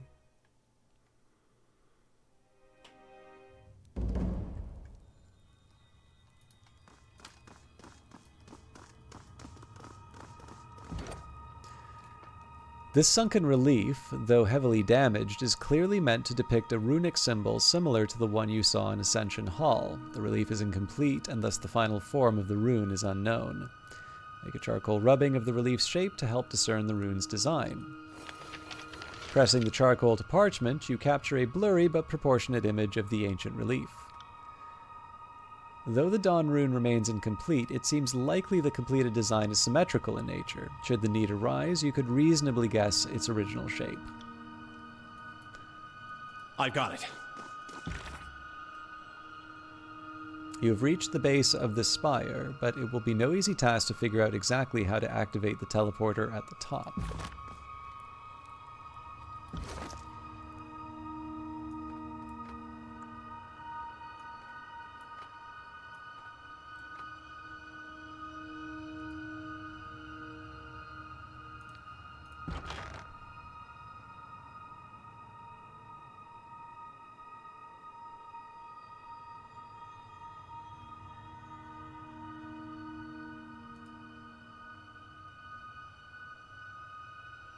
Ah, crumbs.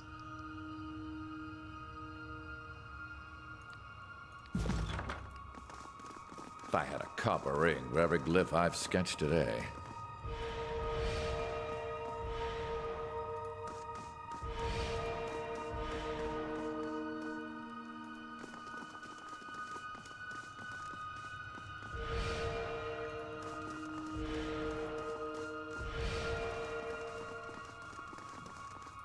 Right.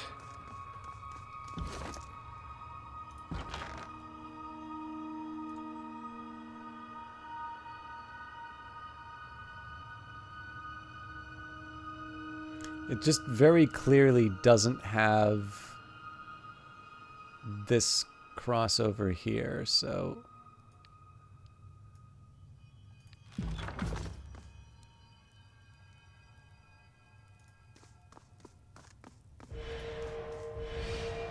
Trying to get this teardrop shape. This probably shouldn't be as hard as I'm finding it, but...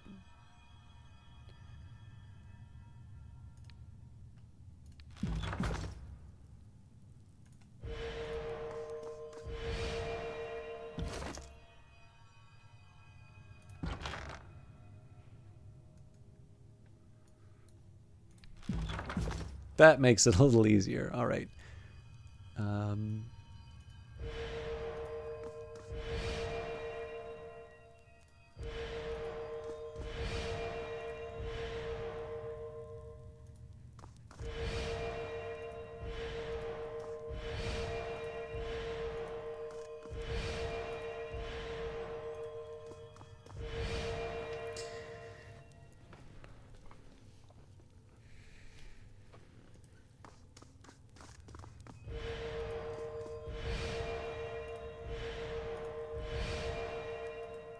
So this I would have guessed was the complete image.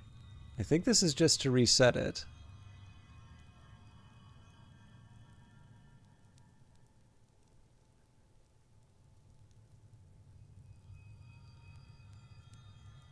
The biggest challenge I run into is when it talks about symmetry, but I don't see how I could put the other teardrop shape in place.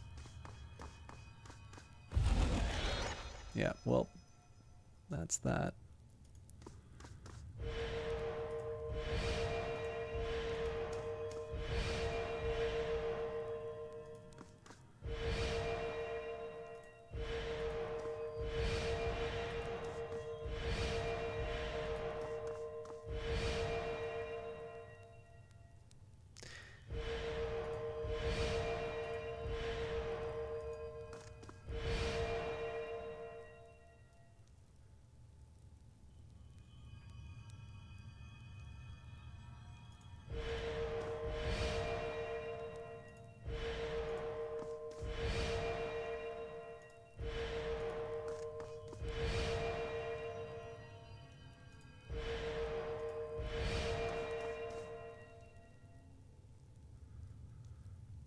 That definitely doesn't feel right.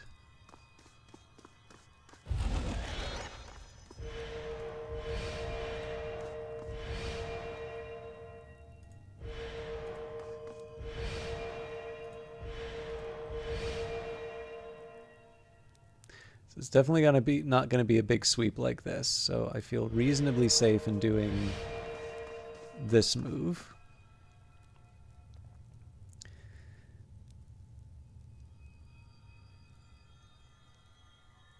I don't feel I can do this part for sort of the teardrop shape because it's a little too... it's not round enough.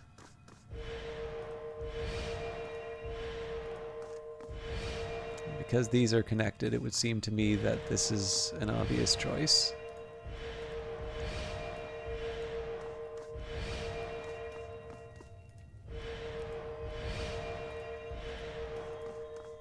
On it. Which of course brings us back here.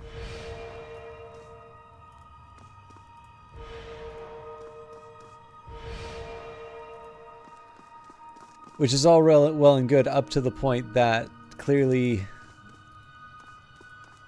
the door is not opening for us.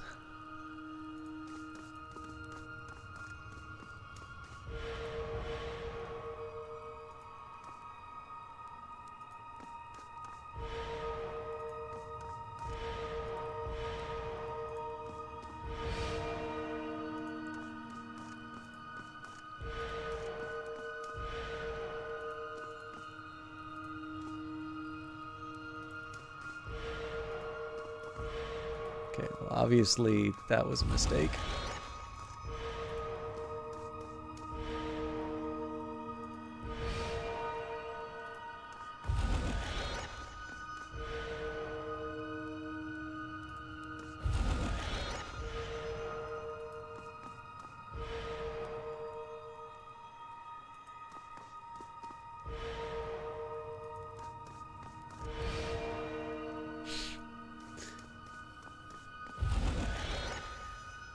Okay.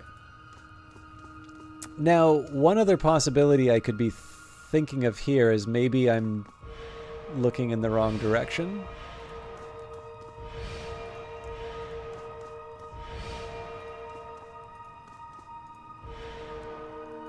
I think that would be a first if that's true. Let's not rule out the possibility. I think I probably already messed it up.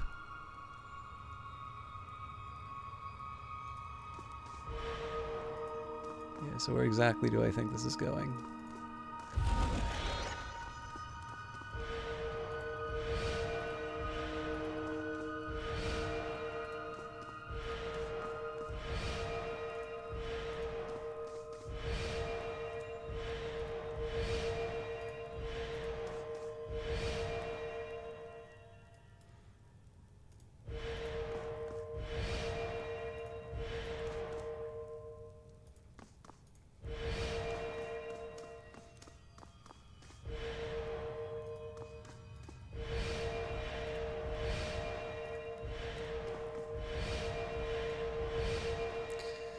Then I need to... So the sort of wing happens on the side where there's the drop.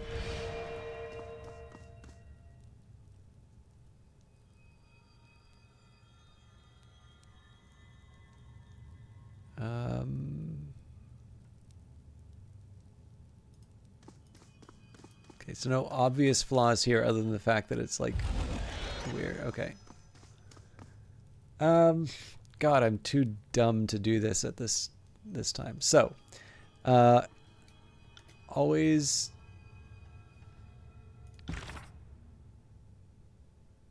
Okay, find your way to the top of the Dawning Spire. We're at the Dawning Spire.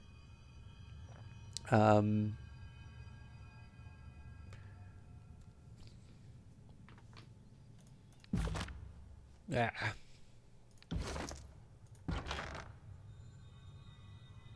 Incomplete charcoal rubbing, incomplete Dawning Spire. A portion of an unknown sigil has been recorded on this scroll. The charcoal imprint is rough and incomplete, leaving the full design a mystery for now. But it did make a reference to the symmetry. Now, I mean, the other possibility here is to actually go ahead and say, all right, so you're getting partial representations, and so I should actually try and map this out fully. In terms of sort of quote-unquote obvious steps, this is the one that I haven't tried yet, so...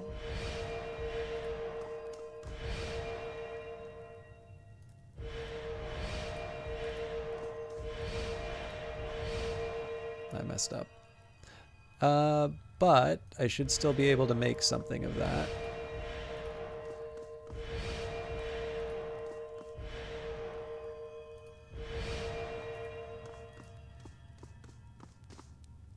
Okay, so now we do the other teardrop.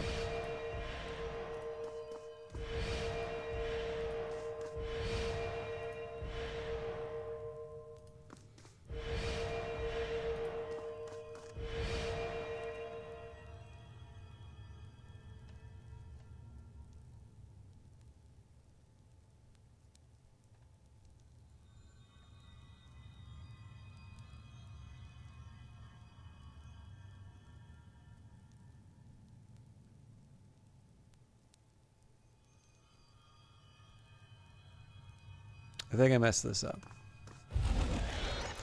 Okay. Let's get the basic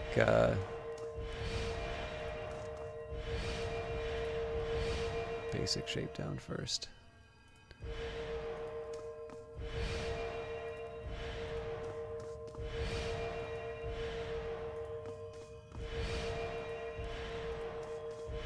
Actually, excuse me, what I probably should have tried to do is do it upside down first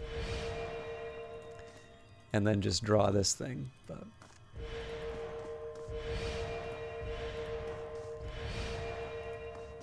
okay, and then finally okay, so there's that first part. Now we turn this thing, I guess, upside down.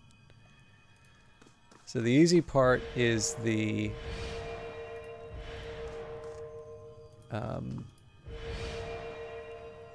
circle. Now the question here is the tier. Actually,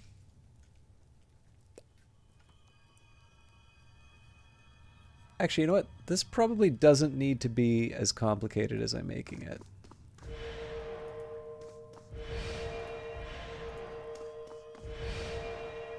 So there's that.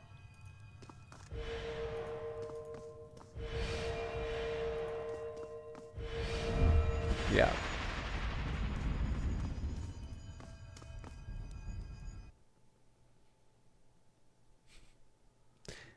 Obviously, simplicity was the name. It's just which simplicity?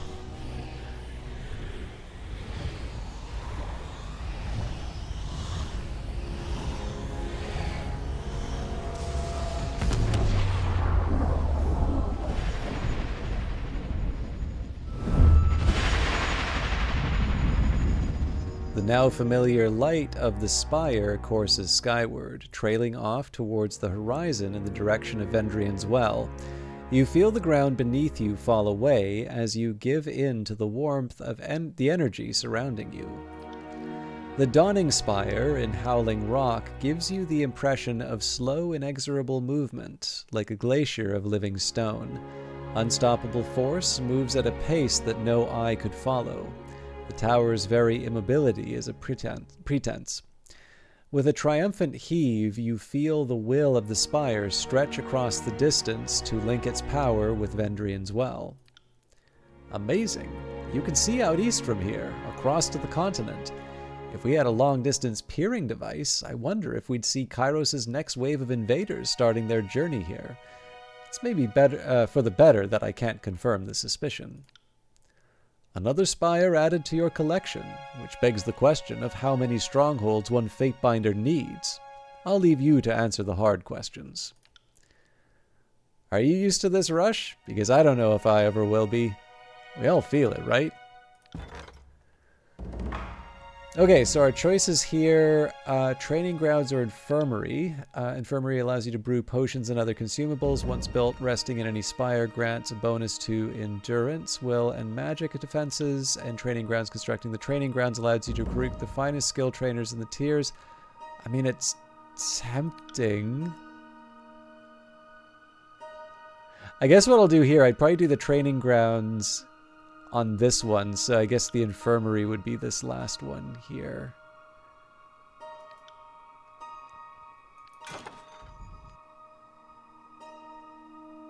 But I feel like I kind of need the tougher... I've got it.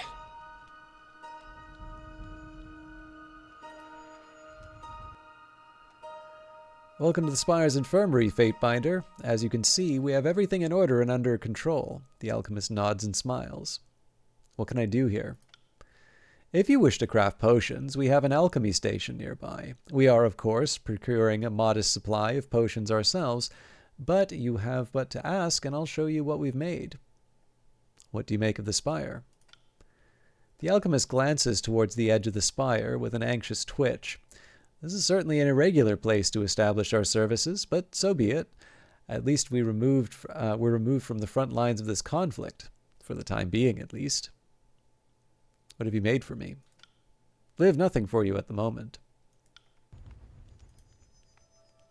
Good day, Fatebinder. It's always nice to see you. What do you need? No special dialogue.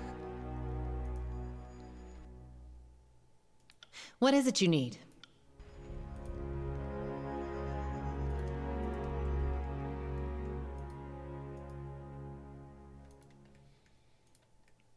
I really do like the look of this. It's very green. I haven't mustered the courage to travel between spires yet, but I heard you can cross the tiers in a mere moment.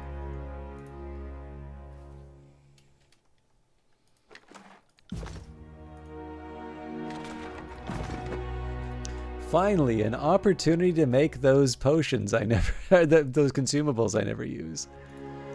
A small collection of structures rests precariously on a sheer cliff.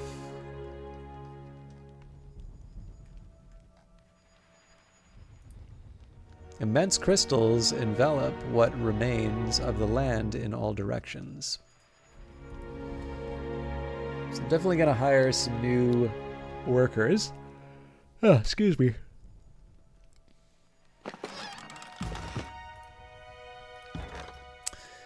Okay, Master Alchemist who brews potions to take into battle, Skill Trainer who teaches control emotions, life, and use of the magic staff. I can definitely see life being one.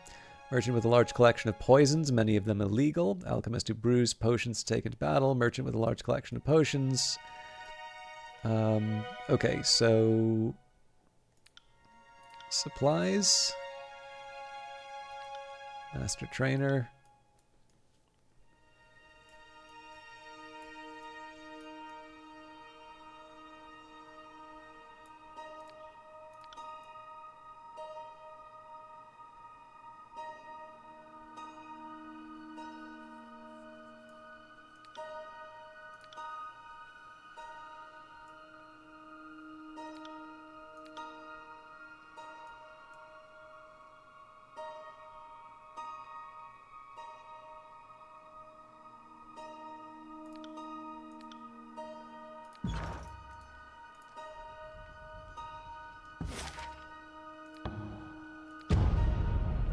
This is just so I can head back up.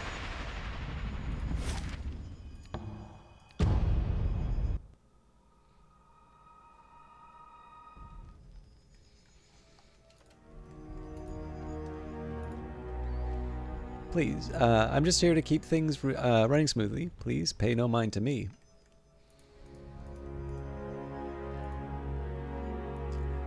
The sage immediately takes hold of your hands, shaking them profusely.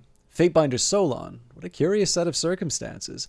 You may not remember me, but I was there, among the countless mages who were able to flee before Kairos' edict reduced the Vellum Citadel to the burning husk it is today. She regains her composure. Apologies for my exuberance. It'll be my distinct honor in training you in the magical arts of life or the depths of lore. Oh, well, we have a chance to train lore. I'm taking it.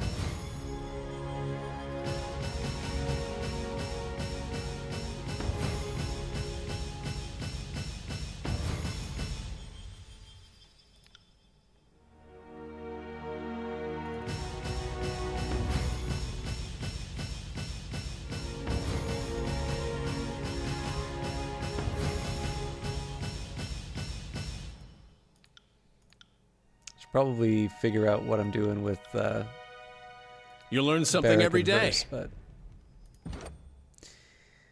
oh god,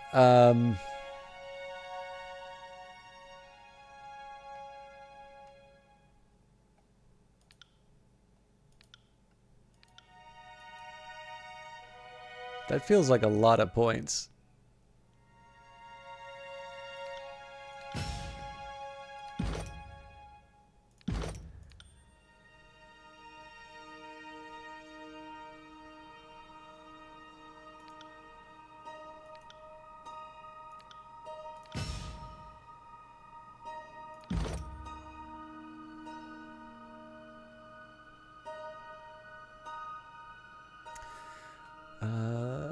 Not crazy about any of the stances. Gain a passive bonus to subterfuge and dodge. Yeah, we can do that.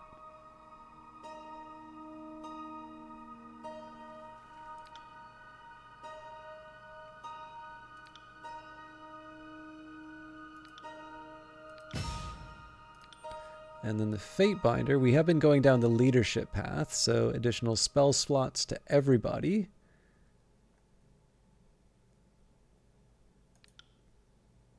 Swap positions the target ally, point to a fallen ally, and command them to rejoin the fight. Seems pretty cool. Everyone in the party regains a portion of their maximum health when any party member kills an enemy. Holy crap, we're doing that.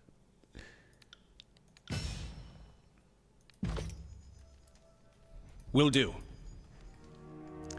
This also suggests to me that I should probably be heading to the other spires to do a couple of other training bits.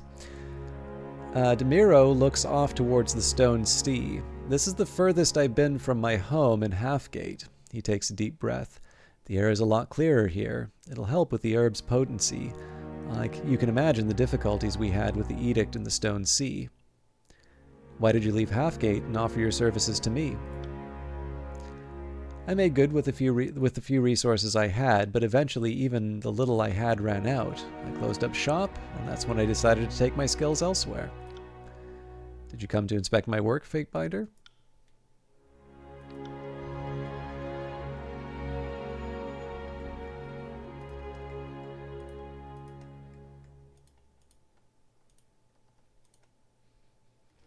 The woman overlooks the apothecary with disdain. She catches your eye with a stare that casts a shiver down your spine. Fatebinder Solon, I've been given permission by the voices of Nerat to train you in the arts of manipulating emotion, as well as granting vigor on the battlefield.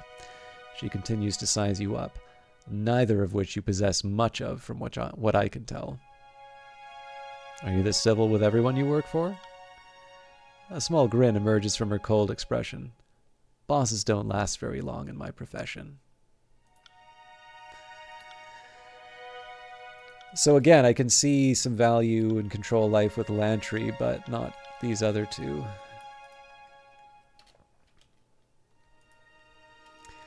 An alchemist looks you up and down with an expression of open curiosity. Reasonably healthy, reasonably fit, evident exposure to military camp diseases and combat conditions. She narrows her eyes and nods. No doubt some worm has invaded the bowels and tripled in size by now. She makes a dismissive wave. You'll be dead before long. What makes you say that? It's a sad reality of military life. Too much time spent in cramped quarters, sharing a bunk with some half-dead soldier who can't control his fluids. I tend to keep my distance from such squalors to avoid catching what I treat. She gestures around the spire. As you can see, but at your rate, it's all but inevitable that some parasite or poison will devour you from the inside unless you take special care. Why don't you show me what I can do to treat myself and forestall this inevitable doom? I would love to help, but I need some time to replenish my stock. Come back later.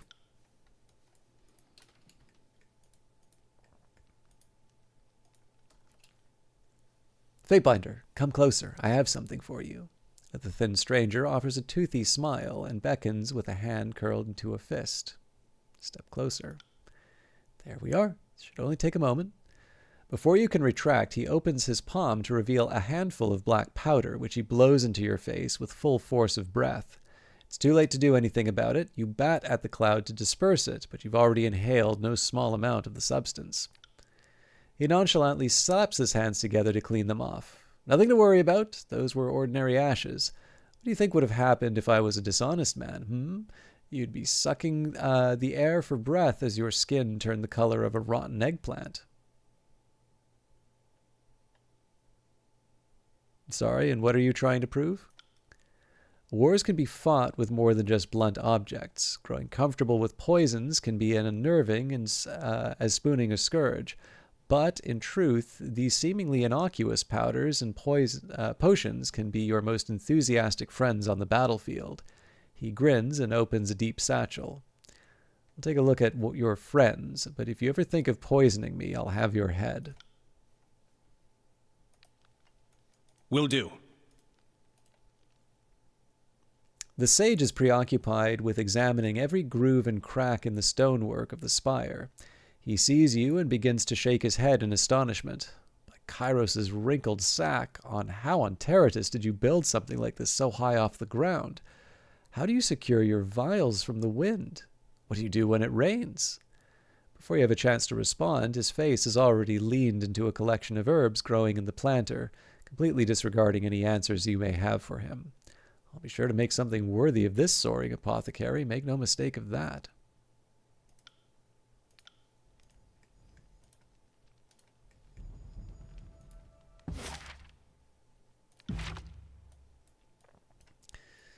Okay, let's go Ocean Spire first. That should be the one with the library.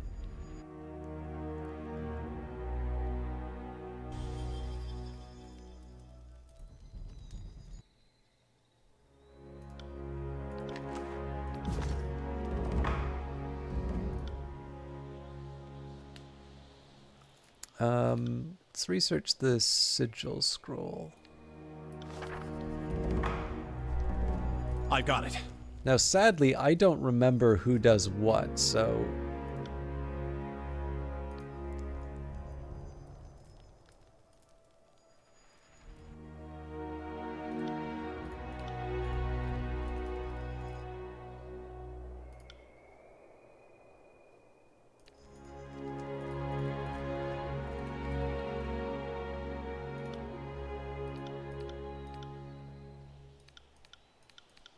Yeah, so I've got a lot of magical training, probably too much duplication, but...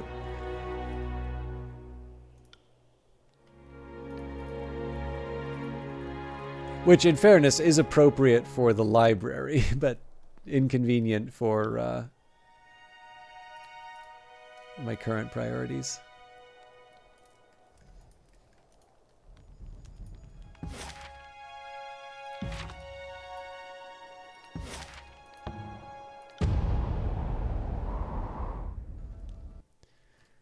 So I'm not expecting too much at the forge, but if we can get a bit of training, so much the better.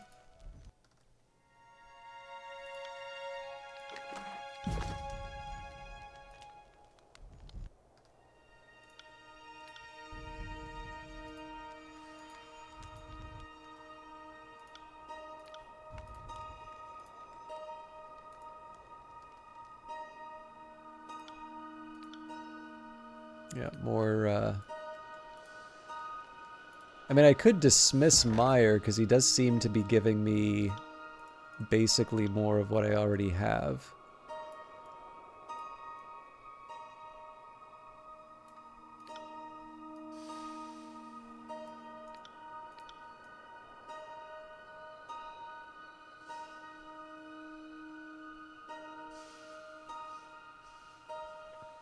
Okay, actually, here's what I can do. I can just... I can just write this down.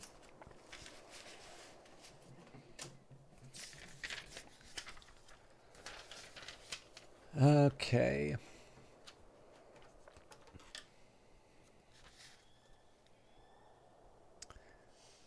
So...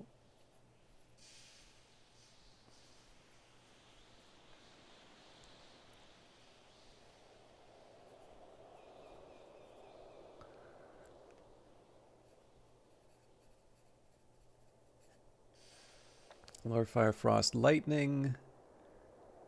Now, Gravelight and Illusions, but that says Master, so...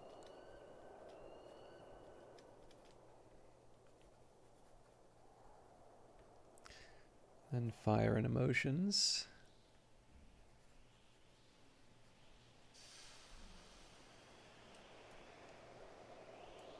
Okay.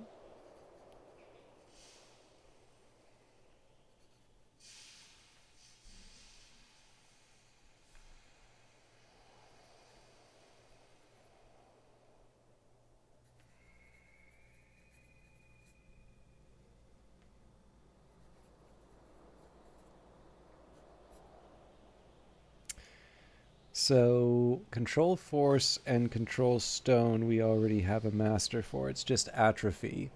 So, Lithos may be out.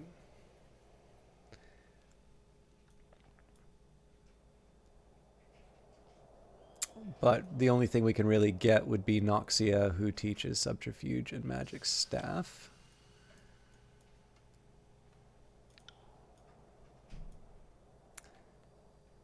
Okay, Master with Lore.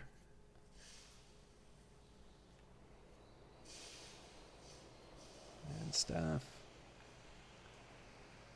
That's the only trainer that I... Sorry, not true. Emotions, Life, and Staff.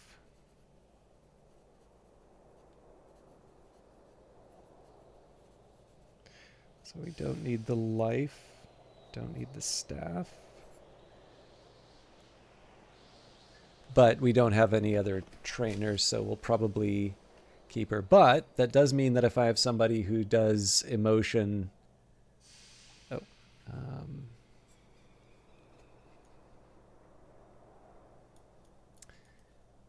Okay. Let's also see...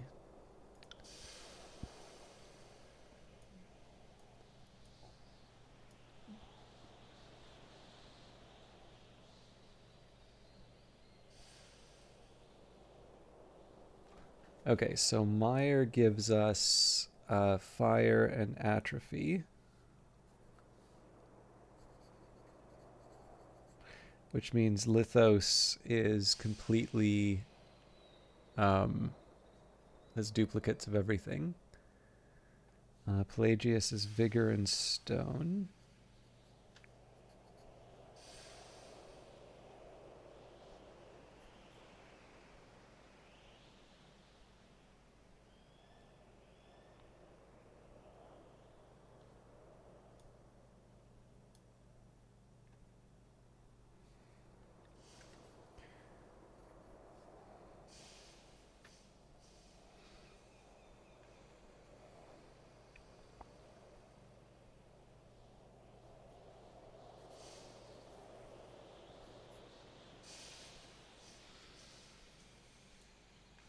And then, again, the challenge here is that these are just merchants, so it's not like I have anything I can replace them with. But it was...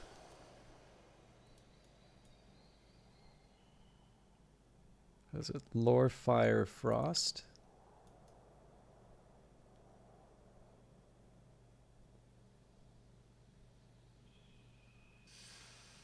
Oh, sorry, it was Lithos. Yeah. Skill trainer teaches stone, atrophy, and control force. So we have a master trainer who does all of these.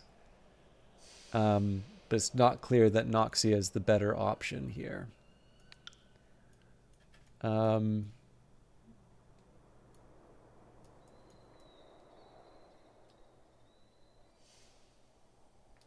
can definitely see Tanara staying here. Could maybe get rid of Corpse Eye. Who would I replace them with? Definitely don't need Cesper unless I want to have lore conversations.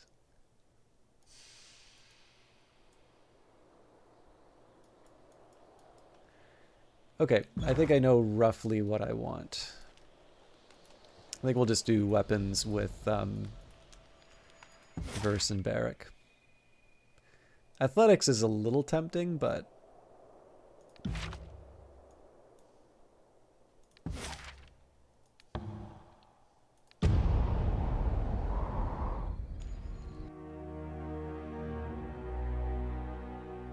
actually maybe I'll just double check.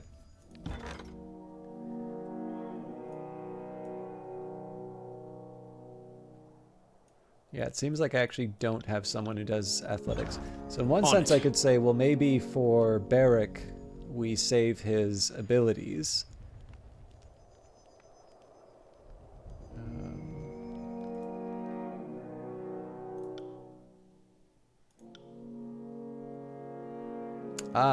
Versus hit the limit.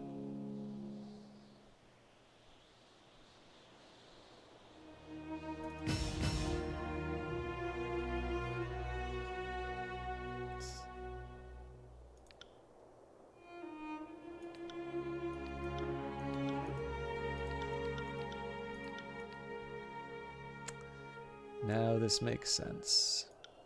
Well, you know what? We can also do some dodge. There we go. Will do.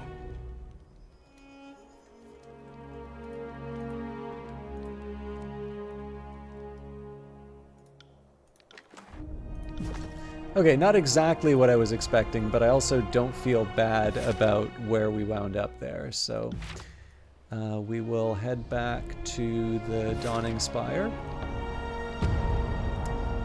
And I do need to wrap up. I'm actually going quite a bit later than I'd anticipated, but one last thing I want to do is head back down to the front. And I'll just see the rest of the map that I didn't deal with.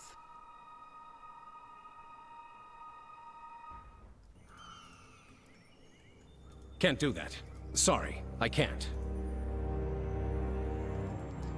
Spire survived the magical tremors that ravaged the Stone Sea. It stretches incomprehensibly far into the sky, making the rocky pillars nearby appear diminutive in comparison. So again, we're avoiding these two just because it may provoke an interaction, which I'm not quite ready for. But what I want to do is just take a look at this part of the map before we finish off for tonight, because I think it's pretty clear. Yeah, we have we need to get to the Aurora Spire somehow. I'm assuming that will happen through the normal course of the game.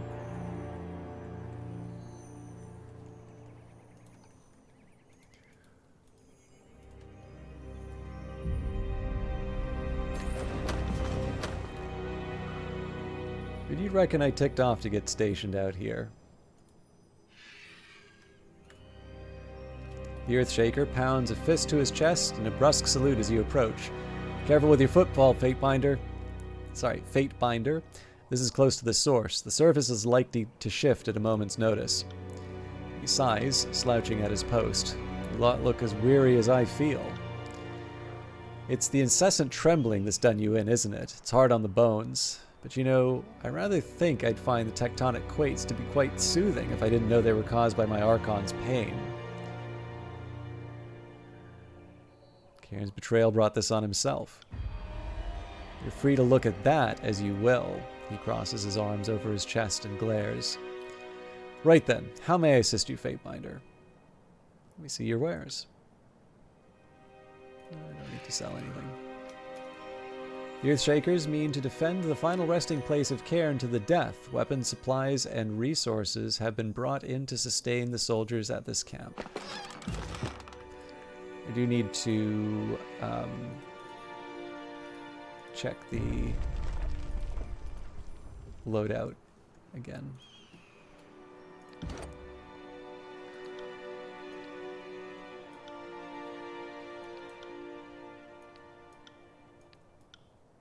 It's funny, I don't have that much with the Sages Guild, even though I feel like I did some nice things.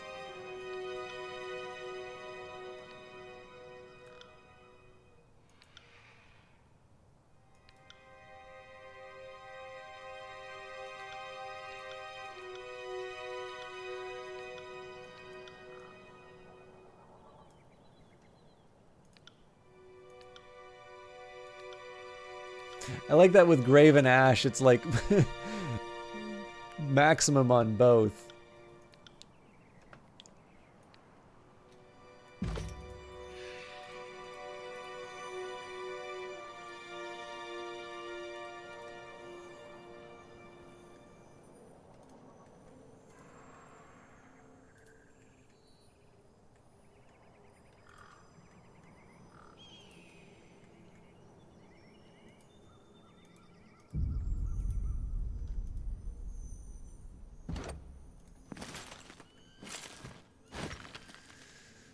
All right, let's go. I'll go to the top just because there doesn't seem to be that much left to do there.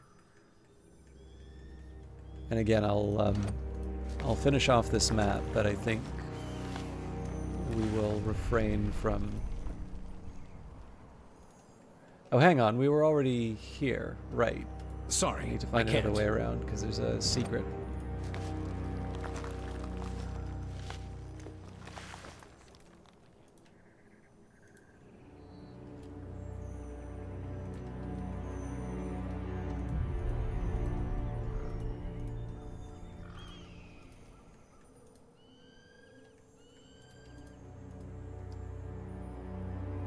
Time to lighten my step.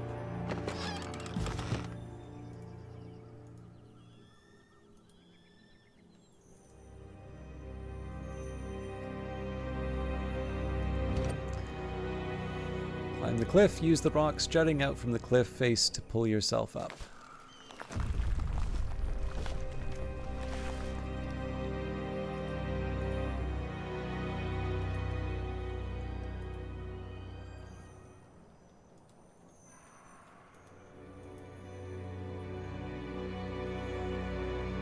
Never did read this. Infirmary upgrade. You've constructed an infirmary on one of your spires. This will bring you the most learned alchemists and healers to your spire. With enough alchemy supplies, they will be able to construct powerful potions for you to use in combat.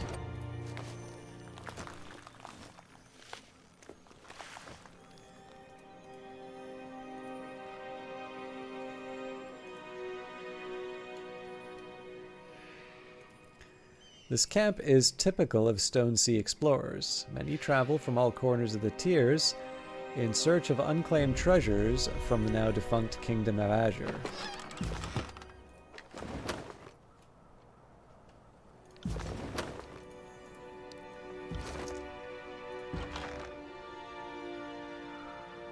Charcoal rubbings.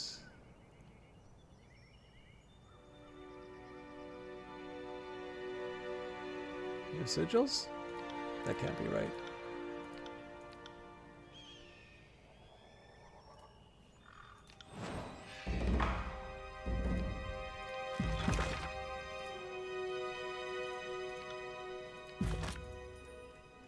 Sorry, I can't. All right.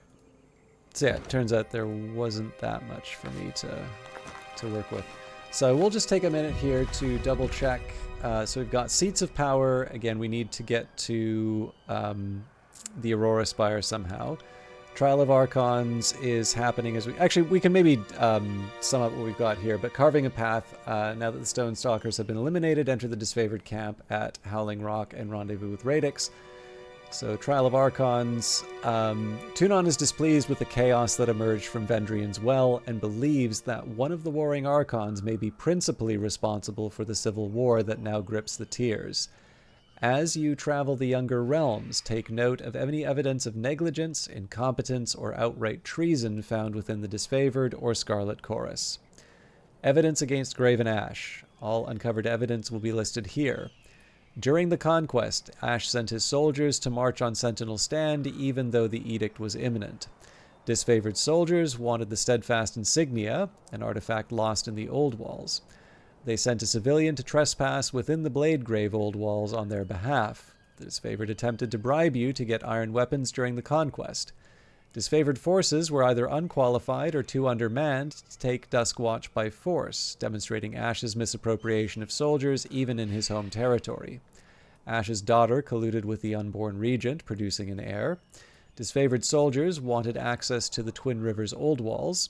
Graven Ash was acting on deep-seated animosity against the Voices of Nerat during and before the conquest. Merrick, an oath-bound scoutmaster, lost track of his own soldiers in the library. Disfavored soldiers encroached on a Scarlet Chorus operation in the Stone Sea, territory legally claimed by the Voices of Nerat. Evidence against the Voices of Nerat. The Scarlet Chorus aided the Unbroken during the Civil War.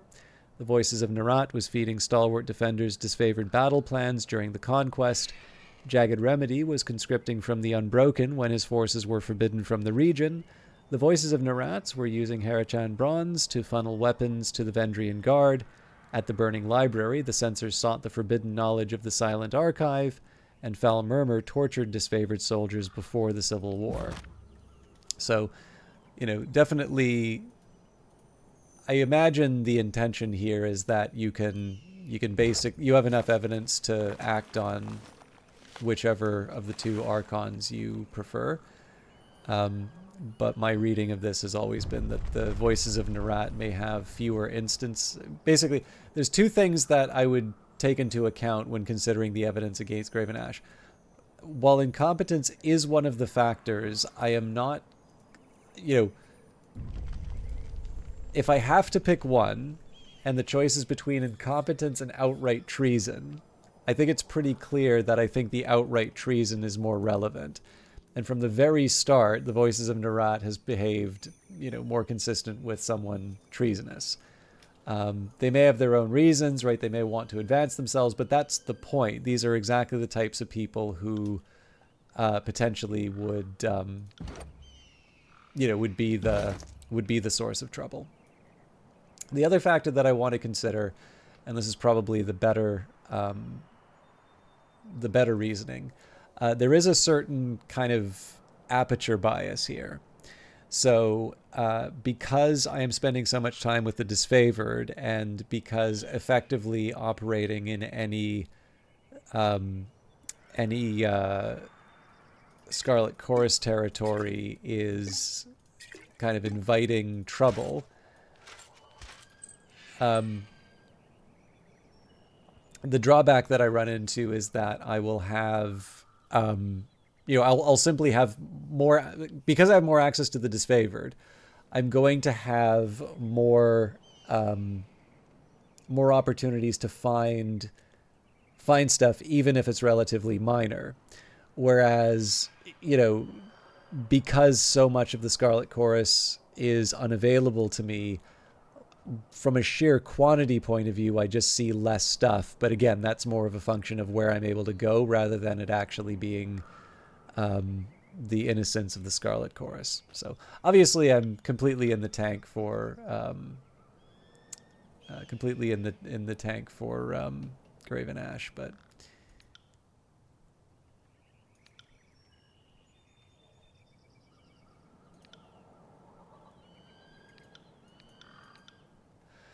all right. But yeah, given that we want Carving the Path, I think it's good to wrap up here. Thank you everybody for hanging out. I am quite liking this game, so I don't see any reason to think that we will be getting near the end.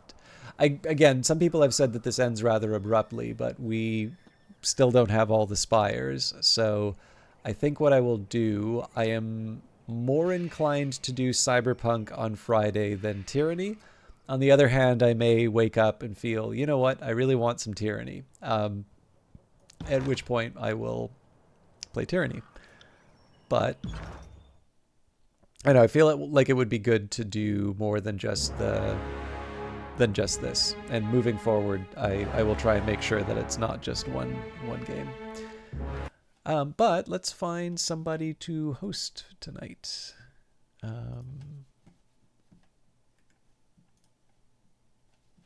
We have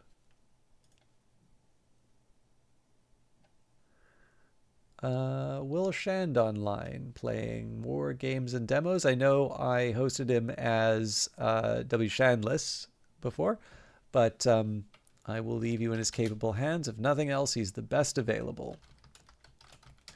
But yeah, I also just need to get some sleep. I am actually starting to feel quite tired. So I will see you all on, well, maybe not you all, but I will see some of you hopefully on Friday.